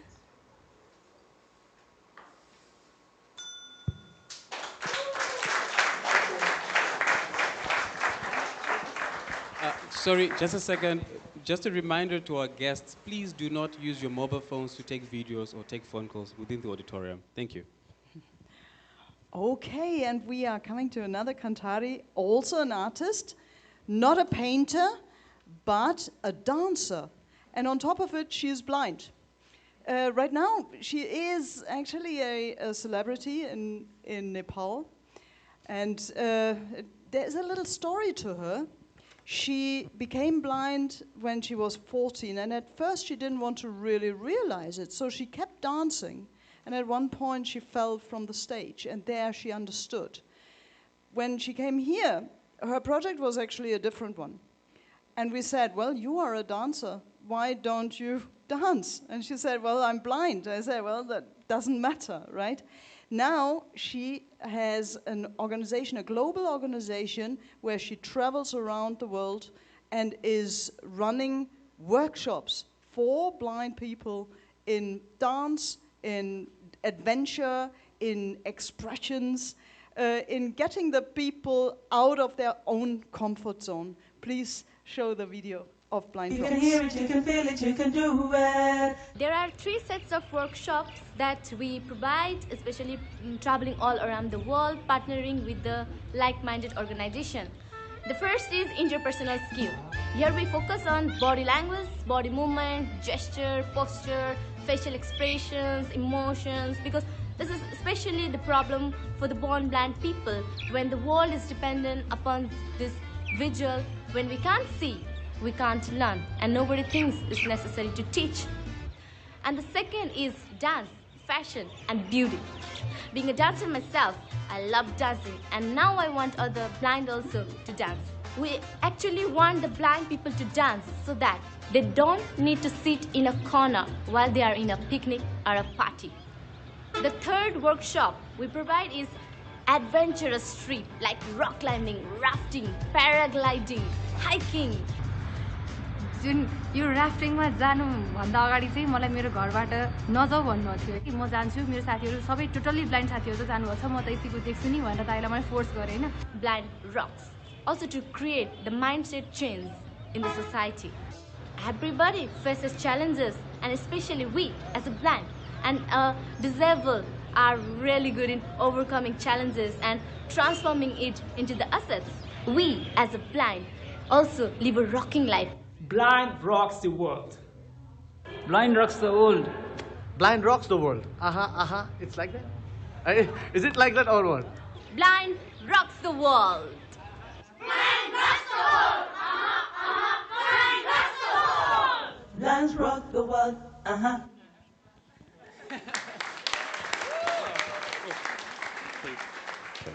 Wow, that was amazing. And in 2021, Srisi taught me how to dance at the down there on the stage. Thank you very much, ladies and gentlemen. Faith. Yeah, moving on swiftly. Tyrone, do you have an idea of when Kenyan women were allowed to participate in voting or in elections? No, I have no idea. Please, can you tell me? No, it's basically just less than decades ago. And you want to tell us more? Not really, but I'm just thinking how progress can be this slow. Okay, progress can be very slow when we decide to shut down or to ignore voices of people. And the next speaker is showing us the power of women reclaiming their space in society. Please welcome Faith Siele from Kenya.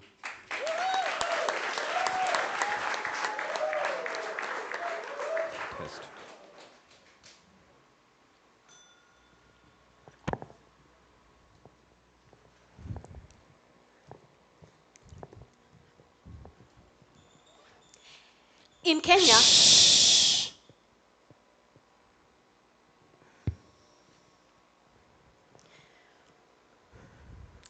Kenya, I thought it was my turn to speak. Okay. In Kenya, stop. Do I really need permission to speak? No. I have something to say, and it cannot wait. This culture of silencing women is not new, but has evolved over time fueled by patriarchal structures, colonial laws, and culture.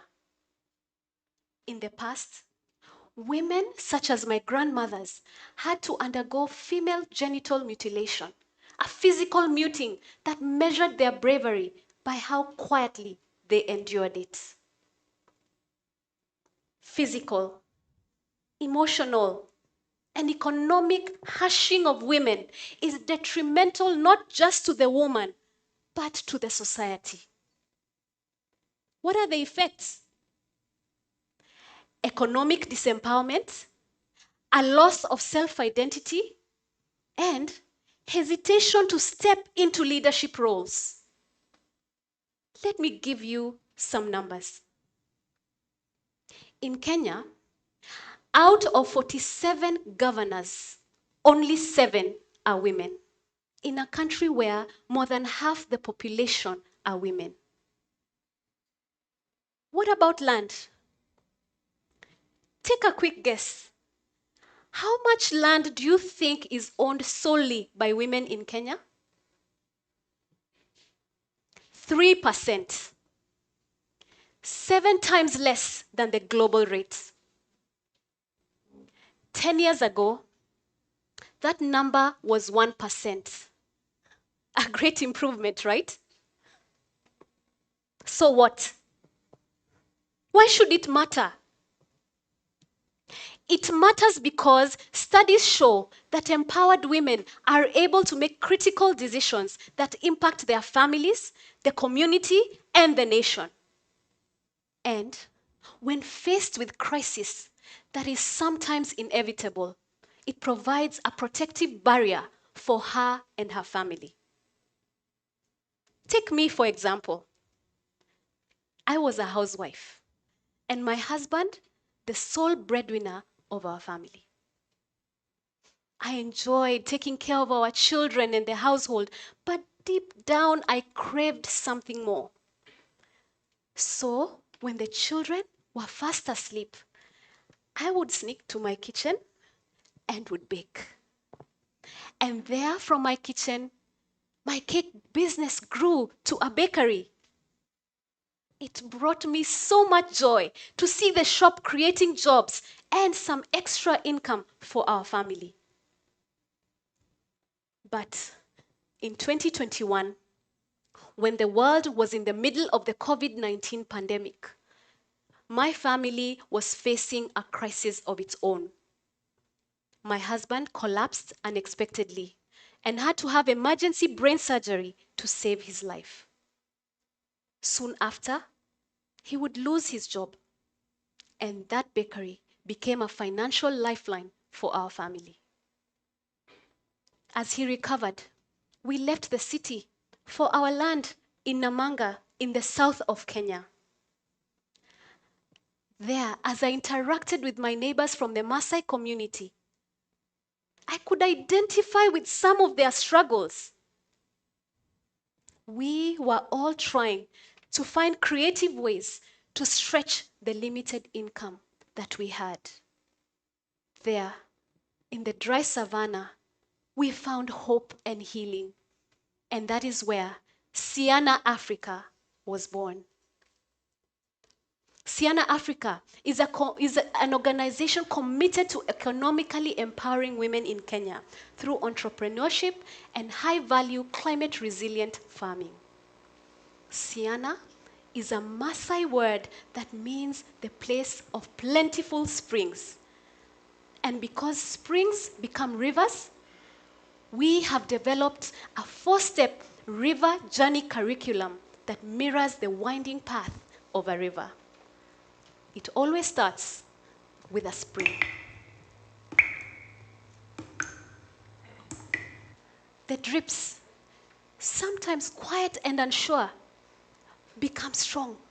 A powerful source is waiting to be awakened. Here, women learn personal wellness, self-awareness, and how to tackle limiting beliefs.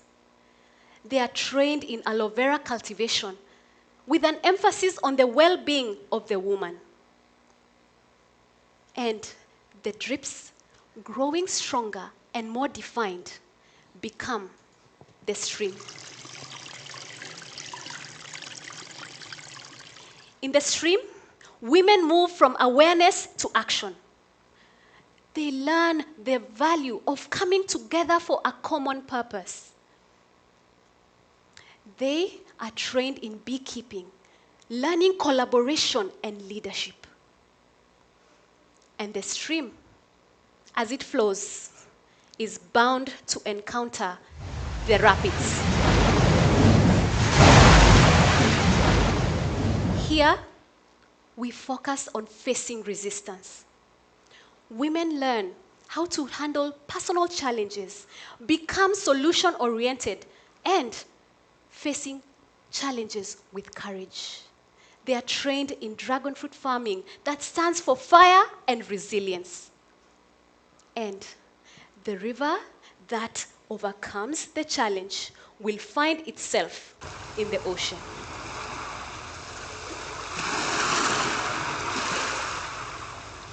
Having persisted, the women learn their place in the wider community.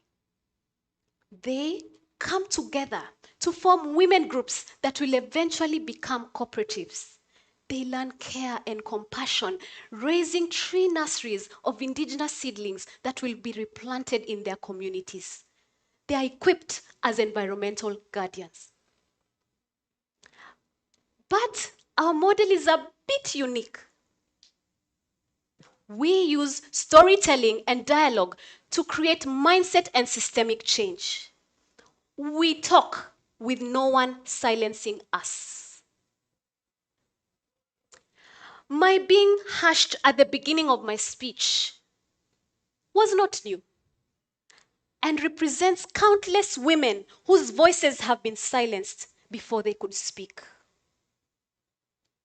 But a change is coming. Can you hear them? Can you hear their song? Wimbo huu uliimbwa historia, watu wote mnaombwa, msikize kwa makini. Sauti zao ziliponyamazishwa, ilikuwa ni dhuluma kwa kina mama kote nchini. Woi, woi, sauti zetu zisikike bila ruhusa kwa yeyote. Woi, woi, tuungane kwa pamoja, tunyamazishe ukimya huu.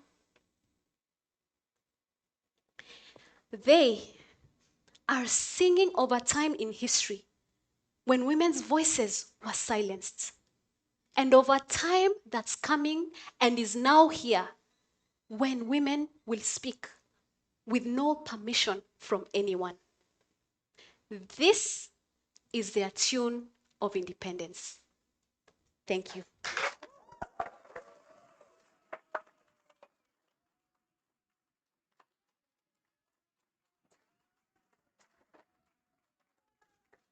Thank you.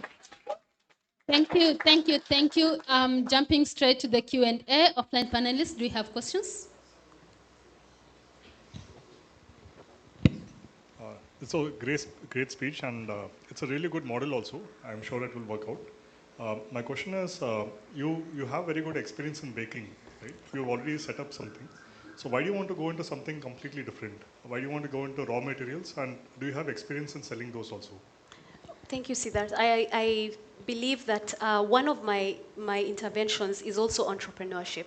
So through the baking, the women will also learn baking, but for the model that we've created for our curriculum, it focuses on drought-resilient farming. And I do have experience and will also partner with certain organizations such as the government and experienced members in that field so that it becomes a wholesome project. Yeah. Great presentation from a woman who still get hushed in meetings. This speaks a lot. So, at the beginning of your presentation, you spoke a lot about legal rights and how landowning is still a problem and it is very skewed in your place. So how is your intervention reaching there? You are making a collective, things are happening there. So how are you going to connect the actual objective or what drove you to whatever you are doing? Thank you so much for that question. So one of the things I've realized, especially with the laws in my country, it's that the laws are there, but implementation is taking a while. So my organization seeks to also have advocacy and to raise that awareness among the communities that we serve. Many women don't even know these laws. So through the collective that we are forming as Siana Africa, we want women to be empowered, to know so that they make the right decisions. Thank you so much. Do we have any questions from the online panelists? Yes, Vasundhara. Why don't you start a legal form instead of going agriculture and this farming? And it's the entrepreneurship is a very difficult path, and you need marketing, funding, and everything, right? Why don't you start legal form? Thank you so much for that question. So I would like to say that our organization, Siana Africa, was birthed from lived experience, my own lived experience. I have been an entrepreneur for more than 12 years, and I have seen the challenges. I know the path, I know the pitfalls, and how to help these women overcome them. And so legally, especially because we are engaging legal advice, that is something that we are also going to prioritize in the organization, but it's going to be one of the parts of our organization. Our main tool is agriculture and entrepreneurship because we believe some of the issues that women have will be handled when they have some money in their pockets too. Yes, thank you so much. Any other question from the online panelists? Yes. It was like a very good presentation, Faith. Hi. I just want to ask that, you are emphasizing so much on entrepreneurship, right? So, does it not create a kind of a situation, or you say an idea, that women who are not entrepreneurs or who are not in job, they are not actually that worthwhile? I mean, like, the women who are in their houses are doing or doing any other household enterprise, participating in any other household activities. So does it not create a kind of an air where we say that women who are not doing entrepreneurship or job or anything are not that they are not realizing their worth or something like that? Thank you for that question. I really appreciate it because I was a housewife, let me say full-time housewife, for more than 8 years. As I raised my children, I took time off a very busy finance audit career to raise my children. And so I see the role of the woman in the home and in the family as critical as any other job in the office or in the business front. So I believe that when I say that I'm using entrepreneurship and farming as a tool, it doesn't write off all the other avenues that women choose to stand in, whether they're in research, whether they choose to take time to raise their families. Whatever sphere, women will know that they're supported and that there is help for them. Thank you so much. Rohin, do we have questions? Not from online. Vasundhara, do you have any more questions for Faith? Yeah. So how you measure the real impact? You're going to create impact. How you measure that impact? So our model and our organization has incorporated monitoring and evaluation as part of our process, and so it's something that we are going to have the short-term, mid-term, and long-term observation of how the lives of the women we work with are transformed. So especially when it comes to mindset and systemic change, it's not something that is tangible and would need to actually be measured by a period of time. So we are going to take into consideration factors such as disposable income, the living conditions, whether they are able to make decisions, even such as voting, where they are not being influenced because they heard it being mentioned among a community, but her own decision making becomes more clear. So those are the things that we aim to measure and to actually see whether our model is making an impact. Siddharth, we have a question? Manjari? I have a lot of faith on you and your project. Great. Thank you. Thank you. Thank you.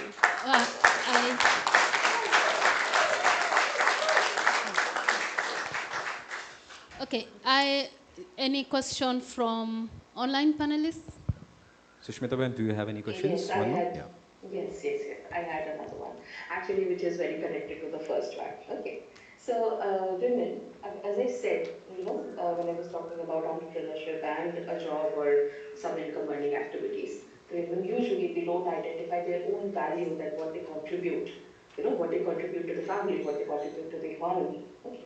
So that is why I was just asking that while putting that emphasis on entrepreneurship, while putting that emphasis on learning new skills, while putting that emphasis on doing some kind of work which gives them direct money or something, how make visible what the women are already doing. How do you think that their work is valued, and whether that is currently present in your model? Okay, so so the way I had alluded to earlier, I see the roles that women do. They are unpaid, some of the unpaid tasks that we women sometimes do. We will take care of the children, we will do the ironing, the clothes, the cleaning, everything. And sometimes that is not paid, so it's not directly factored into the national development values. However, they are important for national development, national building. And so even as women come to us, and I think having found myself in that place, I was feeling that because no one was paying me for it, that my role was not important. So we want women to know that what they do is important, whichever facet of contribution that they choose to get into, that it is important and it's valued and appreciated. So I do hope that they will come and that we will be able to start the work that Sienna Africa wants to do and accomplish. Faith, you have your whole family here today. How does that feel? Oh, it feels amazing. I think I just want to thank my husband and my parents, my children, because they have walked the journey with me. They know. I have seen the sacrifices that they have made, and I just want them to know that they're the wind driving me. They're the ones who they see the work behind the scenes, and that I will not let them down. Yeah. Thank you so much.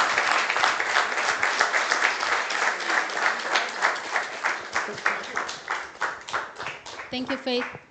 So the next film we are showing is about another fiery woman, this time from India. Her name is Joshna, and she is from Odisha. And Joshna told us the following story. She was in a very violent relationship. And at one point she had enough.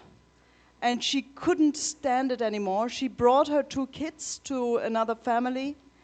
And she walked and walked and walked. And once she came, when she came to a well, she stopped. She looked into the well. It was 30 meters deep. And she thought, that is safe. She looked around. No one was there, as she couldn't see anyone. She climbed over the well wall and she jumped. Now, luckily, she was alive. She was rescued. She was rescued by another Kanthari. So she came to Kanthari, and the other one came also to Kanthari in a different year. And she is now empowering women in Odisha who are facing violence in their homes. So please watch Joshna's video.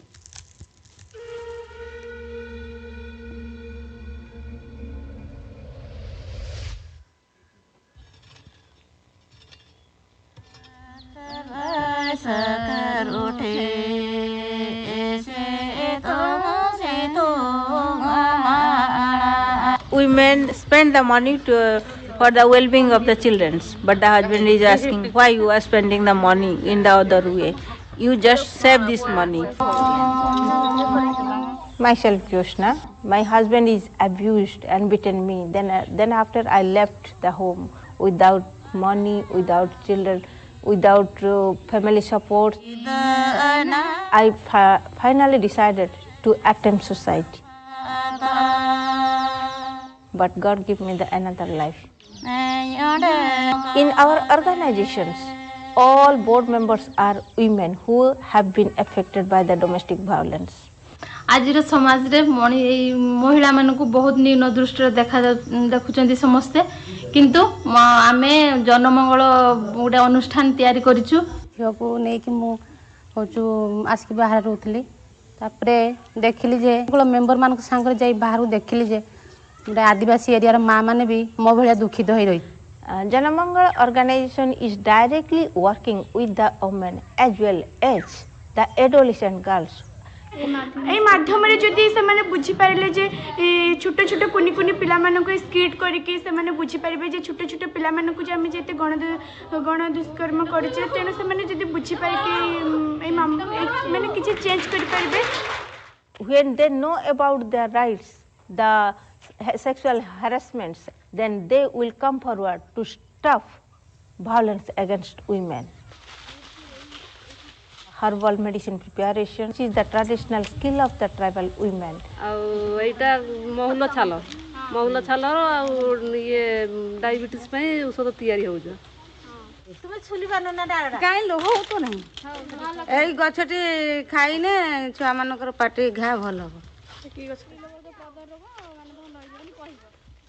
एटा गाई सिरा आ रामदांतणी या सत्र फेंटे ना ये रोग भल हो Janamangal is providing the livelihood training programs.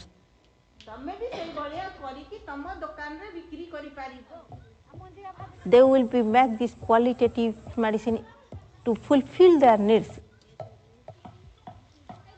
and then sell in the market and for earning of their money.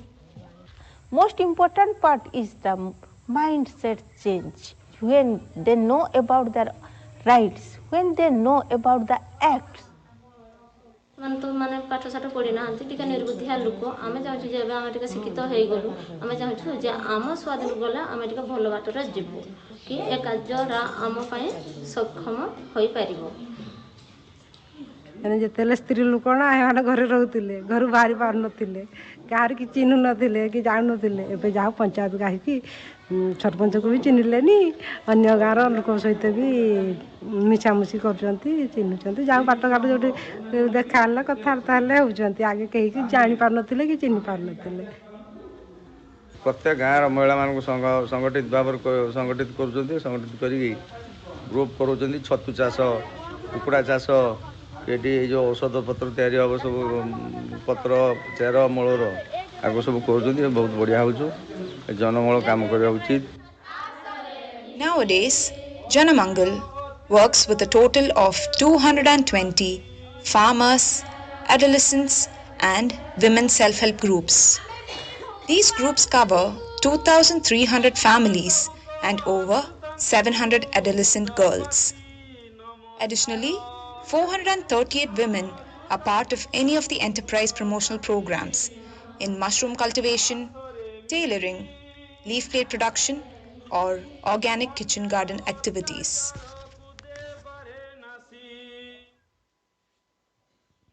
Okay. Thank you very much. That's an interesting project, ladies and gentlemen. I just wanted to say something here. COVID 2021. I was a participant here, and we were always on campus because we couldn't go out. But we still managed to come to Kanthari, right? We still managed to do this. And the next speaker, her parents are here. These parents, they allowed her to be herself and to go out there and see the world. Let us welcome a lady who says, I would not quit, Pranali from India.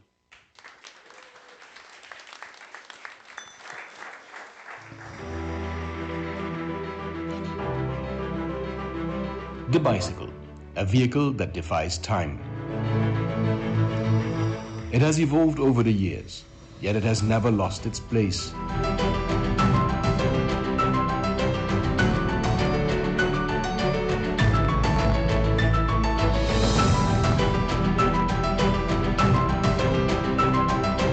With 2 wheels and 2 pedals, it carries generations. Children ride it with joy, adults with passion. The poor depend on it, the rich admire it. Women and men alike move forward on those same wheels.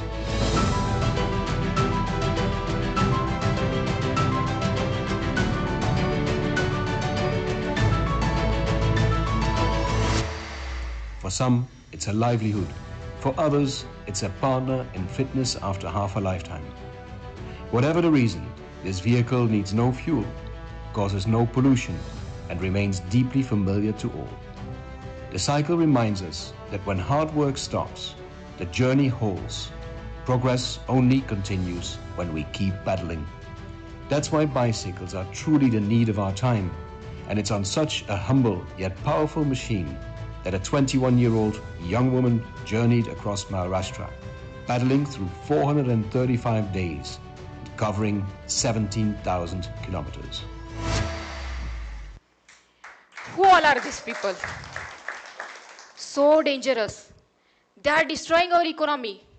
If people cycle every day, there is less pollution, less traffic, less accident. Air will clean. No one gets sick. What about hospital? They will lose their patient. Pharmacy will panic. Again, no one going to sold car. No need to repair every year street. What about builders and contractor? They will lose their job. And petrol station bankrupt. Maybe whole GDP, some part collapse. Yes. Maybe cycle is not much good for our economic growth. But cycle can be good for our health, environment, and better future. So here, question is not why are we cycling? Question is why are we not cycling? When COVID came, we all are stuck in our houses. I also, but I was worried about my future. I remember, before COVID, how was the world? Running in like rat race, in fast growth. Buying every day too many stuffs.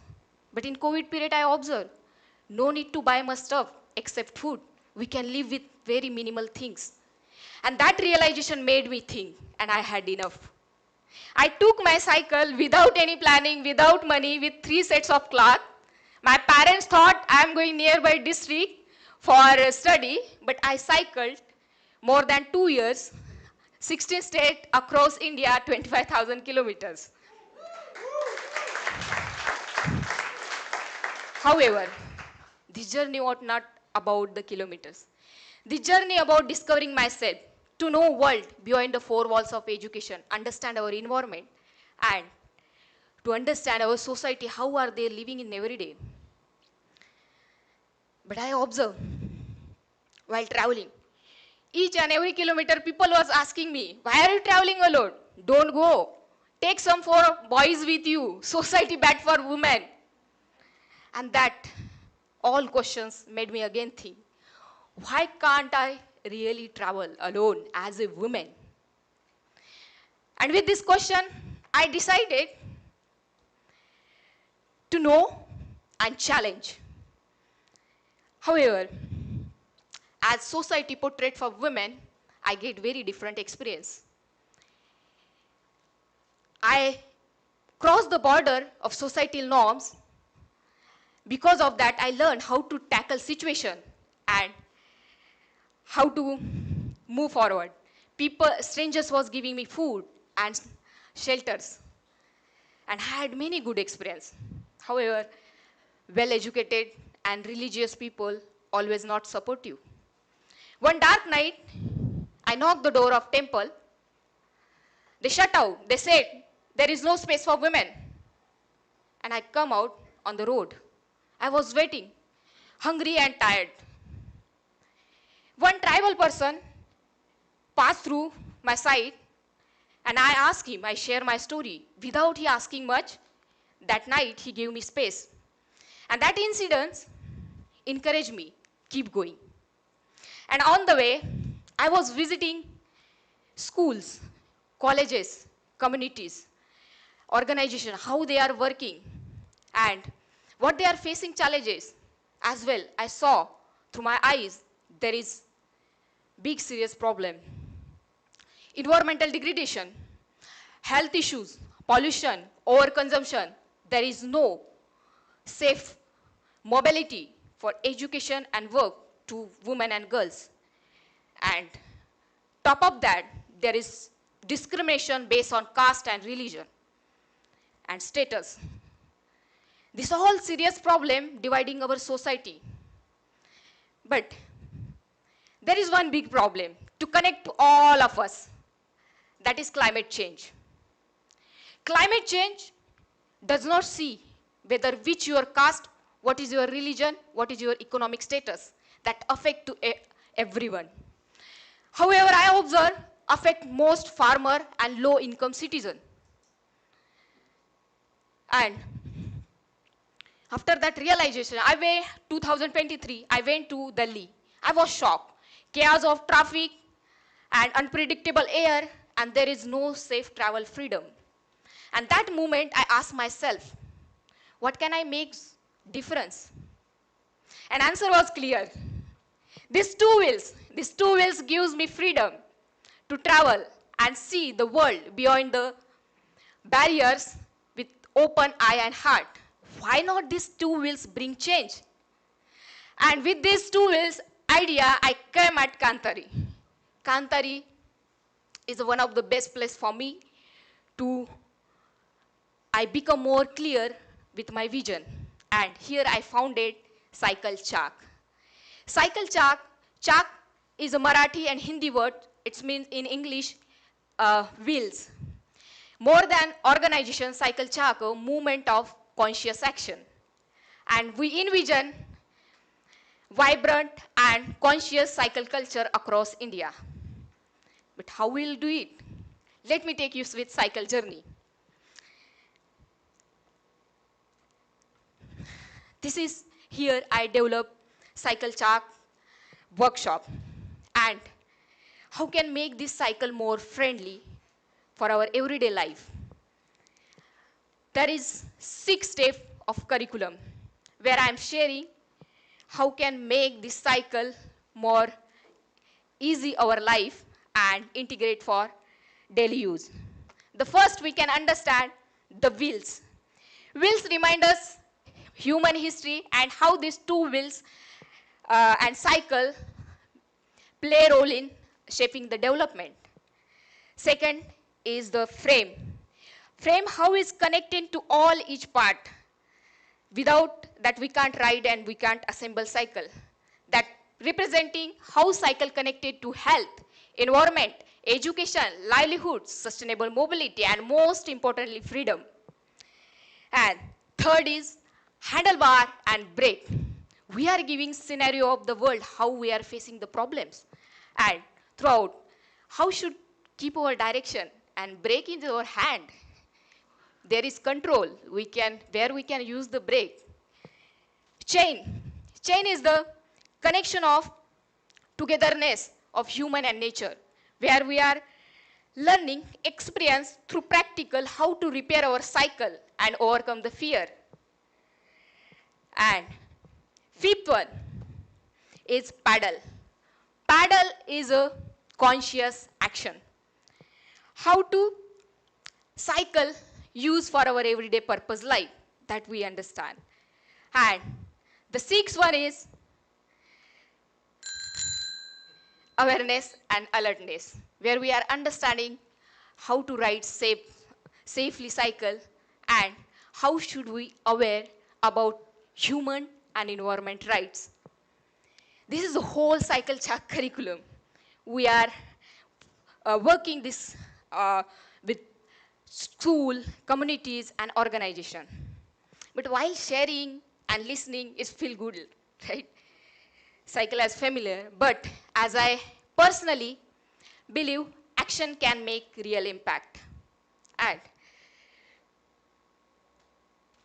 as I observe, usually after our birth and coming this earth, we often forget what is the purpose of our life. I think throughout this journey I found my purpose with these two wheels. These two wheels is not mode of transport. This is the way of life.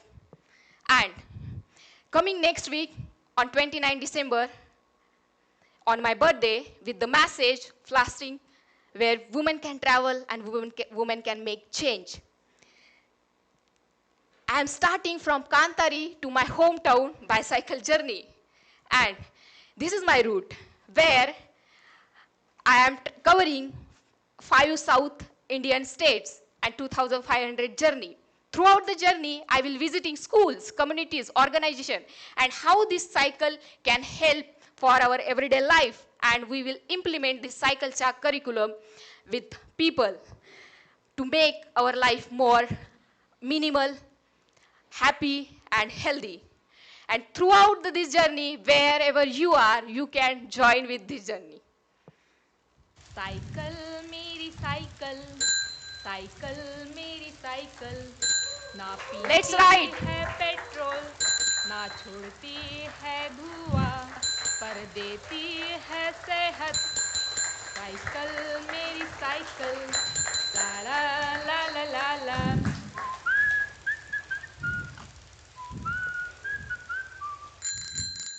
Thank you. Thank you.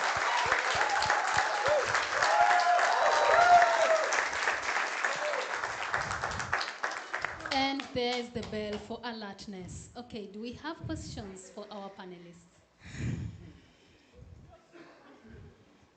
Offline panelists. I think it's a truly remarkable and incredible journey that you have done and you have set yourself forward to as well. So all the very best. Thank you. So I think my first question is that cycling for women is still considered unsafe and maybe socially unacceptable in large parts of the country. So what cultural narrative do you think we should dismantle so that it can become a feminist tool of change, right, which you're trying to push forward as well? How do you change that narrative in society? How do you change people's perspective that it is okay for people to cycle, especially for women and young girls? Yes. I think answer is starting from myself. And what I did that can be a one proof. Throughout the journey, I experienced, after my journey, many women started cycling and they changed their narrative. And how can I change in throughout after my project? So-called society, it's based on our patriarchal norms. Women cannot go and that. But that access, when we go with the woman, we talk with, to dialogue with, and how this cycle can give benefits. That dialogue is missing, I observe.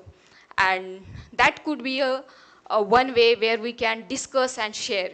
But again, my observation, there is change happening, but it's not like cultural norms is very, very barrier. It's again the safe. If we see the very commuters, women's always cycling. If you find like metro city and there, and whoever have the other side, they will cycle for their health. Normally, we cannot see much.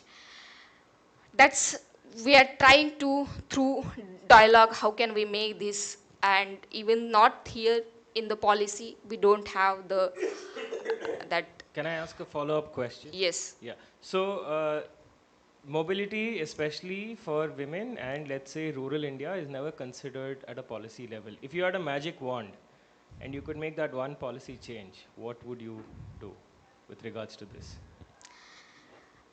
I think I'm not saying to like how our government giving cycle for girls, especially in our rural part.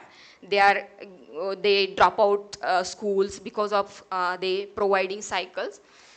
I want how we can change this. The cycling is a right of women, and in the rural part should be like we have the panchayat levels, we have their decision making systems where the part policy women can cycle for their daily uses and availability of that mobility.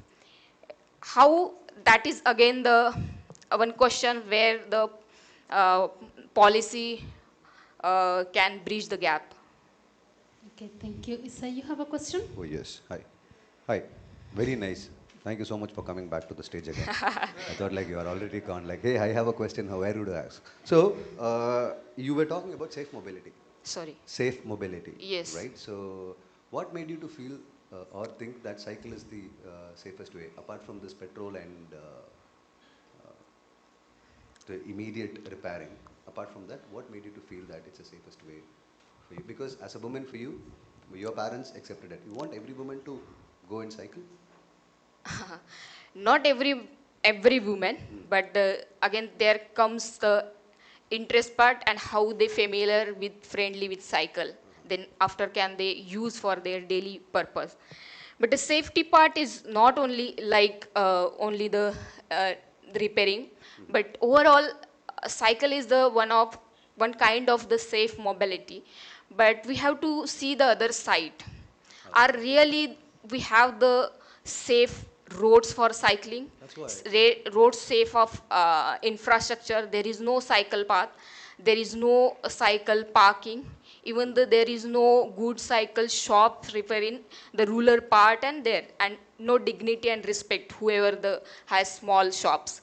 So it's not like that way, but cycle is if we make that culture, cycle can be a safe mobility for our, we can see not long maybe, but we can see the 15 kilometer area, 10-kilometer area where we can use cycle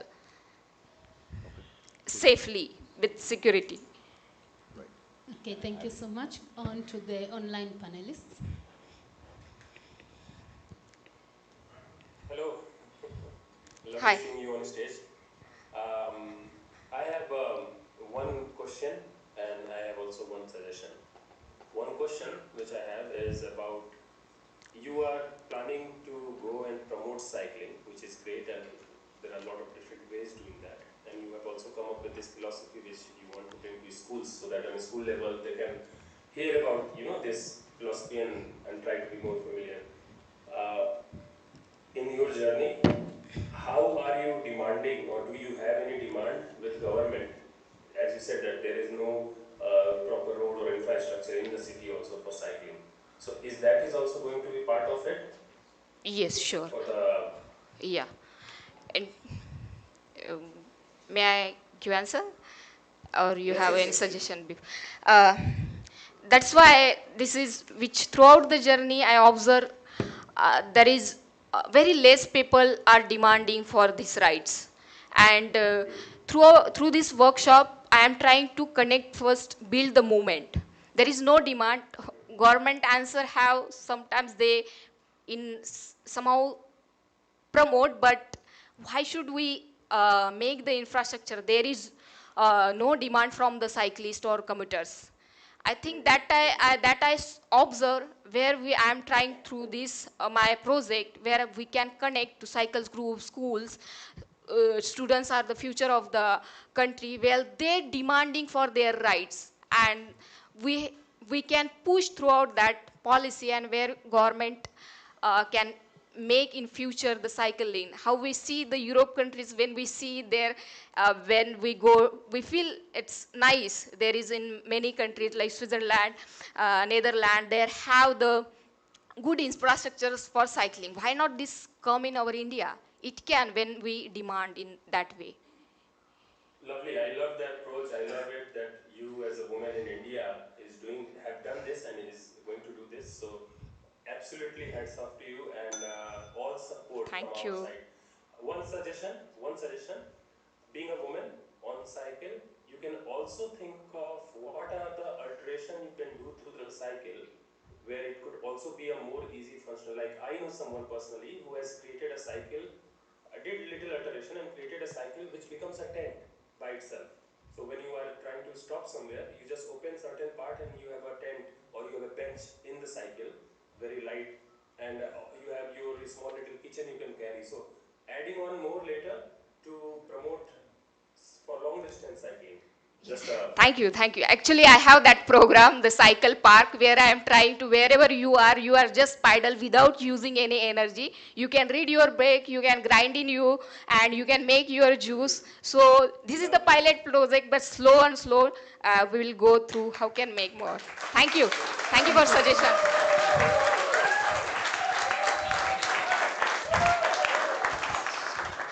Okay, thank you very much, Pranali. And look, Pranali's parents are here. Can we give them a round of applause?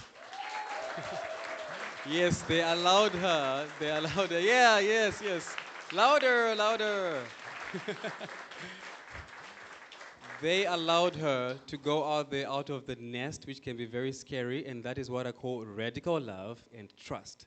Ladies and gentlemen, it is now time for us to go for dinner, and please be back at 2000 hours for the next and last sector. Thank you very much.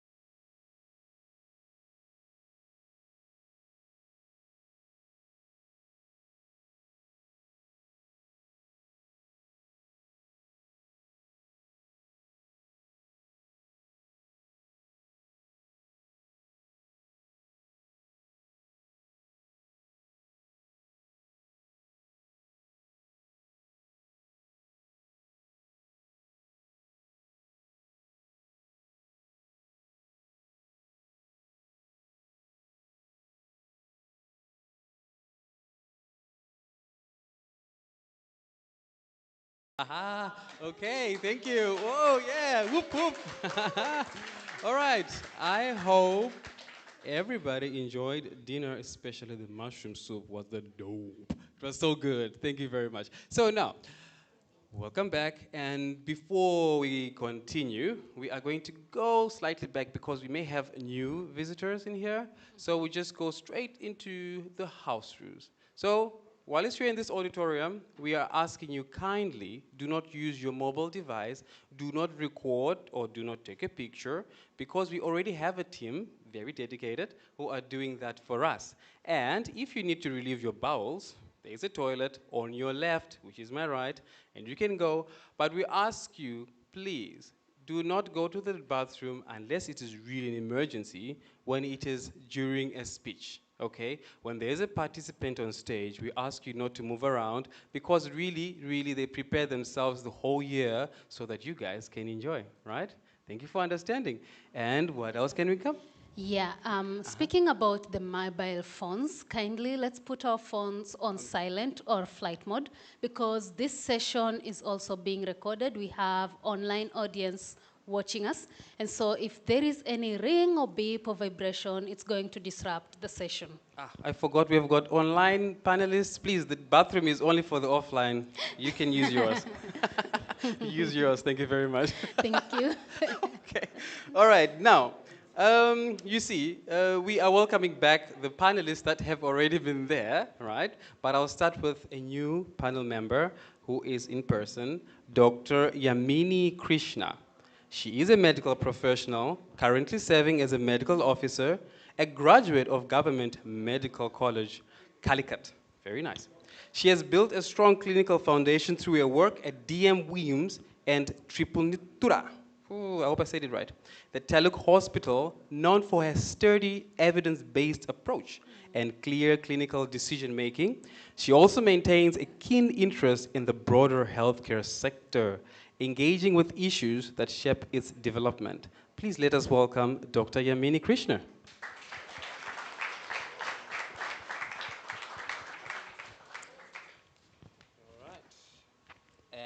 And then on the virtual, we also have a new panel member, Sarita Lemichane.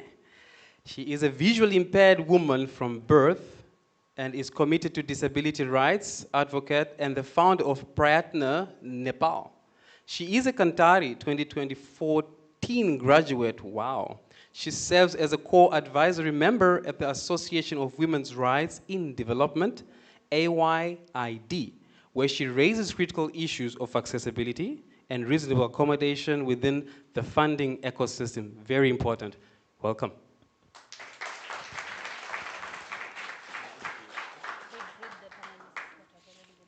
Okay, I'm not sorry.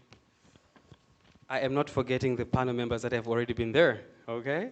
So I'm just going to mention their names. You give them a round of applause because we're welcoming you back, right? So we have Oliver Mueller. Round of applause. Then we have Isaiah Prakash. Yes. Then we have Siddharth Mutu. Then we have Dr. Christoph. And Sarah Tandal. Mary. And we have Vasundra. Okay. I'm leaving this for you now, Charlene. Thank you so much. So the next sector is about education. And so it's about alternative education and how would you dare to change or to walk out of what is normal or ordinary? Yeah? Are you asking me this question? I am asking you. I will do the whole night. Ladies and gentlemen, she has started this. It's a flame. Now, coming to Kanthari, I learned about alternative education. How is that? Because here, basically, we do experiential learning. Now, I want to tell you a little bit about how I do this at home. Okay. Yes. I also have a project back at the farm for young students. Okay, I don't know how to call them students, basically, but participants. Yeah. Yes. After Kanthari, it's no more students. Yeah, Participants. participants. So we have participants back at home who basically failed in the mainstream education. They failed because we all understand mainstream education is one size fits all. Size 6 for you. You better walk in it. You see, that's how it goes. But now with experiential learning and how we design it is to see what are the skills, what is it actually that you are passionate about. Then we focus on that. Do you want to be a pilot? For the very first time, we have participants at the farm learning about aviation, seeing how a simulator works, seeing how an aeroplane can actually take off. So this is basically, I don't know, radical. This is amazing. Lovely. I think so. That's lovely. You say some more?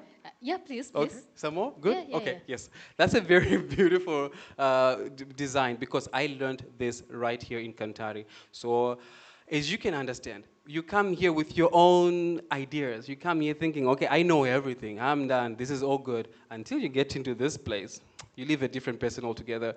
The words that we used to use when we were out there, they change. You completely change. You don't want to use things anymore. No. Paul does not like the word things, by the way, right there. Easy. Say, oh my gosh, Paul, I need to fix things. It's like, what is things? Easy now on that. So once you come here, there are words, there are actions that you actually change. You go back home, a new person altogether. Did I answer you, Charlene?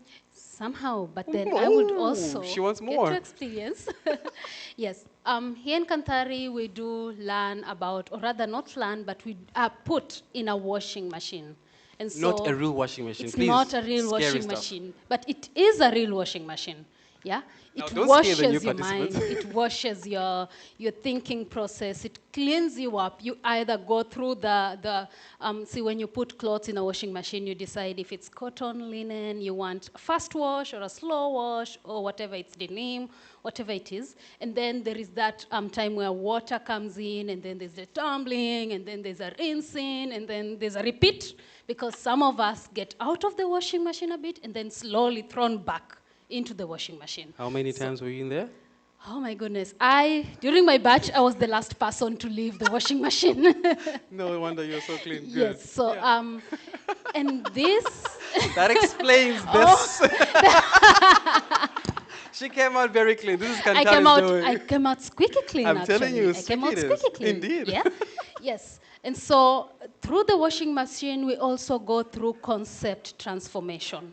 And here you are being asked questions. In the washing machine, you're being asked questions about why you're here, question about who you are, why you think you're the right person to take the action you're taking, why you think these are the right participants you want to work with, the right beneficiaries you want to work with, the right target group you want to target.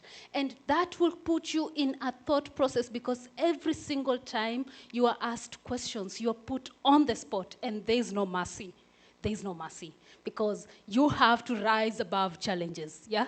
Kanthari's rise above the challenge. And so all those questions from all the catalysts, and catalysts are not teachers, they are more of mentors. They help us think. They help us come up with ideas, like clean up the ideas that we have. And so you get to have a very clear vision of what you want to do, one that is related to you, one that you're passionate about, one that creates real change, and one that you would do. And sometimes I do make jokes with my friends and say, oh my goodness, I found something that will kill me. Yeah? Because I am willing to follow my passion all through the end. And so concept transformation is where now you come about alternative education. And the next sector, the next speakers that we are going to hear about for this sector are going to tell us about how they change their concepts, how they create impact, or how they plan to create impact.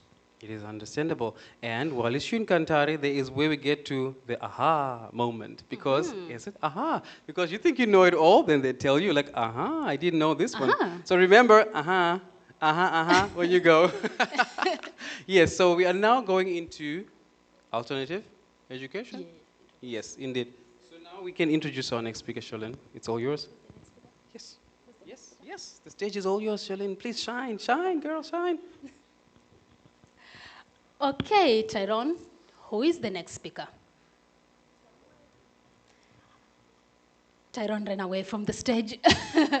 Okay, now the next speaker comes from the western part of Africa, and he is mostly talking about how people should stay and create impact wherever they are. And he trains that, he brings about a different change. How do you see impact, or how do you see the importance of you building your own home? And coming on stage is Samuel Okaful from Ghana. Thank you.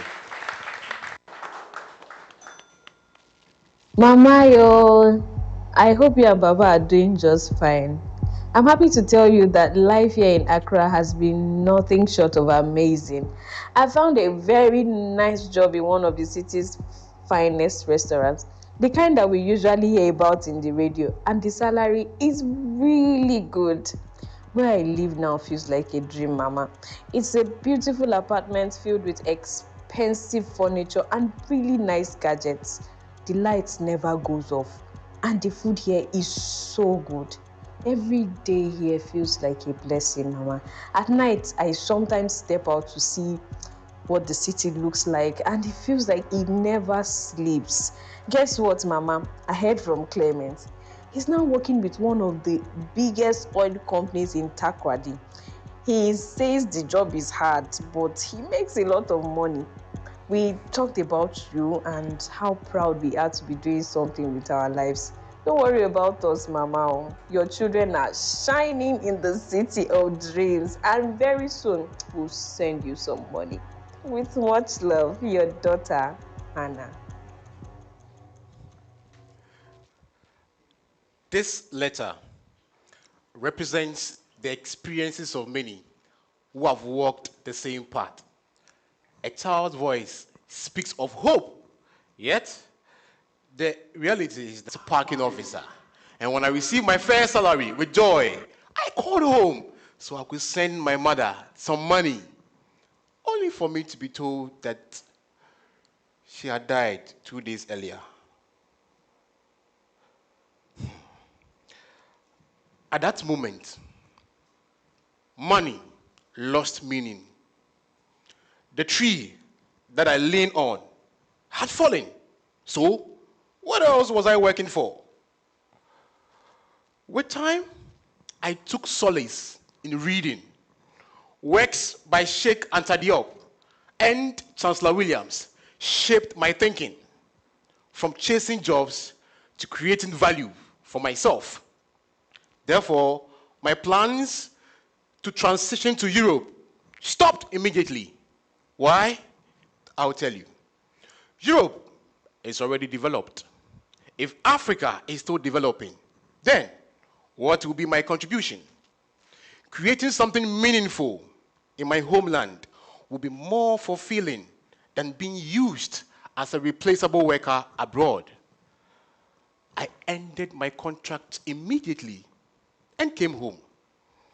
At the airport, it started raining whilst we were exiting. So midway, I asked the taxi driver to pull over. I stepped out of the vehicle and stood in the rain until I was all drenched, even with my passport in my hand. When I returned to the taxi, he asked me why I did that, and I told him, bro, where I had traveled to, we hardly saw rain. We both laughed and journeyed on. My coming home was never met with a victory clap. No, there were cold stares, whispers, and silent judgment.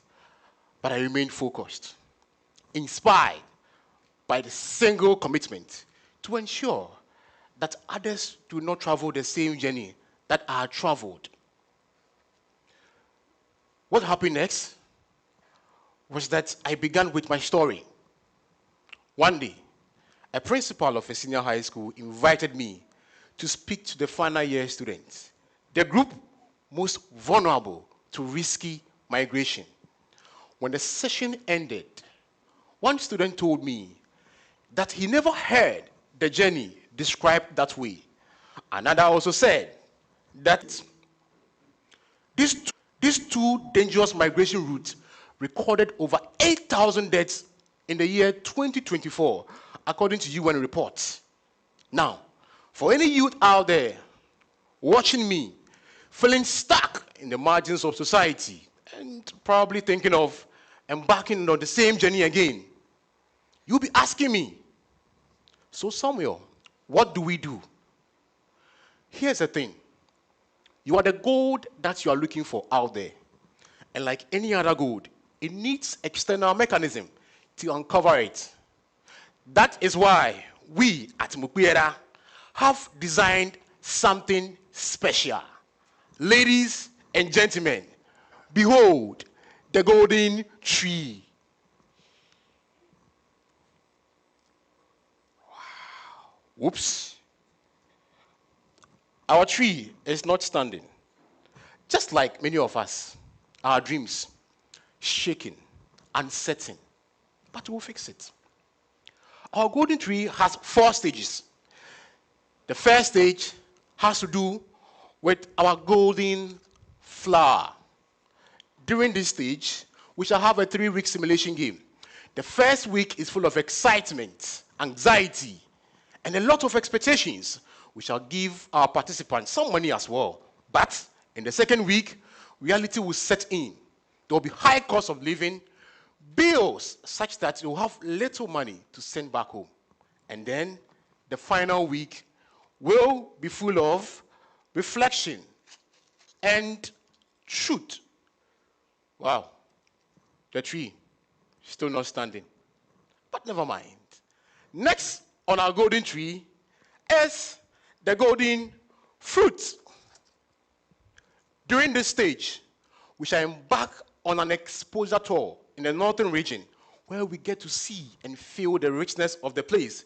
And most importantly, visit businesses that are doing so well, where the leaders show us how they've been able to make it, showing that you can make it without risking your life.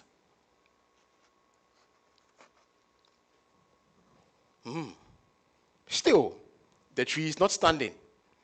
What could be missing? The roots. Next on our golden tree is the golden root. During this stage, we shall pour in the best of our skills, which is digital skills. We believe that with the advent of technology, the gap between the north and south can be bridged. And also, we shall teach entrepreneurship and climate-friendly agriculture. Ladies and gentlemen, voila! Finally, our tree is standing. But there's one more component missing, which is our golden leaves. When the wind blows, it sends the leaves to different directions. That is how our participants will be. With the knowledge that they have gained, they will fall off from the golden tree and go out and then glow.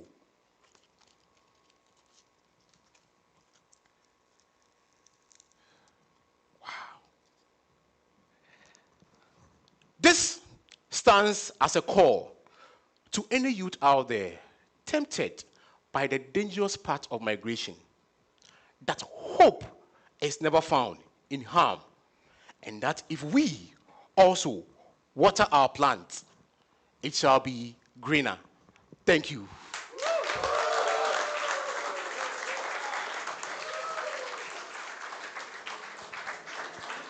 Thank you, thank you, thank you. Thank you, Samuel. That's amazing, that's amazing. We now go straight to Q&A, and I would like to check, Rohin, if we have an online question for our panel members. Yes, thank you, Tyrone. Thank you, Samuel. We have in online, we have Mary and Sarah. Mary, you want to go first? Yes, yes, yes. Samuel, that was a beautiful presentation. Thank you. I have 2 questions for you. Okay. Question 1 is, how will you find your beneficiaries? And number 2 is, If after your training, a youth comes to you and tells you they still want to go abroad, what would be your reaction? And would you still have considered your project a success? If yes or no, why? Thank you, Mary, for the question. Um, so I'll start with the second one. Um, in every event, we can measure the success rate, and you hardly record or maybe succeed about 100%. What we intend to do is that it is not so much focused about whether or not you migrate in the first place, because movement or migration is a natural movement. So whether or not you migrate is not the issue.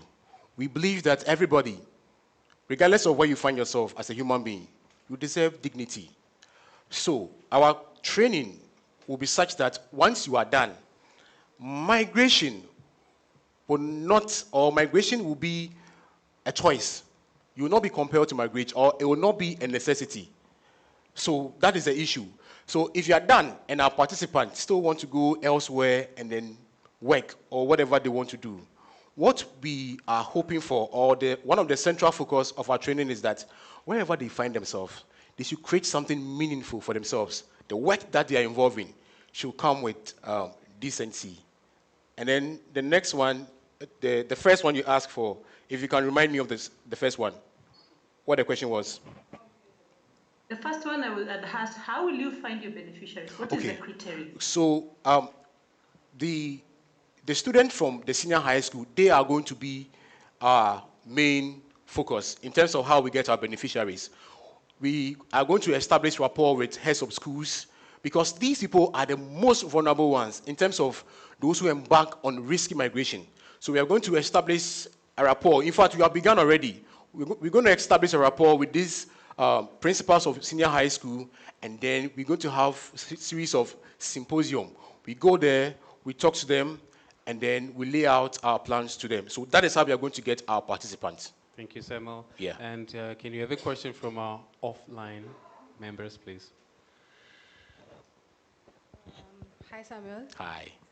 So, I was just curious, do girls migrate there to other international states, like countries? Yes, they do.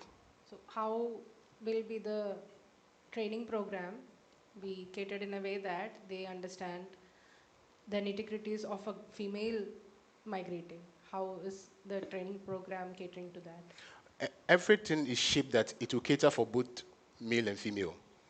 I mean, regardless of your sex, the program is designed that, because if you look at what we are teaching entrepreneurship. We are teaching climate-friendly agriculture. And our biggest tool that we are using is ICT. We believe that with the advent of it, the gap between the North and the South can be bridged. And regardless of whether you are a boy or you are male or female, we believe that each of them can attain the same height. So that's how we're going to go by. Yeah. Thank you, Samuel, and your presentation was really good, and migration is something that we should definitely be tackling. Yeah. So I just have one question on, you're talking on entrepreneurship, yes, but then out of 100 people, only one might actually want to become an entrepreneur. So what about the remaining 99 who, are you looking at some way of giving them a life skill training, or have you considered some other areas of work for them? Yeah, a lot. I mean, in modern times, we believe the internet is a revolutionary when it comes to technology. So anyone with an IT skill is already in the job market, or it's somebody who is being sought after already. There's a lot of work that we can do. Where we come from, particularly the sub-Saharan African continent, I know most of us are chasing jobs here and there. Yes, we are short of jobs, but we are not short of products. We have a lot to sell. So we are going to leverage on that. Yeah. So Thank you. I just have two comments on that. So one is, you could probably think about training on, let's say, hospitality or something, which so that people stay back in your own country. Please come again. You could probably explore something in the hospitality industry. Okay. Or let's say some kind of electrical training, those kind of things where people get to stay back in your own country. Okay. The second thing is, you've gone through some very, I would say hard experiences which has brought you over here. Yes, please. Now, you've been in a strong position to kind of recover from whatever you've gone and think about a positive side. maybe also set up a, let's say, labor line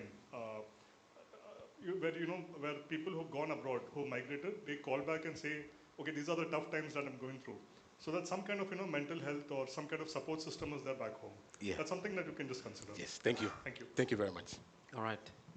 Do you have another question for online members, Rohin? Yes, thank you, Darren. Sarah, you want to ask the next question? Yes. Samuel, great presentation. I wanted to ask that, many like you are gonna teach your beneficiaries about the digital skills also, right? Yes, so, but many of the digital programs, they might fail because you might learn the skills, but they might not have the job opportunities, right? So how are you gonna link your training to the real income opportunities? Um, I don't know what you mean by they might not or they may not get job opportunities. With anybody today, anybody with a digital school tool, to the best of my knowledge, there are even countries that are even creating ministers or ministerial portfolios for technology because we know that that is where the world is going. If you check online, there are a lot of jobs.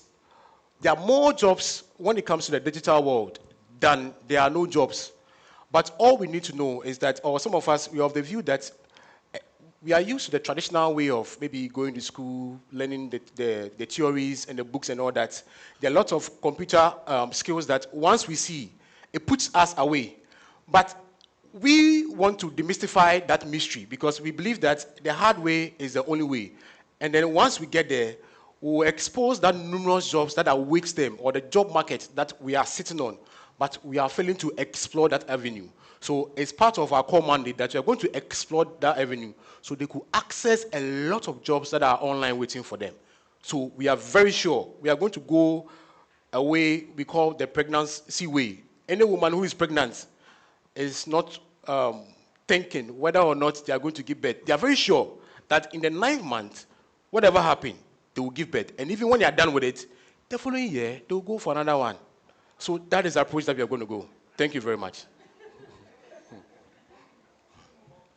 And are you also going to partner with local government, schools, or community for running your program smoothly? Yes, please. I'm going to do that. And if I can explain also. Can I? Thank you very much, Samuel. We'll send you the questions. I want 1 minute. We don't have time, sorry. Thank you very much.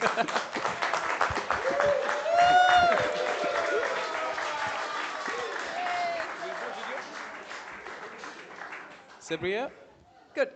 The next film is about Karthikeyan from Tamil Nadu. He was here in 2012, and he lived in an orphanage for a long, long time, and he figured out that, and the orphanage had children with and without disabilities, and he figured out that the children with disabilities actually had no place to go afterwards.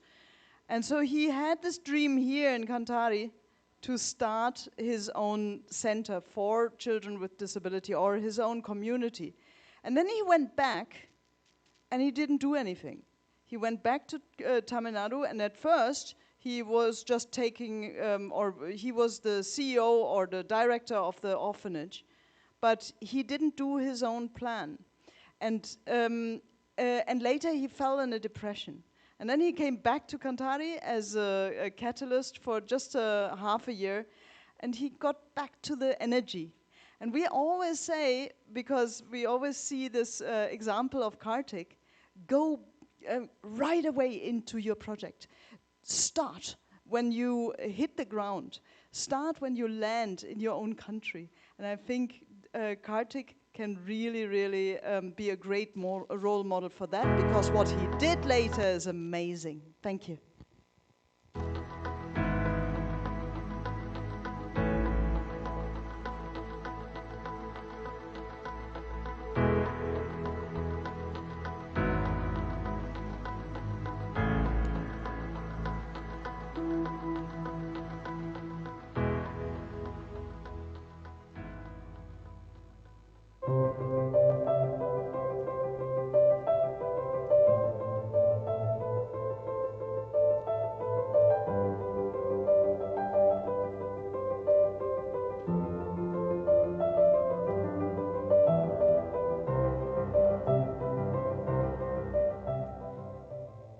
SISTI founded in the year of 2013 with the intention to create an inclusive space for the young adult with intellectual disability to live, learn, work, generate income, and lead an independent and dignified life.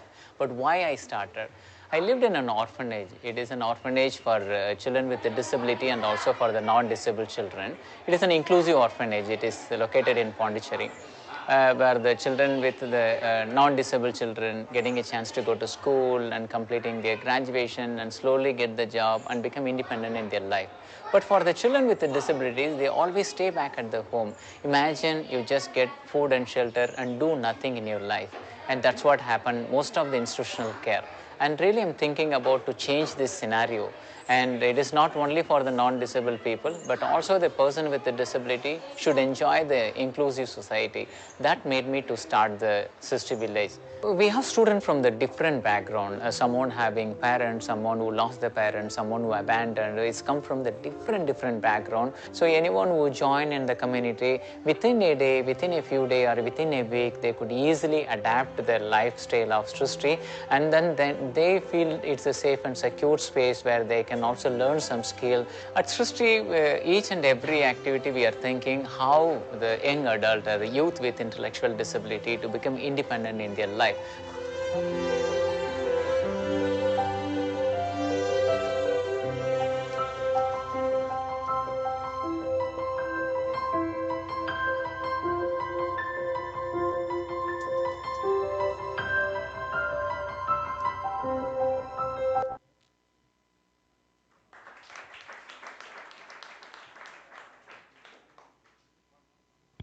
Okay, thank you very much.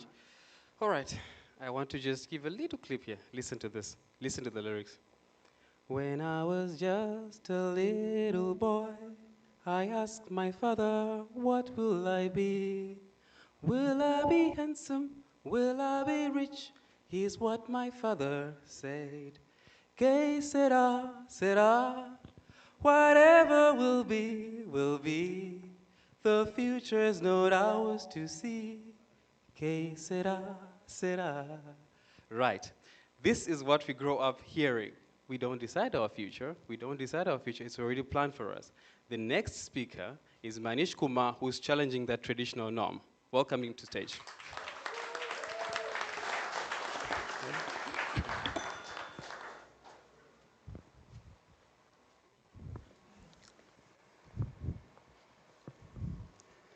What do we call this in our country? In north of India, we call it Palna. But honestly, it often becomes a career-deciding platform. Sounds funny, right? This cradle becomes the starting point of a script the child never agreed to perform. In our culture, a child is born free, but raised imprisoned by expectations. Before the child can even open his eyes fully, futures are whispered into his ears.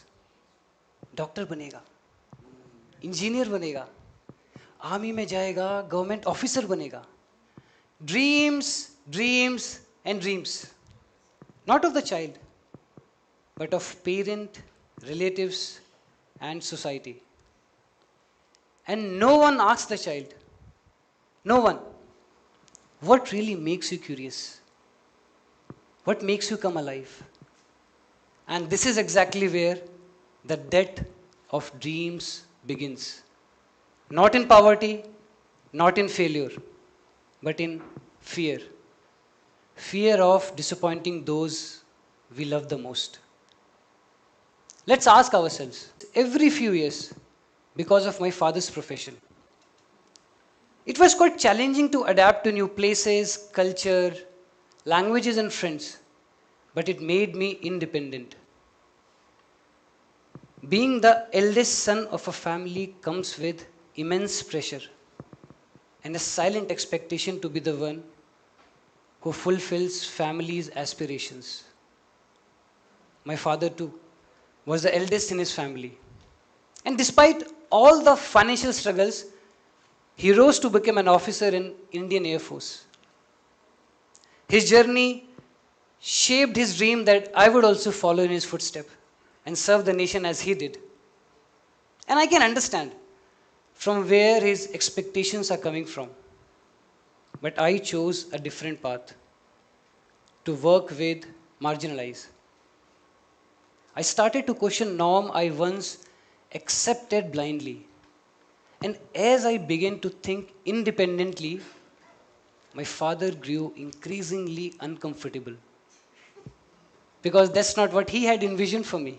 Even though it was rooted in the very values he hoped I would learn.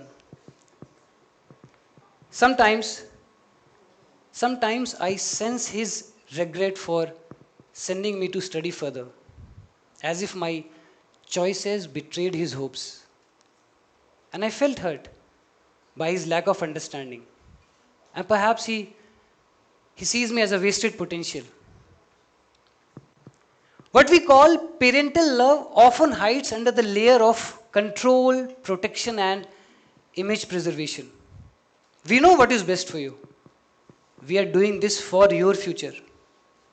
What will people say if you fail? These are not just sentences. These are emotional handcuffs. What starts as care slowly becomes a cage. This overprotection paralyzes children. They grow up without the tools to decide for themselves, to take ownership of their failure, and to explore who they really are. Parents want to keep their children close, but unknowingly, they push them away. And all of this is happening when both the generations stare into an equally uncertain future. Let me show you something.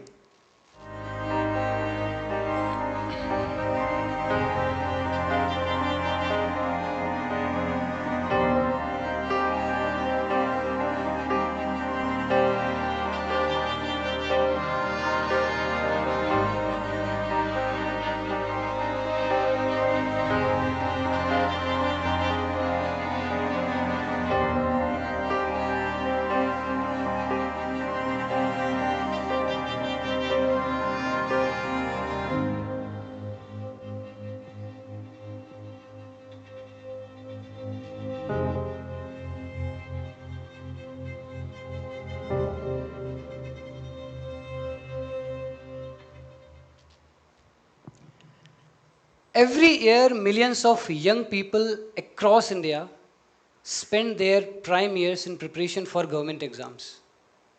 Exams that by design can only employ a fraction, less than 1%. And yet, the race continues, generation after generation. This is not just a statement of failed aspirations. It is a reflection of something deeper, of a society that measure the worth of a child in jobs, titles, not potential. In a welfare state like India, public education was meant to be a great equalizer, a great equalizer. But today, it functions more like a sorting mechanism, one that filters, ranks, and excludes. Children are taught what to think, not how to think. Learning has been reduced to grades and curiosity has been replaced by competition. The result is a generation that doesn't know how to decide for itself. This is not just an education crisis. It is a relationship crisis as well, between parents and children, between learning and living. Now for a moment, just imagine a society where children are not treated as trophies. Failure does not bring family shame, and homes foster dialogue, not judgment. Wouldn't that free both the generations from the emotional burden and nurture them into more confident, healthy, and purpose-driven individuals?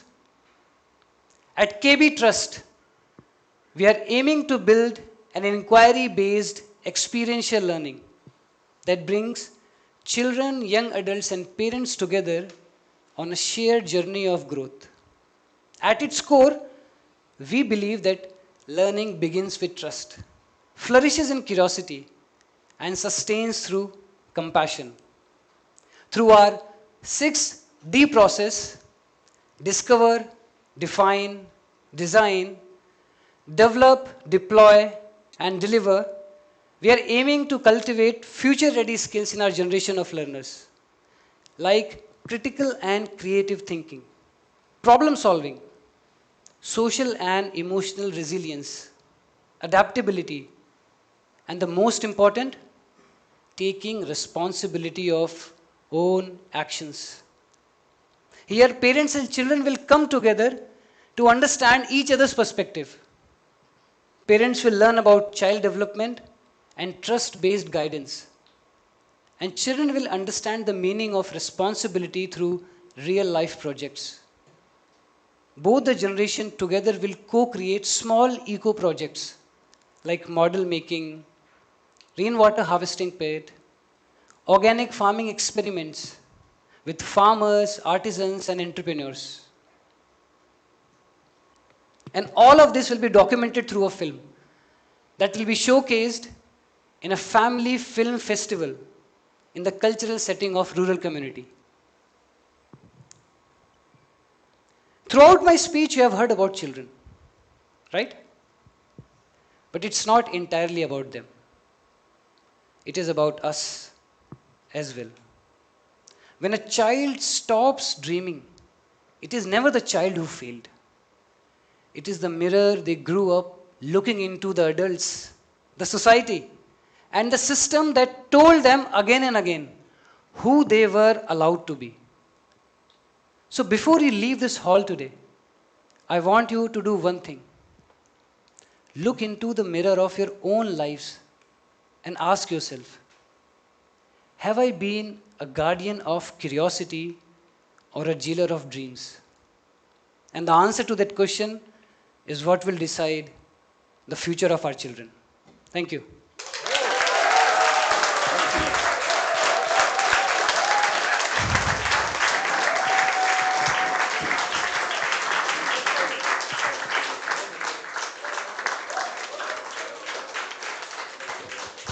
Okay. I was so excited I forgot that I have to say something here. Oh my goodness. Congratulations, Manish. That was Thank very you. nice.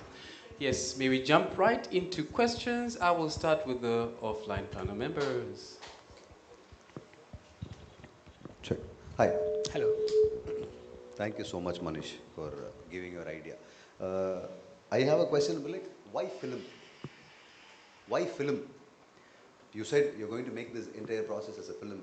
Yes. And why film? I mean, like, how many of them you're going to add it in the film? How are you going to structure the film? I mean, like, I really don't, I mean, the whole process that I'm able to stick on with you. When you said film, I was like, okay, he's going to record it and give it. So film is a whole new different process. Whatever you're doing here is a complete your work. And film is going to be another set of a different process. How are you going to integrate this both? And why film again? This same question still exists. The way cultural settings are designed in northern India, they're very much confined behind the walls. And it is not really easy to talk about these things. So if I document this through a film and showcase, it will spark a discussion. If I create role models, a discussion will be sparked in the community that if a couple of people are encouraged to come forward and showcase the struggle of their life, then more people can be approached to share the same thing and maybe the whole cycle can be broken. Okay. Do we have another question from offline? Yes, please go ahead. Thank you. Thank you very much. To me, it was very emotional with the healing part in families. I felt a lot of energy from your side for that part as well. And the outcome that someone might be with less shame following its own career is only one thing that comes out of like healing that relationship between parents and kids, what I felt. So where is your heart really beating on that? Is it really on that career freedom for career choice, or is it more on that like healing of families? I would say we cannot see these two things in isolation. Yeah. These are very much interlinked. When a child takes birth in a family, for the initial 6 years, it stays with the parents, right? And that's the part where the cognitive brain of the child developed the most. But in the growing years, because of the conformity of the society and parental pressure, everything gets very complex and mixed. And the education system and society does not really encourage alive minds, because then they are going to question things. But since I have personally faced a strain in relation with my father, and he's also sitting here, and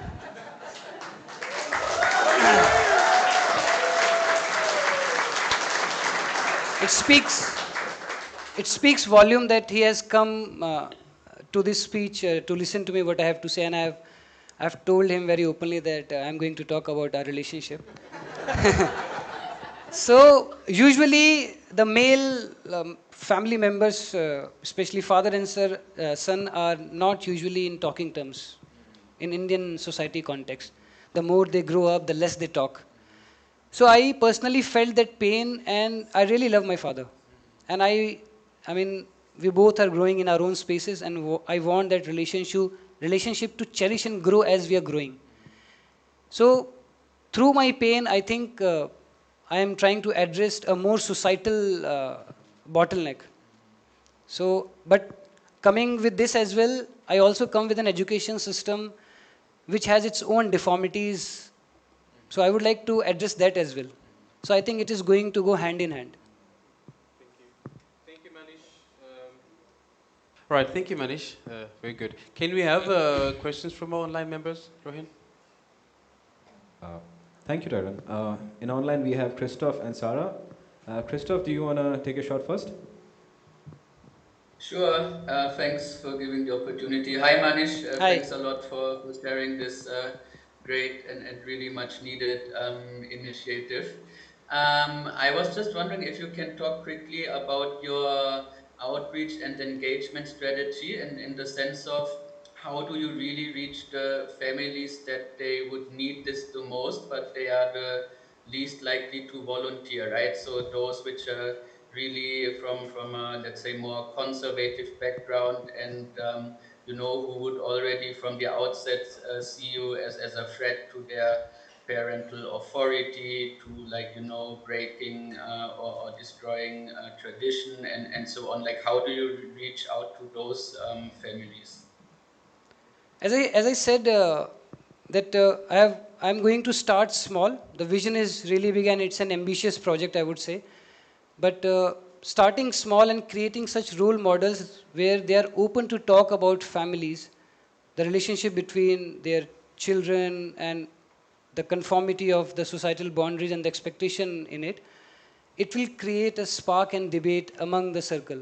That if someone can take such courage to share their experiences, to deal with their fears, and come out with it, because both the families and children understand this thing, that the conventional pathways are not really addressing the issues which are existing right now. Thank you, Manish. Rohin, can we have one more online, please? Yes, Sarah, you want to ask a question? Yes, yes. Manish, what is the duration of your program? Initially, I have designed a 6 month program. Okay. Yeah. So during your program, there are chances that parents are very much emotional, and also they say that in your program that okay, we will support our child education, but when they go in their life back, or there are uncertainties, their decision might change, or they start pressurizing or telling the child that you are useless, or do what we say you to do. Then what do you do? I think that is a risk we have to take into consideration, and every initiative has its own risk when you start. But there is a deep lack of dialogue between both the generations, so we have to start from somewhere. Okay, great. Yes, it's back to you. Yes, it's back to you. Like, it's just a practical. Have you ever tried this with your father? Have you ever switched? Good. Then. Have you ever switched the role? I mean, like you were saying that you're going to switch the roles. Parent is going to be the student, or student son or daughter going to be the parents. Have you ever switched the same thing with your father? I mean, like, is that worked out for you? Let me put it this way.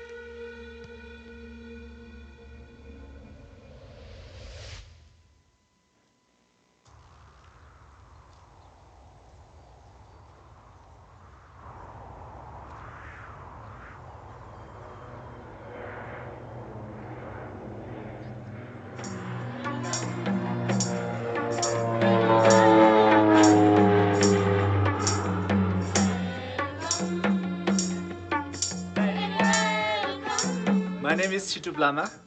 I'm from one of the most remote districts of Nepal, Humla.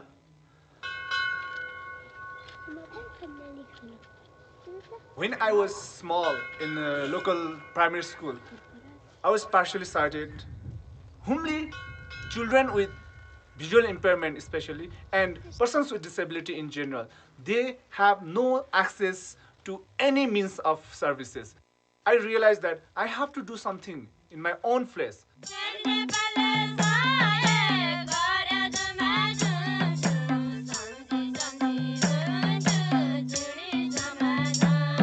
On the basis of skills that I received from the inspiring training of Kanthari, I started Head Nepal in 2011. We went throughout the villages and identified children with visual impairment limited at their home. And we had trainings of daily living skills and braille reading and writing. We also include the parents of the children as well. They even don't have idea about how to grow up their young child with visual impairment. Well, May 2012, we started a residential training center. Here we have now 20 children, so they can build their confidence together.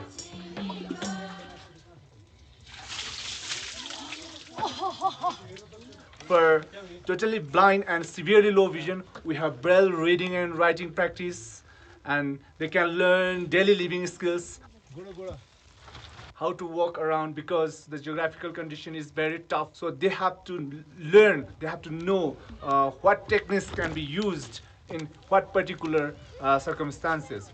Along with that, they are getting computer training. The extracurricular activities like sports, music, and drawings like that. मेरो नाम Lakshmi Sai.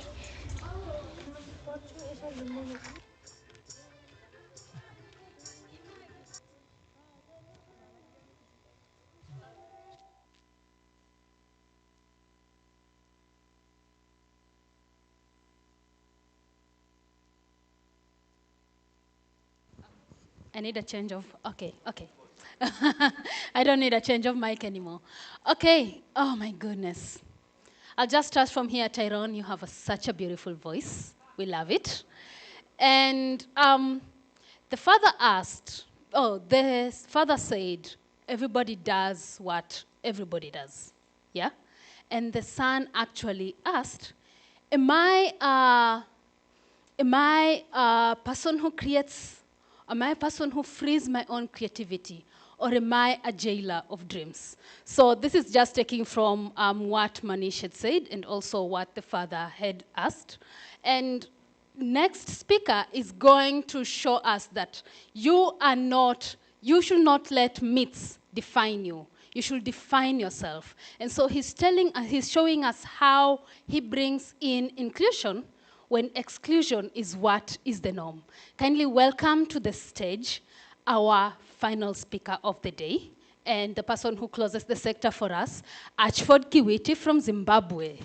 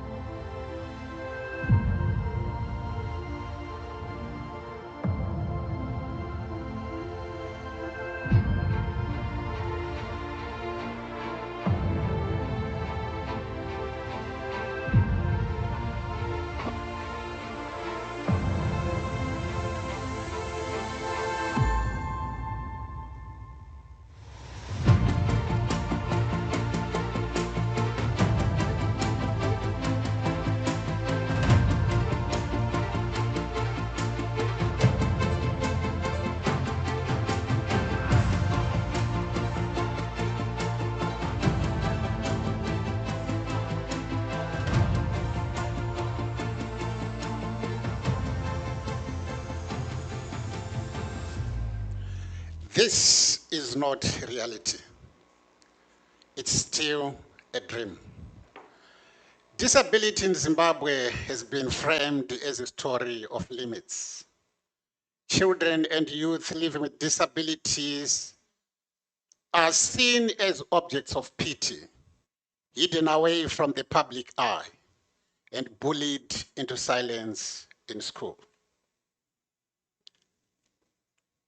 Long before love found me, I was a boy born into a world that did not know how to love people with disabilities.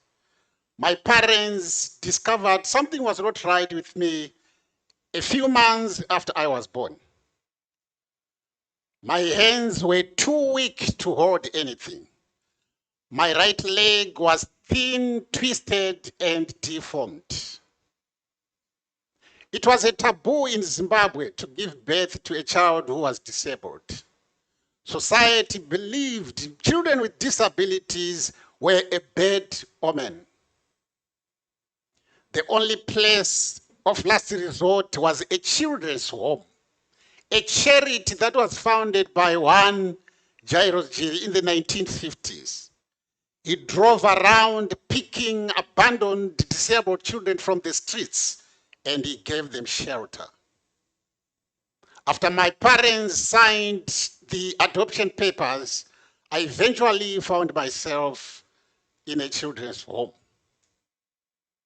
So I was separated from my mother at the age of 1.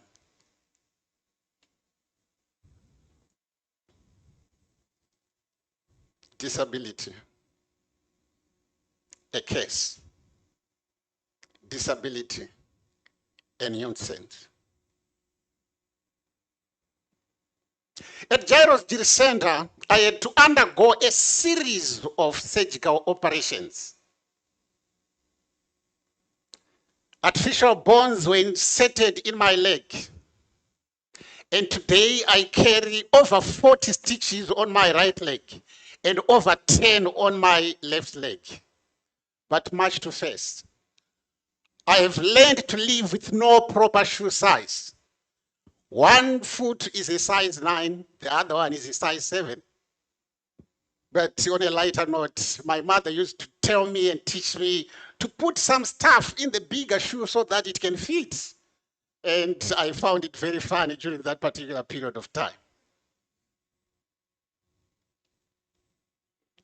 So later on, Jairus Giri became my father. In fact, he was my second father.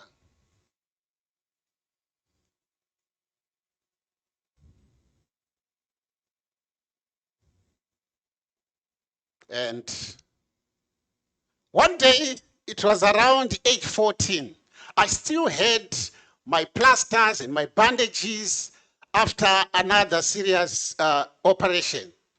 2 women came to our children's home.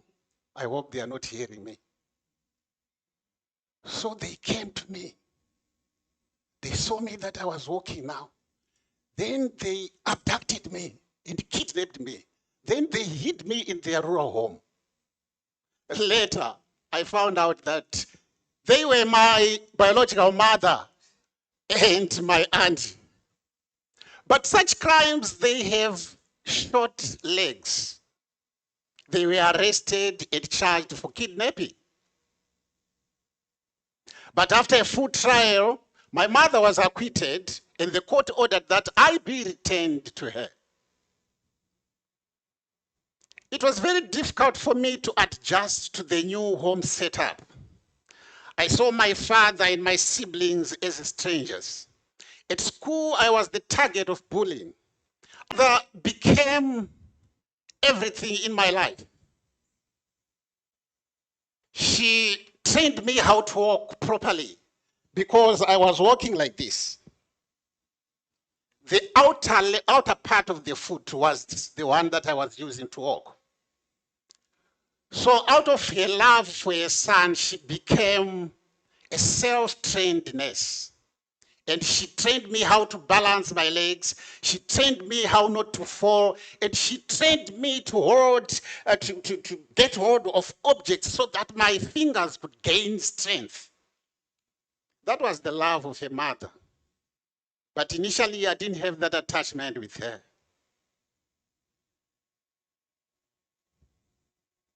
Then as I was becoming an adult, I felt a strong desire in my heart to adopt. I wanted to help marginalized orphans. So from the year 2000, I started to adopt, and I adopted 12 orphans. Up to today, I'm still taking care of those children under my roof. But that was not enough. I felt another strong desire to repay the debt of gratitude that was shown to me by Jairus Jiri, just to say thank you for saving my life. Then I founded Zimbabwe Anti-Bullying Society in 2014. All over the world, people are talking about inclusive education. It's a very brilliant mind, very interesting to listen to. But does it really work? We are simply taking disabled learners and force them to fit into a system that was never designed with their needs in mind.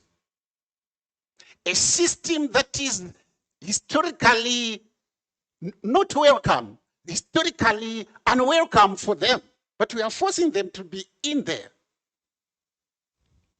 What we need now is to create a world which is more inclusive. And we have to start by creating a system around the needs of children who are living with disability, first and foremost with all its tools and methods. Then we take non-disabled learners into it. This is reversed inclusion. A system that does not accommodate disability as an afterthought.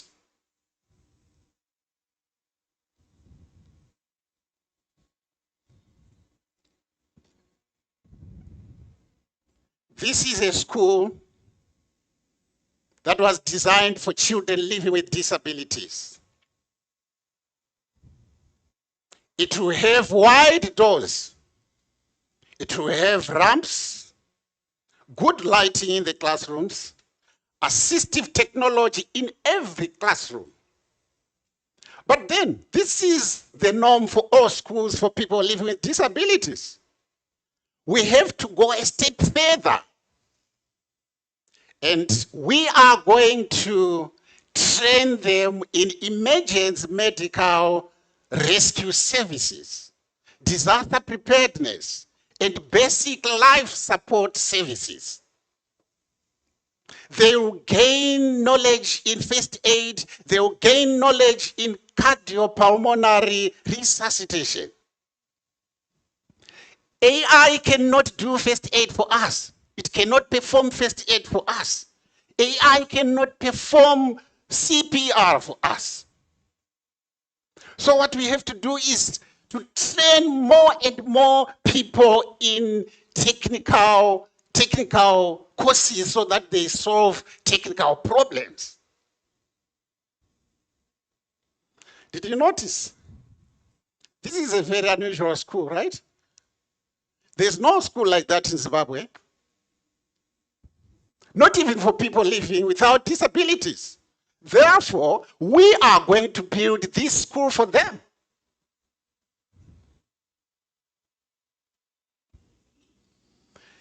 In our school, we are going to build repair workshops so that every learner, despite their ability or inability, will be empowered with life orientation skills for sustainable development and for independent living.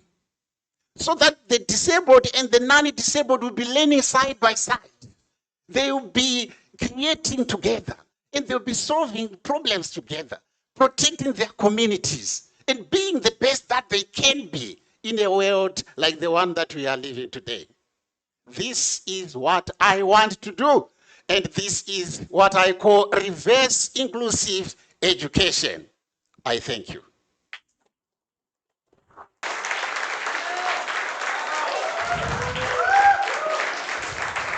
Okay, all right.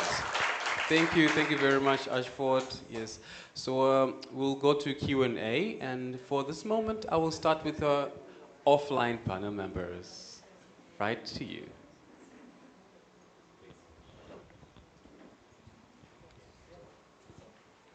Hello, Archford. Good evening.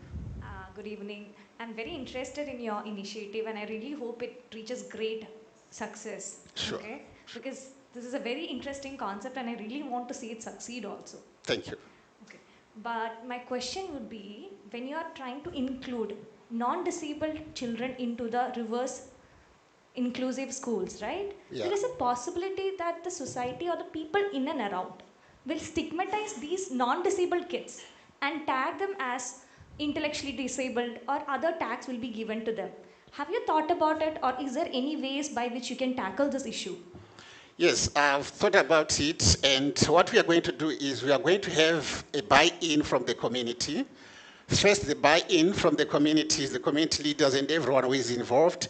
Then second, we are going to conscientize the families who are living with people with disabilities on why and how we are taking their children for this particular initiative. So I hope they will be able to understand our concept.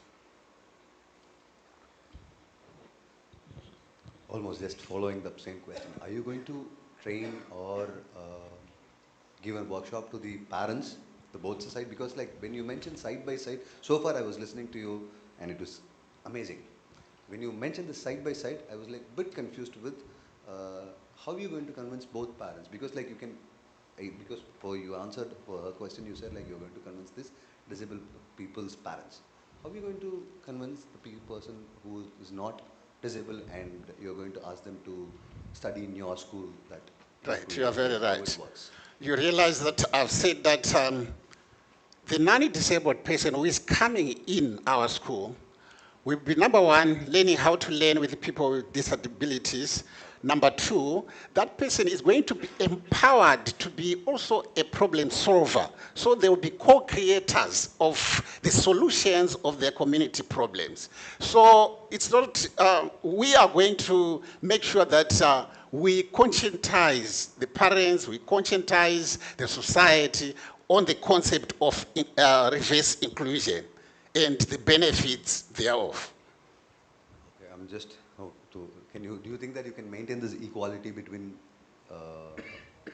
who is disabled and non-disabled? Equality will come on the premise of how you treat them, because they have eyes to see.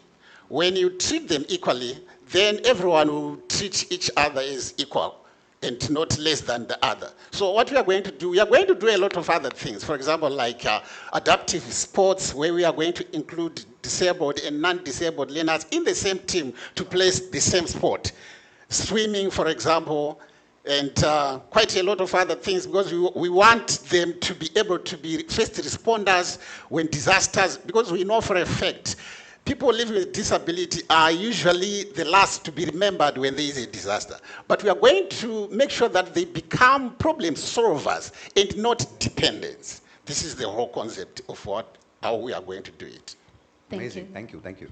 Thank you so much. Rohin, do we have questions from the online panelists? Yes, Charlene, thank you. Archford, thank you so much. We have Sarita joining us online. Sarita, can you ask your question, please? Yes. Yes. Hi. Hi.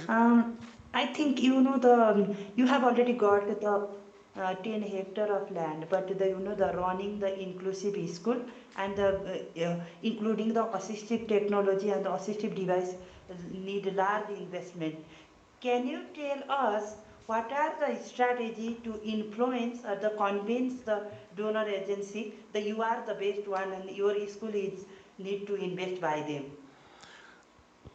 At the moment, we are going to be the first Zimbabwean school, the first model school of that nature.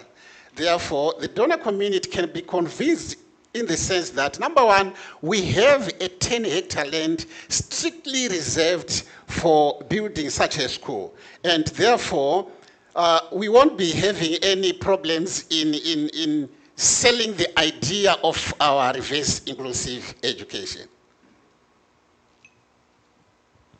Okay. Do we have any other question online, Rowan? Yes. Vasundhara, do you want to go next? Yeah. So are you dealing with any specific category of disability or you are including all categories of disabilities? So far we are aiming at the physically challenged, the intellectually challenged, and the visually challenged. So it's more or less the same. Sorry? Yeah, continue. Okay, I was saying because we are targeting from age 6 up to 18. Age 6, they will be learning a hybrid of the type of education. They will follow the national curricula and then the one that we are going to offer.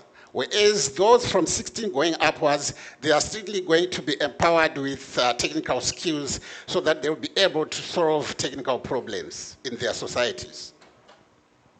Okay. Technical skills means what kind of skills? Can you mention few of them? Sorry, can you repeat your question? Technical skills, what kind of technical skills? Can you mention few of them? Okay. The technical skills that we are talking about, we are starting from ICT, we are talking of fashion designing, and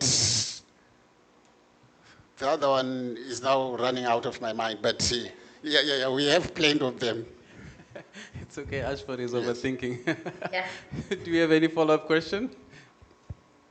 Yes, and one more thing, in Zimbabwe, that economical conditions very fluctuating, right? Yes. So when you are building that inclusive thing, what is your long-term sustainability things? Because you are building assistive tech and there is lack of, trainers also. So how can you face these challenges? In as far as economic challenges are concerned, we are thinking to introduce, because we'll be having an emergency medical vehicle that will be used to transport community members to and from major hospitals. We can use that one to get something out of it so that the project can be sustained. Number two, we are also going to build an auditorium that we can give the community to hire from time to time, and I think that will also contribute to the sustainability of the project. Okay, thank you very much, Archford. Thank you very much.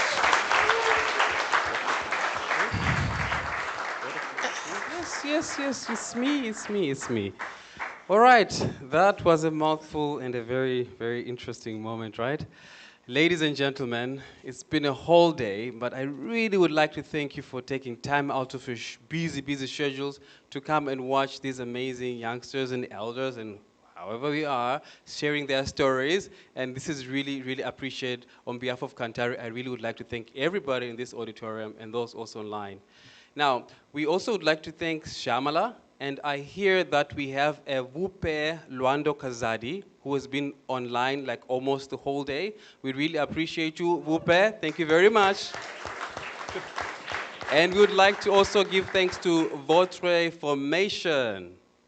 Round of applause. Round of applause.